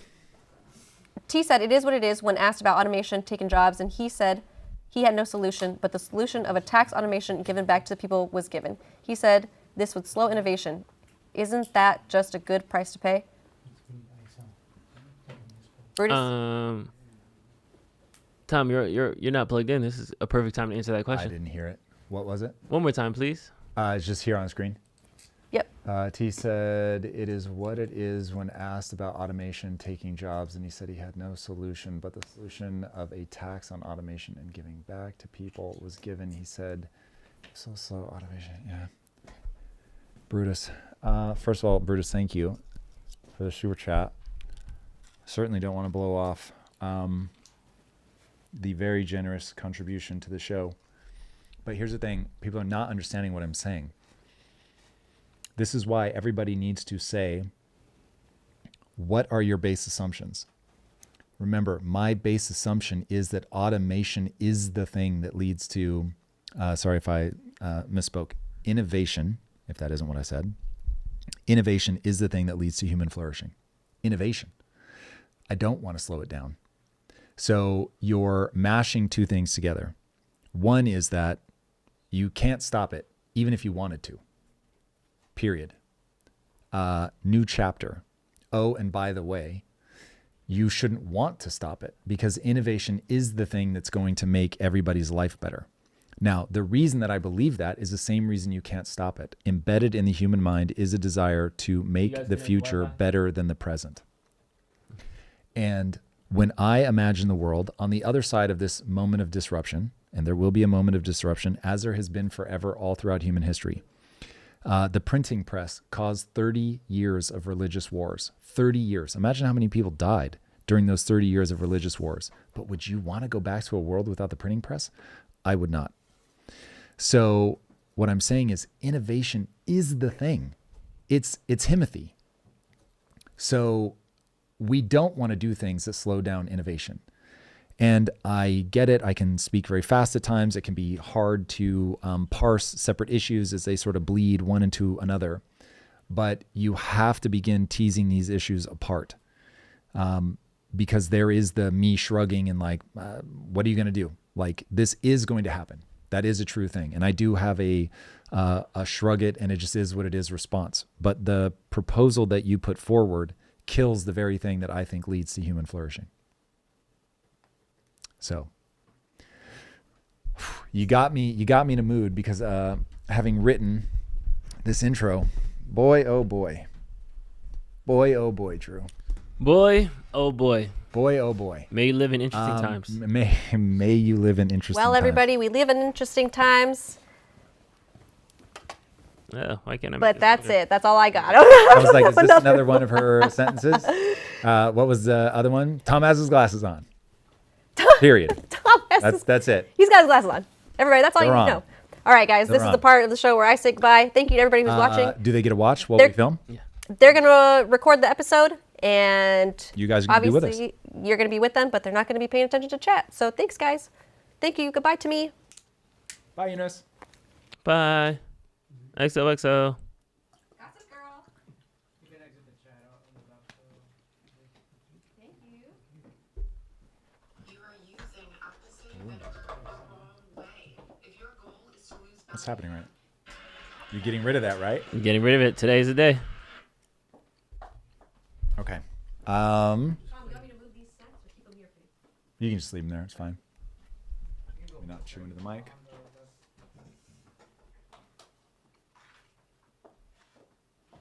Giving us an electoral college victory of 312 votes.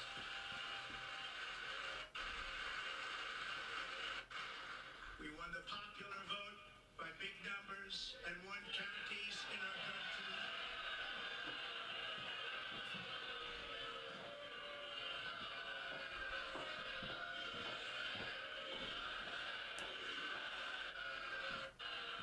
Big numbers and won counties. We won the. Right. I didn't see bricks on your. No, but it doesn't mean we don't want to talk about it, depending on how time is. Also, same with the freedom of speech thing. Like, it's great. It's just we have so many things. I'm already like at the edge of what I think an intro can tolerate. Copy.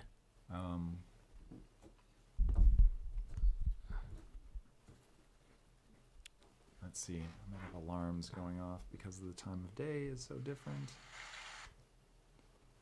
Let me just make sure. Trump War, joint sessions, WWE, Dance Related Same Page, EMP weapons, robots know Kung Fu, Stop Market Takes a Dive, next 5 years. Mining asteroids. I don't think I have the asteroid mining here. I do not. How many yawns, Drew? Today's Wednesday, right? Yeah. Yep.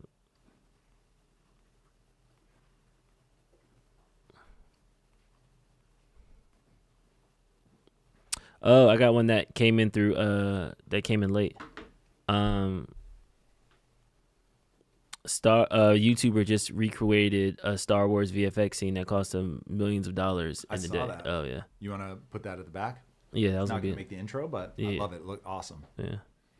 It's very impressive when you see him shot for shot. It's like, damn. What is happening?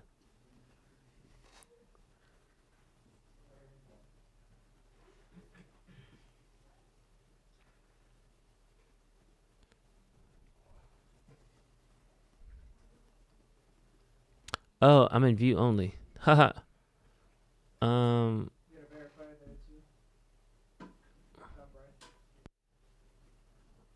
can also make it anybody with a link if we need to, because I think you're broadcasting this right now. I know, but I might see what I'm typing in. True, taking risks here.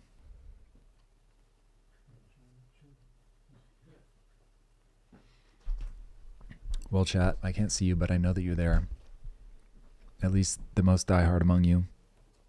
While I have you, I just want to thank you guys for being here. If this ends up working the way that we want it to, you guys will have been here literally from the jump, and we are extremely grateful. Oh, goodness.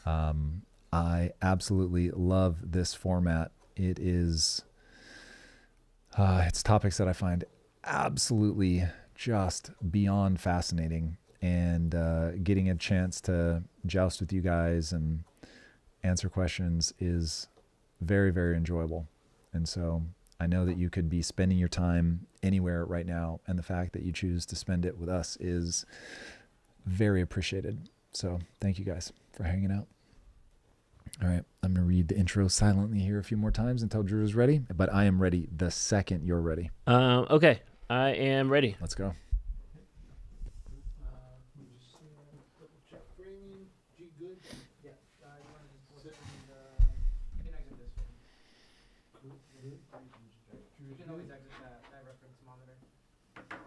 Oh, that's not the actual.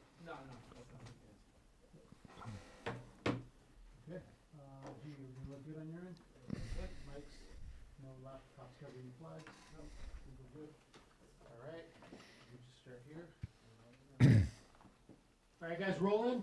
Quiet, please. Okay. All right. Is there a bottle of water over there? No. Is there another one? Yeah, I think Tom. I think I might have stolen them all. Yeah. Yeah, it's fine. Yeah, let's go. Let's shoot. Just shoot. I would have been fine.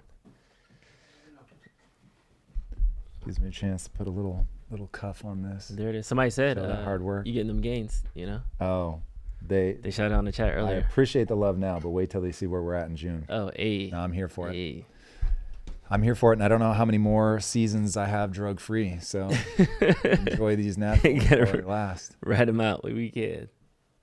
Yeah, I want to see how far I can push it before I do TRT. I think I've still got another couple thank years. you, bro. I appreciate it.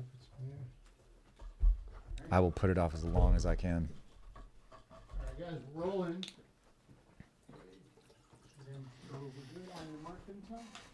Okay. Drew, you ready? Let's do it. Big energy. Big energy, everybody. Big chat. energy. Here we go. All right, on my mark. Verbal shots fired by China as they make it clear they're ready for any kind of war the U.S. wants. Verbal shots fired by Trump as he sends his strongest warning yet to Hamas. The joint session of Congress felt more WWE than democracy. The Dems proved they're literally on the same page, even if they're just reading. An EMP weapons manufacturer secures a huge round of funding as robots prove they know Kung Fu. I wish I was kidding, but I'm not. The stock market takes a dive, and Ray Dalio warns the next 5 years will be a time warp. As if on cue, Elon launches a mission to mine asteroids, and China drops a massive breakthrough in quantum computing that delivers speeds a quadrillion times faster than the world's fastest supercomputer. Hi, Drew. Welcome to the future. Yeah, we're in it now. Mining asteroids. Oh, my goodness. But before we get to that, we've got to talk about what is going on between China shooting some verbal words over at us with extreme velocity and aggression, and then Trump's message back to Hamas. I am once again reminded of this feeling of driving on black ice where everything seems fine until you lose traction and you suddenly realize just how fast you're going. So this is coming from the Embassy of China. This is their spokesperson, Twitter. The fentanyl issue is a flimsy excuse to raise U.S. tariffs on Chinese imports. Our countermeasures to defend our rights and the interests are fully legitimate and necessary. The U.S., not anyone else, is responsible for the fentanyl crisis inside the U.S. In the spirit of humanity and goodwill towards the American people, we have taken robust steps to assist the U.S. in dealing with the issue. Instead of recognizing our efforts, the U.S. has sought to smear and shift blame to China and is seeking to pressure and blackmail China in tariff hikes. They've been punishing us for helping them. This is not going to solve the U.S.'s problem and will undermine our counter-narcotics dialogue and cooperation. Intimidation does not scare us. This is when it gets interesting. Bullying does not work on us. Pressuring, coercion, or threats are not the right way of dealing with China. Anyone using maximum pressure on China is picking the wrong guy and miscalculating. If the U.S. truly wants to solve the fentanyl issue, then the right thing to do is to consult with China by treating each other as equals. If war is what the U.S. wants, be a tariff war, a trade war, or any other type of war, we're ready to fight till the end. Sheesh. Yeah, this is where being a student of history is really going to help everybody. So China believes that they suffered 100 years of humiliation, and they are never going back to that. They are never going to let people push them around again. And they have a very strong sense of national identity. They have a very strong sense of historical pride. I mean, China's thousands of years old. And so they bring all of that history, the length and breadth of their national history, as well as the recent sense of we're never going back to that. We're never going to be weak again. But this is where people also need to understand this, the ancient Greek idea of Thucydides' trap, that when you have a declining superpower, the US, and I do think that Niall Ferguson is right that you best understand Trump if you understand him as somebody who believes America is currently in a weakened state and they need to, I mean, literally it's in his message, be great again. But that understanding he believes that we're in a weakened state. So you've got the declining United States power going up against the rising power of China. And the reason it's called Thucydides' trap is when this happens, the two warring states cannot stop themselves. The rising power insists on getting the respect. And again, putting China in historical context, they have this idea of when you meet somebody that is your superior, you need to show them deference. Like that's a big part of their culture. Kind of like with the Japanese, where you bow extra low if the other person is higher in the hierarchy than you are. China has the same idea of you have to show that deference through, I'm blanking on the word. It's another word for gift. It's not the right word, but it gets you close. And so they're like, hold on a second. We've been giving you guys this goodwill towards humanity, like trying to help you guys with the fentanyl crisis. But if you're going to be running around in the media saying that we're the bad guys here, that we're not doing something, that we're intentionally sending this over, he obviously doesn't say these words, but you're triggering, and the whole 100 years of humiliation was all about the Opium Wars. And so tied to drugs again, now in a very different way. Yeah. But nonetheless, all of this stuff is wrapped up in the response that you're going to get out of China. And so this is where we have to be very, very careful. The only immutable law is the law in history is the law of unintended consequences. And so as you've got Trump trying to make America strong again, you've got Trump wielding tariffs in a way that he thinks is going to drive manufacturing back to the US. Not the only reason he's doing it, but to simplify things enough to talk about it in this context. And I think he's right. I don't think that you can't be racing towards Thucydides' trap where these two are going to collide. You can't be in a position where you're obviously in a Cold War, moving towards a potential trade war, moving towards a potential kinetic war, and let your rival, even if you're not going to call them your enemy, you can't let your rival control all of your supply chains. And through globalism, we got ourselves in a situation where so much of the world's manufacturing, not just us, but so much of the world's manufacturing was being done in China, to the point where basically the entire robotics and drone industries have their supply chains going through China. China could then just stop that. Yeah, and so now you're in a position where all of modern warfare is going through your greatest rival, the person that you were most likely to end up in a kinetic war with. And you can't be in that position. So I'm empathetic to what Trump is trying to do. Not only empathetic, he has to onshore some degree of manufacturing. We have to be able to control enough of our destiny that if we found ourselves in that situation, we wouldn't be standing flat-footed. So some of this stuff has to be done. Now, the way that he's doing it is going to be a question that people will study for ages, and we're obviously in the middle of it. So I have no idea how this is going to play out in the fullness of time.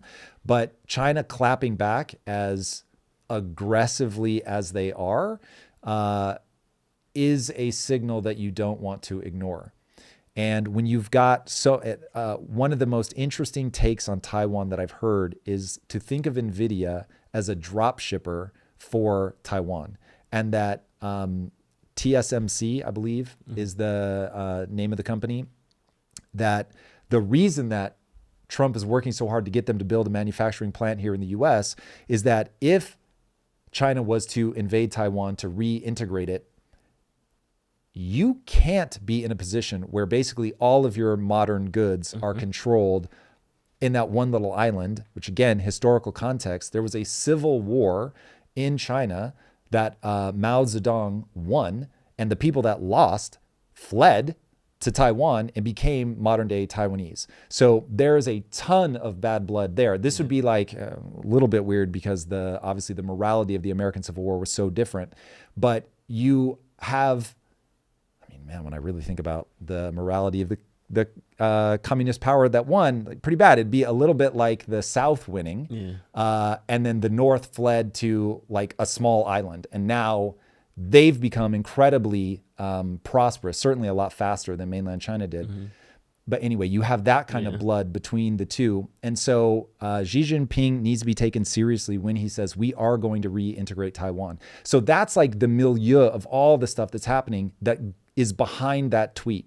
So when you read that tweet with the historical context, with understanding the supply chains, understanding where modern warfare is going, it's like, yo, this is one of those where, boys, if we could get diplomacy going, that would be a much better play, because I would much rather see Trump working behind the scenes with the Taiwanese companies that we rely on so much to bring their manufacturing to the US, but without being so aggressive publicly towards the Chinese in the form of tariffs. That would help a lot. We'll keep monitoring the situation. Trump hasn't responded yet. There wasn't any tweets or anything, but something that Trump did tweet was spicy words, and it happened while we were prepping for the show. We had to redo our intro. We had to kind of retool the show around to kind of cover this, but I thought this was fascinating. He tweeted this to Shalom Hamas, means hello and goodbye. You can choose. Release all of the hostages now, not later, and immediately return all of the dead bodies of the people you murdered, or it is over for you. Only sick and twisted people keep bodies, and you are sick and twisted. I am sending Israel everything it needs to finish the job. Not a single Hamas member will be safe if you don't do as I say. I have just met with your former hostages whose lives you have destroyed. This is your last warning. For the leadership, now is the time to leave Gaza while you still have a chance. Also, to the people of Gaza, a beautiful future awaits, but not if you hold hostages. If you do, you are dead. Make a smart decision. Release the hostages now, or there will be hell to pay later. Donald J. Trump, President of the United States of America. I think this is a wildly different take toward Hamas than what we've seen toward Russia, toward what we've seen to China. But how do you like this response to Hamas and the Palestine-Israel conflict? Okay, so this is one where I fully accept that I may be completely out of step with what a lot of people in America want. But I read this and I'm thinking, okay, listen, Sun Tzu has made it very clear that you are not a great military leader if you win 100 out of 100 battles. You're a great military leader if 100 out of 100 times you subdue the enemy without having to fight. And I think part of the reason that Trump got elected is people like the tough talk.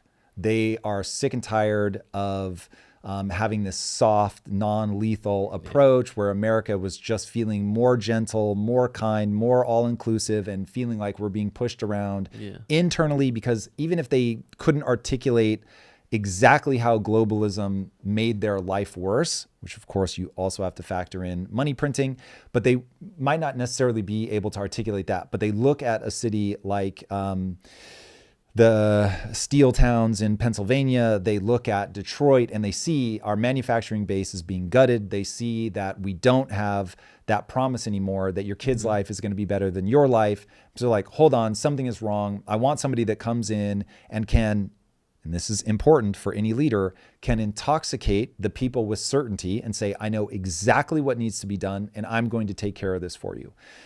So I get why a lot of people are going to like that message. My beef is that I want to be inspired by the words that somebody uses.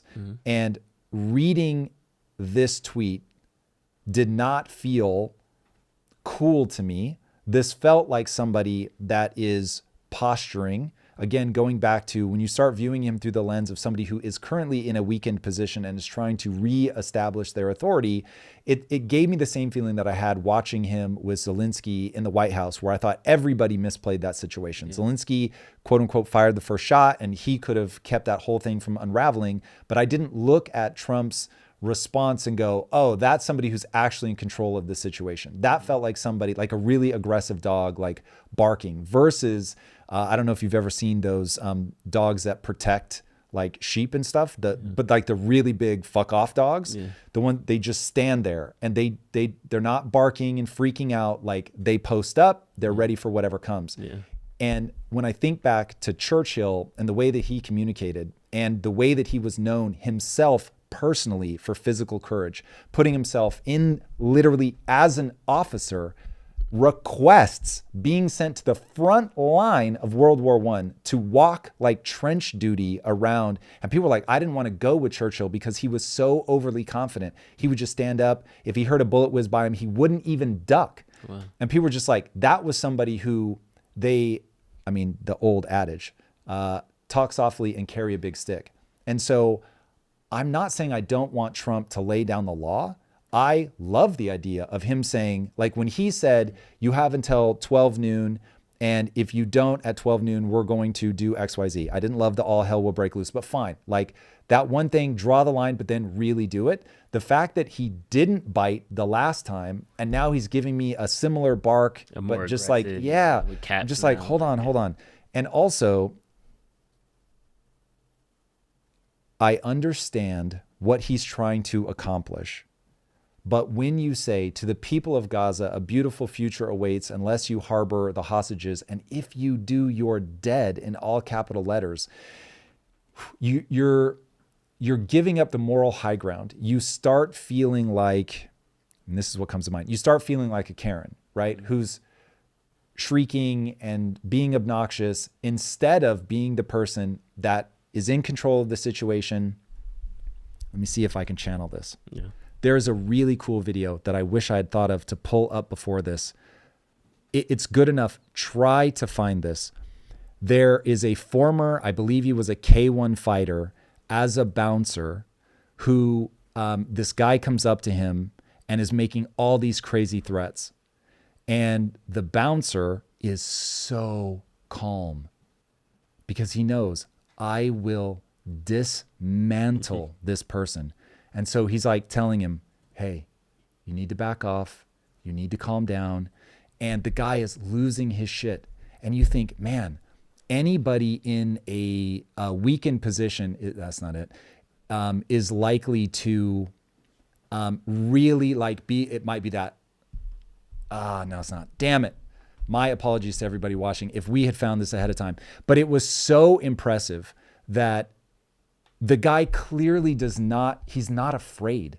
Mm-hmm. And when you get somebody who understands, I'm in control of this situation, I can completely dismantle you, and then they give that talk, it's like the speech in Taken. He's not yelling, he's not screaming, he just lets them know how it's going to be. That's what I want to feel. I want to feel that thing I feel when I read Churchill speeches, where it's like it is an orator who is so good at communicating and so believes that they're not going to lose, that he's able to get people behind him, because you're like, this guy represents me and he's making me feel like a badass. He does not make me feel like the guy who's about to get in a fight, who's secretly trying to back you down by posturing and yelling and all that. So that's what I want to feel from Trump. And instead I'm getting the guy who's probably barking a little too loud. Yeah, and then on the Hamas side, we had this video of the Crown Prince of Saudi Arabia talking about like Islamic extremists. This is a really interesting thing that's happening simultaneously. So you've got Islamist extremists in the form of Hamas. At the same time, you have the Crown Prince of Saudi Arabia saying, we've got to move into the modern era. We've got to get rid of the extremists. And so it's very, very interesting to watch these two things collide and play out at the same time. Play that just in case, because we can always cut it out if this isn't it. Scroll down. Scroll down. It'll be, I guess play that to see if it's them outside of a nightclub though. It's not going to be him in the ring. And it hung up. What just happened? It froze. All right, bear with us, chat. This is what we're trying to find.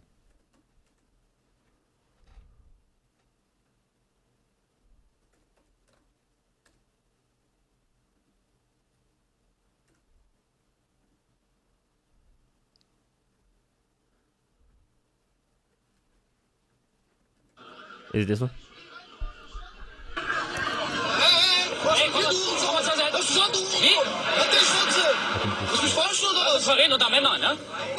Okay. I'm almost certain. Okay, so if you're just listening, you can't see it. Back it up. So this guy comes up to the club. He's like, "Let me in." And rewind that because I think it sets the stage. Okay, a loudmouth wants to get into the club. The bouncer doesn't let him in. The guy starts to make trouble. What the guy doesn't know, the bouncer is Michael Kerr, a kickboxing world champion. Okay, so first of all, the guy trying to get in the club is bigger than the fighter, which is part of what makes this feel so interesting because the bigger guy is thinking, I've got this. And I'm sure he's bullied people his entire life by being the bigger guy. And he thinks that because he's bigger, he's stronger. But, okay, play it. This is interesting. I'm going to read it because it's informative. What?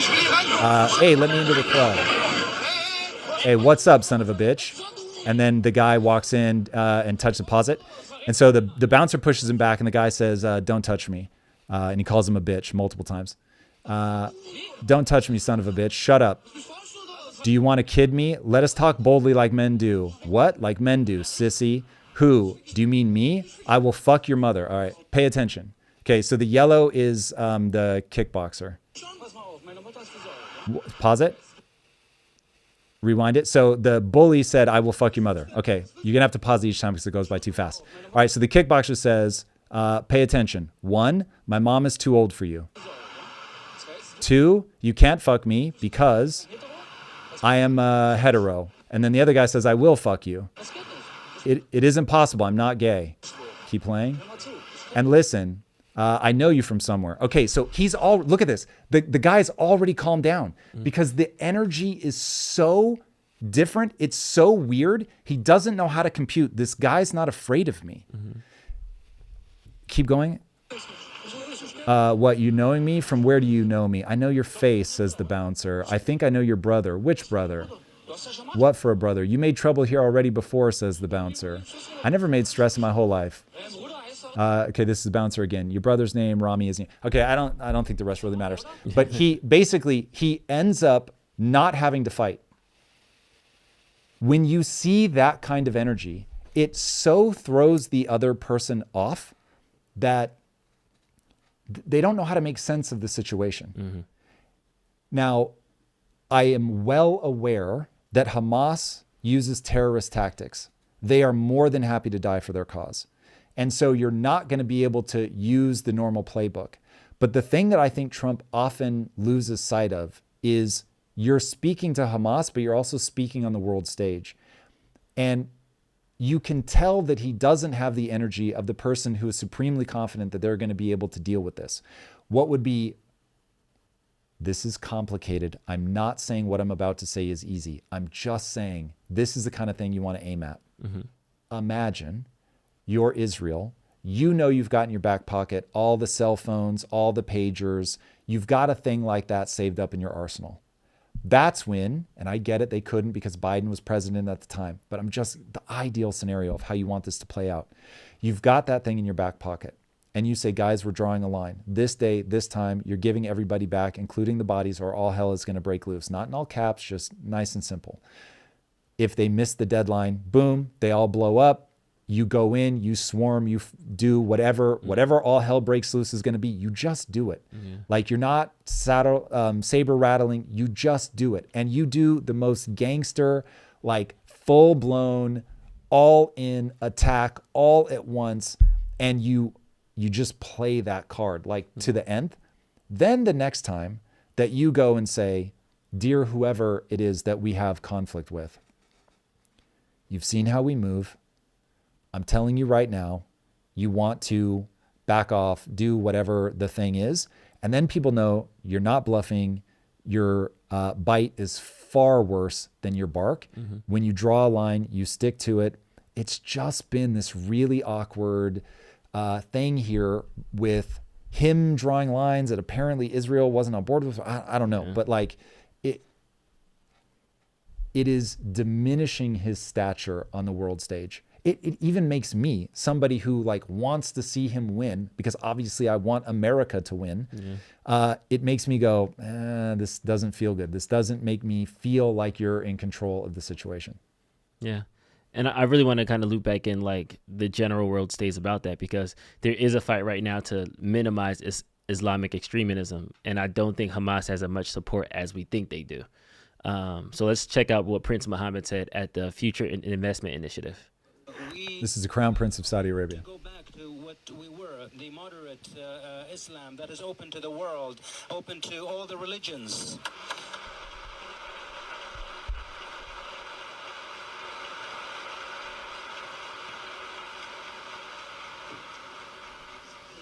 %70 of the Saudi people are less than 30 years old. And quite frankly, we will not waste 30 years of our lives in dealing with extremist ideas. We will destroy them today. Pause it. This was my original take on Israel-Palestine. Before I started looking very closely at it, I was like, look, I have no idea how this is going to play out. But what I do know is that this is going to be an economic game. You want to get people to the point where they believe the best way to make their children's lives better is to build an economic future where they can have a good life in this life, right? Because a big part of the hard part about being up against an extreme Islamist group is that, well, they believe martyring themselves for the cause is like the greatest way to have spent your life. And when you're up against that, you're never going to find peace. And that's why the hardest thing about this whole thing for me is what happens when you like the outcome, but you hate the way that you got there. Because if the outcome of the way that Trump and Israel are playing this literally leads to all of the Palestinians being moved off the land while they redevelop it, turn it into the, whatever he says, the Riviera of the Middle East. But if it brings peace and it works, what do you do with that? Because it's obviously wildly immoral to force people off of their land. But at the same time, like we've watched however many decades of just back and forth violence. And so something has got to give, something has to change. But hearing the Crown Prince talk about this, and there's a longer version, it's not this one, but in another talk that he gave, he really starts detailing out exactly how they're going to go about interpreting Sharia law, how they're going to, he said, look, we follow the Quran, the country is run on the law of the Quran, but basically everybody's got their own interpretation, and he starts walking through how you do this well. I doubt he would like the portrayal that I'm about to give, but this is exactly what it made me think of. The brilliance of British common law. The thing that makes common law so brilliant is it says, hey, there are just certain things that have withstood the test of time. And so you want to go with the things that have just been running for a while, because now you know the second and third order consequences. You know the incentives that you might not have seen coming. You've seen that all those exploits work its way through the system. And these are the things that have lasted for a long time because they yield good results. And that was the way that I took what he was saying is, look, there are translations, or not translations, there are interpretations of the Quran that have been used over and over and over because they yield good results. And then there are things that are newer, that are more idiosyncratic to the person that is pushing that interpretation. And so having these two things happening at the same time is really fascinating, because this is the way that you settle this. The specifics of it, I can't tell you. That'll play out the way that it plays out. But it has to be people seeing that in this life, my kid's life can be better than mine, that this is economic output, innovation that we can all get behind, that will make things better, and that by peaceful coexistence, even if not cooperation, fine, compete, but competing on an economic stage so that things can get better. That's the only way forward. And so to see the Crown Prince really try to modernize not just Saudi Arabia, but to modernize the Islamic religion en masse is incredible. Now, it's going to be very fascinating to see how this plays out and to really complicate the issue. One thing that I've been hearing talked about recently is that there are Muslims who look at what's going on with the level of extremism coming out of places like the UK, coming out of the Netherlands, and they're saying, we would never put up with this in a an Islamic country. So like, what's going on that they're allowing this kind of extremism? Yeah. So man, I'm optimistic. I don't want to be naive, but I'm certainly optimistic. Yeah, and it comes at a trying time because with all these international conflicts happening around the world, the U.S. has some internal conflicts that we need to get to. And I'm talking about the President Trump's joint session of Congress yesterday, where I have seen during State of the Unions when the other side doesn't stand up, or the other side, rolls their eyes when the president is listing all their accomplishments. But I think last night was probably one of the most divisive ones I've seen because somebody actually got kicked out, and we have the clip to play right now. Popular vote by big numbers and won counties in our country.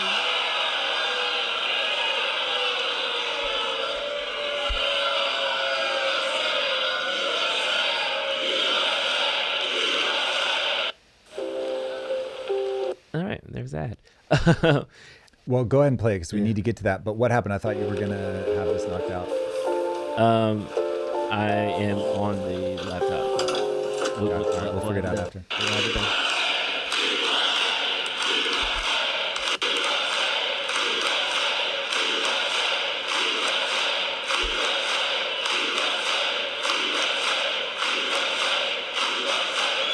He's talking about and one counties the win. in our country, 2,700 to 525,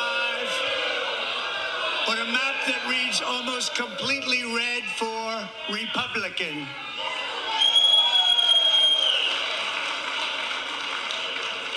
Now, for the first time in modern history, more Americans believe that our country is headed in the right direction than the wrong direction. In fact, it's an astonishing record, 27-point swing, the most ever.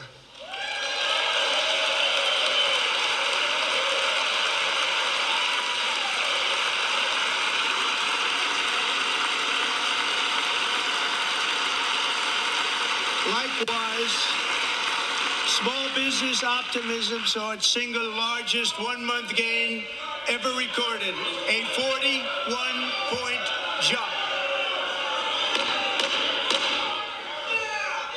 And Speaker Johnson Members are directed to uphold and maintain decorum in the House and to cease any further disruptions.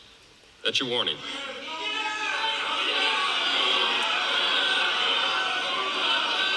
Members are engaging in willful and continuing breach of decorum, and the chair is prepared to direct the Sergeant-at-Arms to restore order to the joint session. And then, spoiler alert, he ends up walking Senator Green out.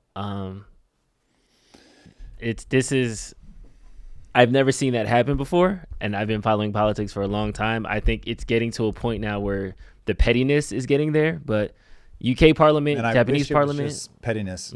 Yeah. So you're about to make a really good point. The UK Parliament, Japanese Parliament, you see this kind of thing a lot. And forgive me, I don't know if the Japanese actually have a parliament, but their form of government, I have seen them literally come to fisticuffs. And they both have amazing countries. The UK is awesome for whatever flaws and faults it has. Same with Japan. And so it doesn't, just because people are yelling and, being this upset with each other, doesn't necessarily mean that we're about to drive off a cliff. But I go back to that analogy of being on black ice. And at any point, it just feels like suddenly you're more likely to slip and have a spin out. What bothers me is I really had hoped, probably overly optimistically, that given that Trump had won the popular vote, that we would find ourselves not necessarily coming closer together, but not continuing to race apart at the incredible rate that we are. And this certainly feels like an acceleration. To your point, the fact that he had to be escorted out, that to me is a sign of division that people should just internally constitutionally, they should want to find a way back together, that they should, instead of focusing on divisive rhetoric with their own constituents, like saying something along the lines of what we say in business, which is I disagree, but commit. So it's like, hey, he is the president, and obviously we have 3 branches of government for a reason, so we're not just going to roll over and do whatever he wants. But at the same time, if we all have the desire to make the country better, let's find those things that we can have in common. And if we had a congressperson or a senator that was, even if they were just using it as a PR battle, going and saying, here's what I think the Democrats and Republicans not only can agree on, but they ought to, as an order of morality, agree on. Things that are in the middle. And that means you're going to have to make concessions. We as Republicans have to make concessions. We as Democrats have to make concessions. And painting a picture of how to bring things together. This is one of the things that I hold myself accountable to, is rather than just banging a drum and being on a team and saying like, oh my God, these guys are idiots. And, you know, talking about all the places that we should stand up and cheer. And look, there are going to be plenty of commentators that are pointing out whatever side they're on. They're just going to point out all the ways that the other side is stupid, and their audience is going to love them for it because it lets you be on a team, lets you be on a tribe, and you get a cheer. The thing that I hold myself accountable to is saying, okay, what do I want to see? And that's what I want to see. I want to see somebody put forward, what are the ideas? Like, if you think that Trump is wrong, what are the ideas that aren't your tribe's version where you know that the other side's going to scream just as loud? Like, what are the things you really think would work? And to me, it all begins with, you have to state what your end goal is. You have to state what your value system is. And then you have to state the things that you believe that you think will actually lead to reaching those outcomes. And then it's like, great, you've now put forward a hypothesis. That hypothesis can be tested. And yes, it means that you can be found lacking and that your constituents go, well, you've been wrong so many times. Like, you tried all those things. None of them worked. We want you out. And people are so afraid of being able to be held accountable that they would rather be reelected than to actually take the country somewhere good. And that I find mortifying. And my hope is that in the age of social media, that somebody could create a platform where they're able to be heard enough that they could continually be the voice of reason. But that is certainly not what we saw in this session. And the Democrats are certainly using social media for other methods. Elon retweeted, now we're up to 22 Dem senators, and end up being 23, all doing the same cringe video simultaneously. I will buy a Cybertruck for anyone can provide proof of who wrote this particular piece of propaganda. And then Destiny retweeted it. Good. This is what Dems need. Consistent messaging. This is what MAGA has been doing for 10 years. And for those that didn't see it, this is the video. Starting on day 1. That ain't true. That's what you just heard. Since day one of Donald Trump's presidency, prices are not down, they're up. Inflation is getting worse, not better. The prices of groceries, gas, housing, eggs, of essentials. It goes on. And listening to it, it's actually hard to tell, but they are saying verbatim the same thing. So look, okay, so I like Destiny. I have no idea if that feeling is shared, but I like Destiny a lot. Having values that are shared, I like. Being able to talk authentically about those values, I like. Having a goal as a party of where we want to end up and being able to articulate that message about where you want to see people end up, I like. But having everybody reading a script like that, where they're trying to pass off as if they are thinking of it off the top of their head, that feels so outdated. Like, I remember the first time somebody started getting clowned on for this, and it was Vin Diesel. He was promoting the movie where I had to gain a bunch of weight. I forget what movie it was.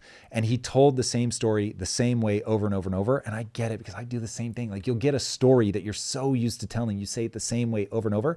It's bad enough when it's one person just doing it on different platforms.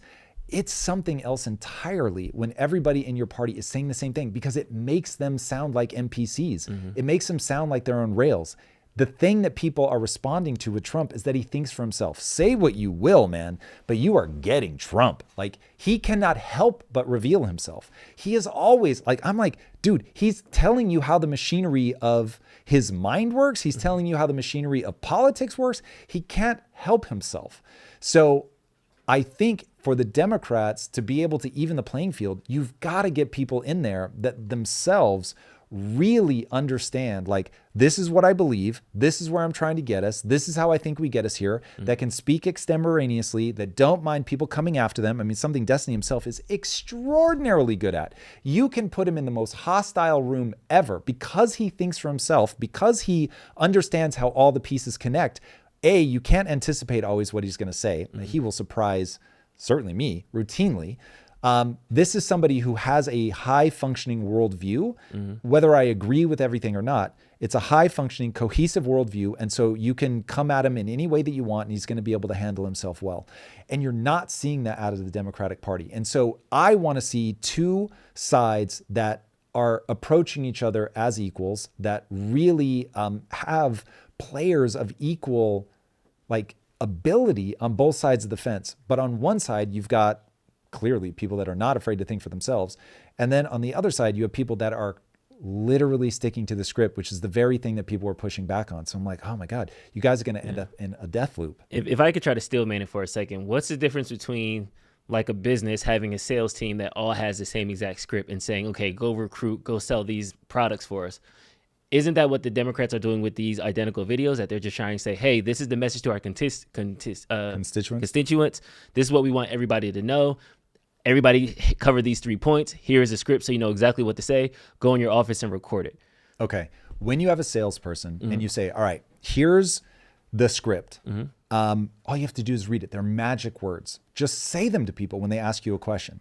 The second you get asked a question that you weren't expecting, if you don't understand why the script is the script, meaning the key points, why you're better than the competition, what the value proposition is that you offer, human psychology, why it's in the order that it's in, because it's building blocks that are trying to lead somebody somewhere. When they give you an objection, you're not going to be able to handle the objection. You're not going to be able to say, I get where you're coming from. Let me explain why this works. Because they don't necessarily understand what's driving it. They don't understand, okay, I'm trying to end up here, and because of my value system dictates why I want to end up there. And then the things that I believe about the world mean that we have to navigate in order to get there. When you don't have that, you are literally parroting talking points. And the second that somebody asks you a question that isn't on the script, you stop. This is like fake martial arts versus MMA. In fact, that is the perfect way to explain this. When you see somebody that knows how to do Kung Fu, when the other person is doing Kung Fu looks awesome. When you see somebody that knows the forms of karate go up against a BJJ practitioner who can break your joints 76 different ways, all of a sudden karate looks stupid, because if they get you on the ground, you're toast. So what you ultimately get is somebody who understands the entire art of fighting, that no matter what this person throws at me, I'm going to know how to deal with it. I'm going to know how to defend if we're standing. I'm going to know how to defend a takedown. I'm going to know how to defend against different locks. I'm going to know how to put them in locks. I'm going to know how to strike. And now all of a sudden, you don't need fake rules. You don't need easy softball questions. And this is certainly my beef with Kamala Harris. It was like, who are you?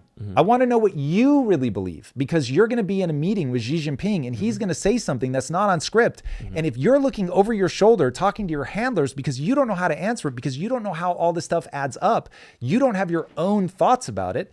Jesus, man, on a world stage, that's crazy town. Or something emergency happens and you've got to respond very quickly. If you don't have a cohesive worldview where things tie together, yikes, how are you going to make a decision? So this is why in business, you always say data drives decisions. You have a known outcome that you're trying to get to, and everything's what I call the physics of progress. You do your best guess. This is what I think is going to lead to that. The data then gives you feedback, you adjust, and you keep going. But all of it hinges on, you know where you're trying to get to, and you are business savvy. Like, you've been doing this long enough to know how to move. But it comes from having a cause and effect view of the world. When I hear somebody reading off a script, they don't have a cause and effect view of the world. They've been giving talking points, and they know how to repeat them well. At that point, you're an actor. You're not a diplomat. Wow. Mic drop. All right. In future tech, let's switch it up. I'm tired of politics. Brother, all right. Tell me. I thought this was cool and scary at the same time. Why are we teaching robots how to fight? It doesn't make sense. They're going to be bigger than us. They're going to be stronger than us. At least let us have that advantage over them. Let's check this video out. That's so crazy. Okay, so we are going to teach robots everything, first of all. And if we don't teach them, the robots are going to learn. Because they will watch, literally, it's the Matrix. They will just be like, upload Kung Fu. And keep in mind, to a robot, Kung Fu is simply a sequence of movements and weight balance and all of that stuff. So they could literally get that data instantaneously. So please understand that you're not going to be able to protect yourself against that kind of thing. And unfortunately, Isaac Asimov's 3 laws of robotics, I don't think there's a way to actually put that into reality. It's very cool in sci-fi, but I think in reality, that's not going to be possible. So robots will be killing people. Well, let's take that slowly. Robots will certainly have the ability to kill people. That is for sure. If nothing else, they slip and fall. They weigh more than you. They crush your skull. That you will see those deaths. The one that I worry about, because I will for sure have robots in my house, and I also have tiny dogs. And I worry about the robot slipping and falling on the dog. So I would love some sort of thing where if the robot detects that the animal's within whatever distance, that it freezes in a like very balanced position. It would need to be something like that, because that kind of thing is going to happen for sure. Then on top of that, forget the accidental, like robots either become sentient or it slips and falls. Robots are going to be involved in warfare. Drones are the next wave of warfare. Next, they're being used right now to kill Russians and Ukrainians. So 1,000%, you have got to contend with killer robots already today, not in the future. Well, luckily, Epirus, I'm going to go with Epirus. It sounds more like they're not trying to kill us. They just announced a $250 Series D fundraising round for hyperscale Leonidas production capability for critical asset protection. That is a fancy way to say we're about to get an EMP. Yup. To keep pace, we must move from one-to-one engagement mindset to one versus many. I love how they sum up war in that way, because to your point of like drones and swarms, I think war is going to fundamentally change, just like everything else is going to change with AI, robotics, and things like that. Dude, imagine you're a ship in the middle of the ocean and you see a swarm of 10,000 drones flying towards you. There's nowhere to go. Sheesh. They can outmaneuver you. They're faster, and each of them carries a munition. And you just drop all 10,000 bombs. And sure, each of them are small, but it's enough to just Swiss cheese. Yeah, death of 1,000 cuts, right? Yeah, it's it is really a shift in the way that warfare is happening. That was actually one of the more interesting things Zelensky's been talking about, is they've gotten really good at manufacturing drones. So, man, we really have to understand the reality of the things that we're up against, not wish them to be different, but instead plan for the inevitability. Yeah. And I think that this is the perfect segue into Ray Dalio's clip that's really going to talk about the next 5 years are going to feel like they change faster than anything else we've ever seen before. That is a certainty. I do believe we're going to go through a time warp, okay? What I mean, it's going to feel like you're going through over the next 5 years. And that environment is because of these 5 major forces that do all of these things, and the changes in the technologies, particularly artificial intelligence and related technologies. So the world 5 years from now. Here's the thing you have to understand about Ray Dalio. He's been engaging with AI longer than most people that can hear my voice right now have even thought about it, because trading and investing has been relying on AI for a long time now. So this is not some old guy who doesn't know about AI. This is not some old guy who's terrible at predicting the future. This is the man who's made more money than anyone, as far as I know, in human history, based on the ability to see the future, bet on it, and be right. He built the largest hedge fund in the world, which is precisely what they do. They look at the entire globe and say, where are we going? And they get there, they get that understanding faster than anybody else. That's the guy telling you, yo, AI is about to change things at a rate that your mind is not prepared for. Crazy. Is going to be a radically different world. And I don't know what that's going to look like when you go into the world of quantum computing and what quantum is like in so many different ways. It raises questions of, you know, what is that like? I'm not smart enough to tell you what that world is going to look like. All right. So the guy who has built this incredible company off of being very good at looking into the future is talking to you about the technological singularity. He may not know those words, but that's what he's talking about. He now realizes I can't see into the future in the way that I used to be able to. And we talked about this maybe a week ago, that Elon tweeted out, we are now standing on the event horizon of the singularity, meaning the people that are making the AI, they all realize, like this is moving so fast that the rate of change is going to create a kind of future blindness. Future blindness scares me literally at every level. As a business owner, where do I put capital? I find myself like glitching between deploy capital as fast as you can because things move so fast. You've got to get to that thing first because it's going to be a winner take all scenario, and reserve your capital because things get so much cheaper so fast that every dollar you spend today is like spending $10 tomorrow. So you'd be in a much better position waiting because now you're going to get 10x the output of the dollars that you spend. So it is, man, this is going to be weird. It is going to be a period of disruption, the likes of which we have never seen before. And literally right on cue, as soon as Ray Dalio says that, China just takes a massive leap forward in the quantum computing arms race. Its latest model crushes Google's latest quantum benchmark by 6 orders of magnitude. This is their quote from the University of Science and Technology of China. We have successfully executed a larger scale random circuit sampling than previously achieved by Google, further widening the gap in computational capabilities between classical and quantum computing. Okay. This is where we have to say the word quadrillion, because this breakthrough is nuts. So their breakthrough in quantum computing delivers speeds a quadrillion times faster than the world's fastest supercomputer. Sheesh. Dude, now, it is very important to note, quantum computing is still in its infancy, and this is a long way off, but whoa. Like the fact that they're, one, evolving as rapidly as they are, and two, what they're showing is this isn't going to be a little faster than traditional computers. This is an insane amount faster. Now, one thing I want people as they begin to build their mental model of what quantum computing is a different kind of computing. So this isn't necessarily going to go head to head with whatever will be the supercomputer of that day. It's for a very different thing. But for stuff like drug discovery or protein folding, where you want to go on a fractal path to see what are all the different ways to run the maze, that's what it's going to be exceedingly good at. Also cracking passwords. But that's an example of, well, this could be a gazillion different things. Well, what if we could run a gazillion different questions basically at the same time to come up with the answer?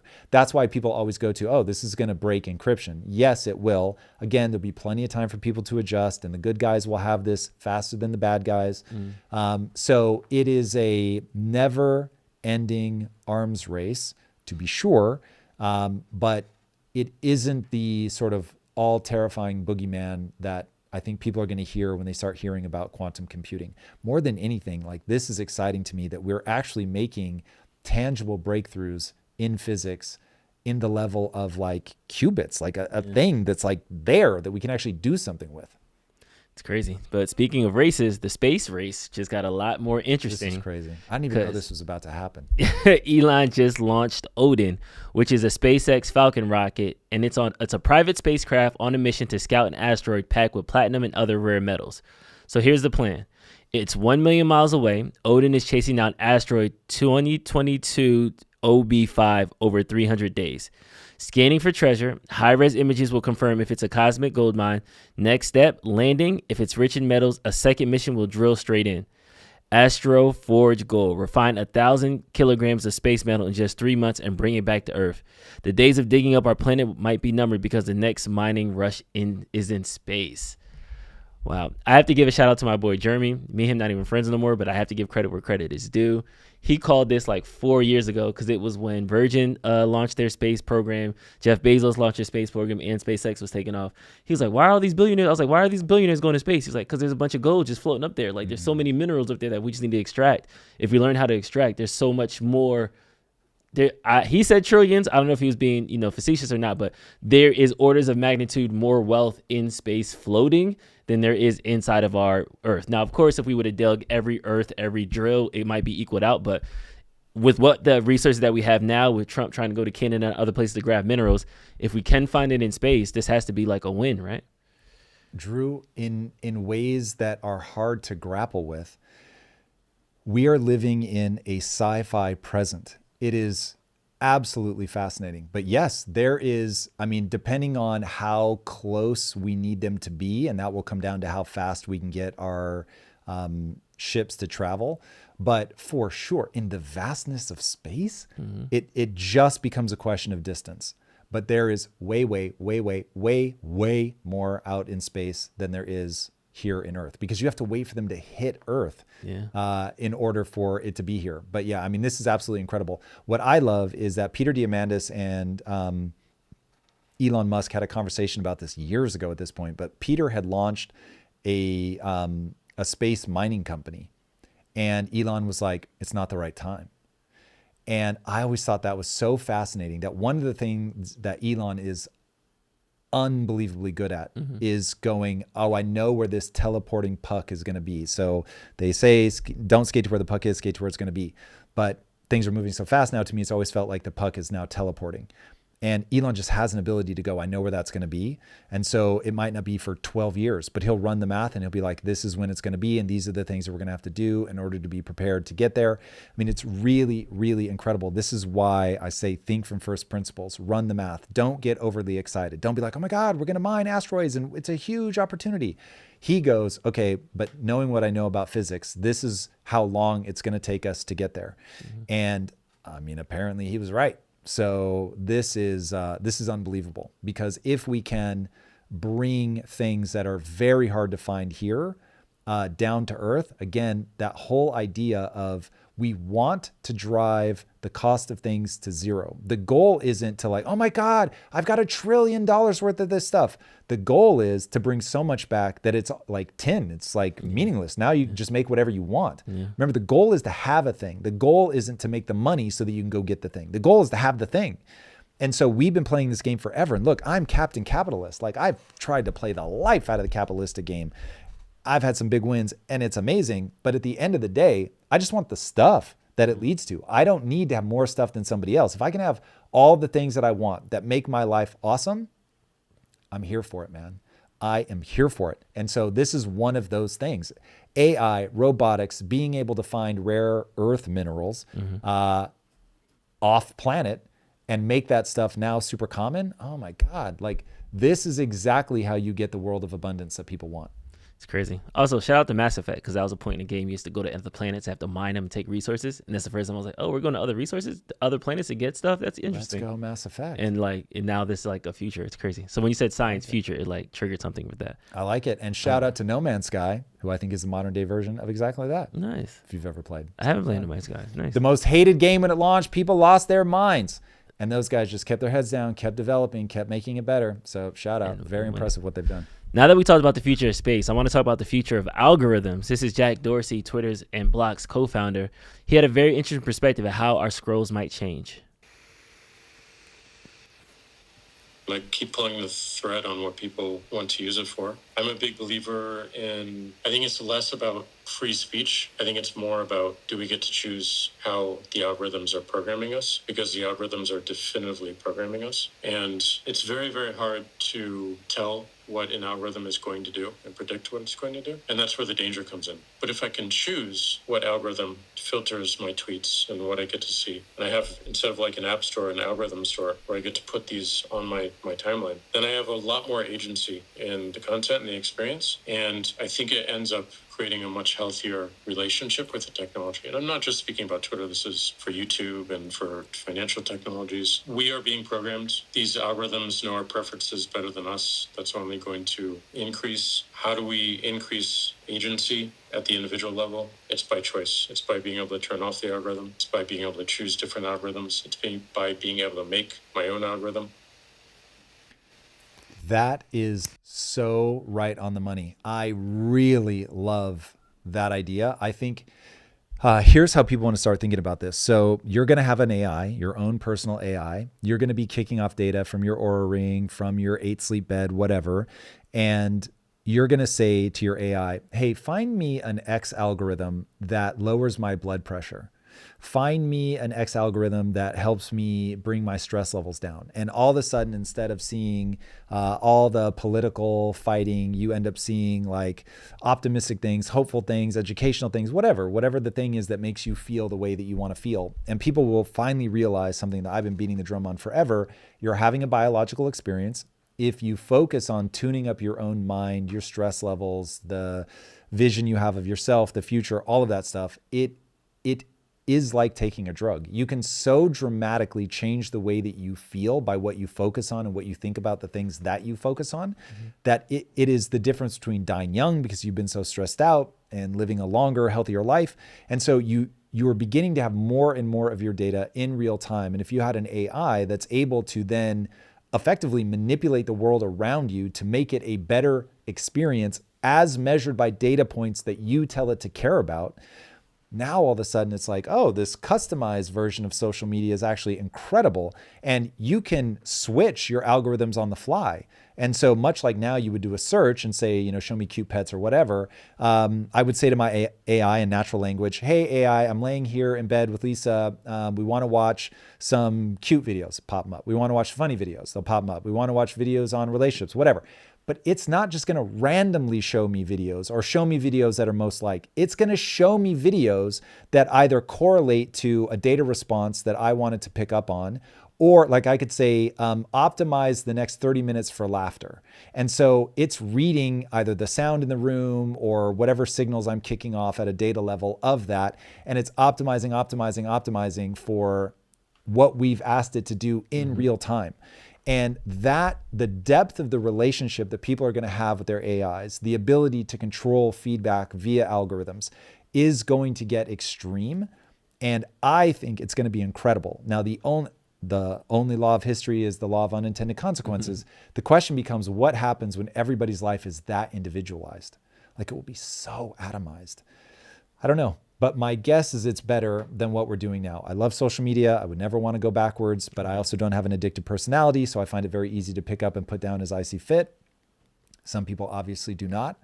But if your algorithm could ask you, like, what are you trying to optimize for? I want to love my life. Okay, cool. Is that sleeping well? And it would give you the host of like data points that you want it to like check for. Or you could be like, choose the best deal. Like when there's like 8 options for a product and it's like, this is the best one, and they make it bigger. You could do the algorithm like this one's chosen the most by people, whatever. That stuff is going to be incredible. It is going to be a tailored world. And as long as you pick the right metrics, it won't be tailored and leading you to a deranged state. Yeah. I think there's a utility there because for me personally, I have so many kind of scattered interests that even my AI chats, like I'm a Claude person, so I have like 7 Claudes, and one's like car mechanics, and it's a bunch of questions about that, and another one's like religion stuff, and it's a bunch of stuff for that, and it's like the app I'm working on is much, so everything is kind of segmented. And then when I go to YouTube, I'll look up one video, I'll do some research for the show, I'll look for another video, and now my algorithm is like half things I watched in college, half things I watched yesterday, half research because chat dropped the name in.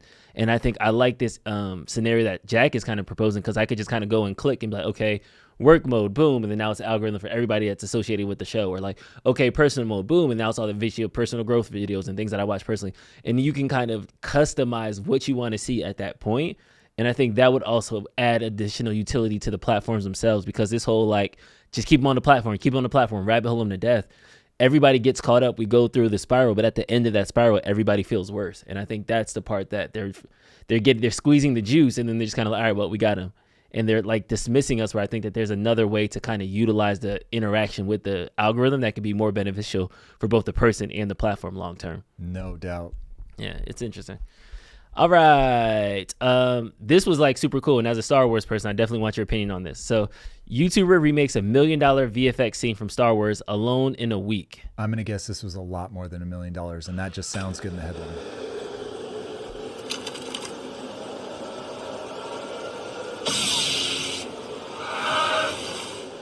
When they show the shot by shot comparison, you see that this is exactly that. It's crazy.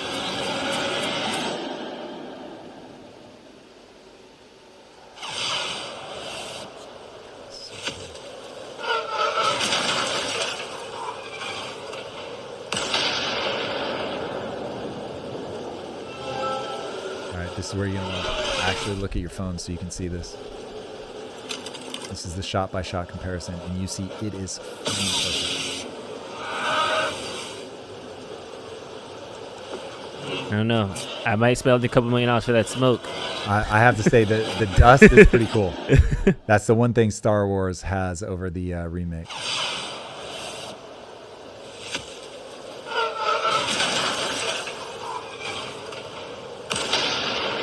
Okay, he's missing one shot. That's incredible, man. Look, this is the exact kind of thing that makes me go, I've got to race, I've got to deploy capital and really do the storytelling stuff that we want to do, because the tools are getting so good and they are so cheap that the only thing that matters is, do you have taste? And so this is where it gets interesting, because now, like, all the creative people that are like up in arms because AI can just copy this, that, or the other, it doesn't matter. If people don't know how to tell a good, compelling story, if they don't know how to compose shots, all they're going to do is copy. Like that's amazing. And literally no shade, because I think he was showing something else. He wanted to show that you can recreate it for next to nothing, but it's shot for shot. Like he's just mimicking. The people with taste are going to be able to actually create something new. And now all of a sudden, like, if you've ever thought my boss is like keeping me down, he's not letting me do the cool thing, you can now do it on your own. Like the guy that is considered by many to be the biggest influence on the look of the original Into the Spider-Verse, which, man, if you remember when that came out, I watched that trailer so many times. I'd never seen anything that cool. I was so amped for that. That guy got fired. Wow. Because I guess he was a pain in the ass to work with. But now from that guy's side, I don't have to convince anybody of anything. I can just do my thing. All these tools, now I can do it myself. And so we are about to find out, like, there are going to be no gatekeepers. We are going to be able to see who's got something to say, who knows how to say it well, who's got taste. And so this is that great equalizer, man. No more complaining. Don't waste time. Just go do your thing. And I'm telling you, if you plan to do this, if you plan to use AI, AI is not quite there yet. But as evidenced by that, like, these tools are getting so good, you want to be doing it now. Do not wait until it's push button perfect to get started, because by then the players will have established themselves. Look, there's always room for the best. So even if you come into this late or you're a kid or whatever and it's not your time yet, don't panic. But man, in this moment, if you can be the person at the bleeding edge, if you can be the one deploying the stuff before anybody else, you can really make a name for yourself. Okay, Tom, give us the exclusive. Give us the exclusive. You told us not to wait.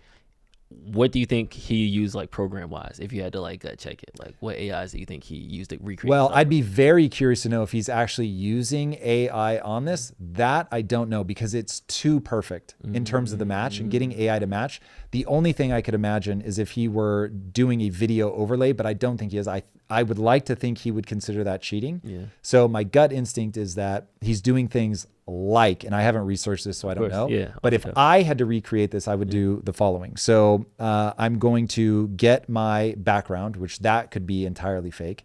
So that you'd be able to generate pretty easily. I'm going to film myself running on some setup. I mean, it could be a big warehouse. It doesn't matter. AI is very good at that. And then saying, okay, over here on something like Midjourney, I've developed that plate. And then I'm going to pull that into something like Runway ML, which has the ability to use the structure of your video, meaning the person will be in the same place. They'll still be running. If you want mountains or whatever, they'll be in the right place that you want them in the shot. And then you overlay that on top of the video. So you run that process on it. So now instead of you running in a warehouse, it's you running in front of the mountain sequence. But the camera work, all of that stuff is all going to be the same. And then the special effects is probably the one thing that was AI. I guess he could do it in something like After Effects as well. It's hard to know if he's using After Effects, Adobe, Firefly. They have generated AI too. And then you've got AI stuff. So it could be any one of those. But all of them now have generative fill. They have, like, you can control the size and all that of the explosion. So I wouldn't be able to look at that and tell you exactly which of the tools that he used. But the thing that I think is the most exciting right now in AI that would help him, whether he used it or not, is that ability to keep the structure known as, but then change it to, okay, now it's Lego. Okay, now it's in Iceland. Okay, now it's in the desert. And it will just change it out. It's crazy. And it looks photorealistic. It's insane. Love it. Love it. All right. It's everybody's favorite update. Streets is trash. Let's go. This was an interesting post. I don't know if I agree or not, though. But I had a very different upbringing. This isn't Streets is trash, though. This is just that's my fancy name for our relationship segments. I just want to let everybody know I'm still single out there, ladies. DMs is open. No, I'm joking. All right. They're not open? No, I'm joking that the streets are trash. My DMs are open for the right one. You saw the hair flip? You saw the hair flip? All right. Maturing in marriage is realizing that when your husband says he'll do anything for you, he means fighting bad guys and dragons and shit, not folding clothes and washing dishes and stuff. As the married man in the room. That's so true. When I read that, I was like, this is exactly accurate. I would literally die for my wife, but I'm not going to mop the floor. I'm not going to tidy up socks. Like, that is just not a good use of my time. But if somebody breaks in, oh yes, I got you covered. I literally once had to clear my house. I locked my wife in this sort of safe room part of the house and literally with a weapon cleared the entire house. Nice. And I was like, yeah. This is what I'm here for. Yeah. The disposable male hypothesis, boys and girls. I don't know why, but it actually makes me emotional. Was it always like that? Like back in the day when you guys were just starting, back in day one phases, like was it? Yes, you were the messy early, one. Not, she was that. Oh, yeah, for sure. Like to this day, the thing that my wife and I fight over is I think it is patently absurd to hide things because you want on the surface for it to look nice, but you don't know where things are. And so now you're going to spend some ungodly amount of time looking for that cable or where did I put that jacket, shirt, whatever, because somebody hangs it up where you don't think to check for it. Dude, that drives me crazy. But my wife has made it very clear she does not like the way she feels when the house is messy. So I can't argue that. But at one point we had settled on I could just put things in a box. As long as I had things in the box, I was fine. So I knew all my random shit that I just want to know where it is, it's all in that box. Drew, do you know what this woman did with that box? What did she do with the box? She fucking hid the box. I wish I were joking. She hid the box. And one day I'm like, where's the fucking box? And she's like, oh, well, so-and-so was coming over and I didn't want it to be left out. I was like, we literally came to an agreement. As long as I kept it in the box, I was fine. And so now the box is hidden. Man. Yeah. It's messed up, Lisa. They really do be like that. All right. That's all I got. All right, everybody. If you have not already, be sure to subscribe. And by the way, if you like podcasts, we are wherever podcasts are found. And if you're enjoying this, make sure you give us 5 stars. We are on a mission to get that rating up. All right. Until next time, my friends, be legendary. Take care. Peace. Chat. All right, chat. Peace out. Thank you. I was just going to exit out. Do we have any ads or anything, Eric?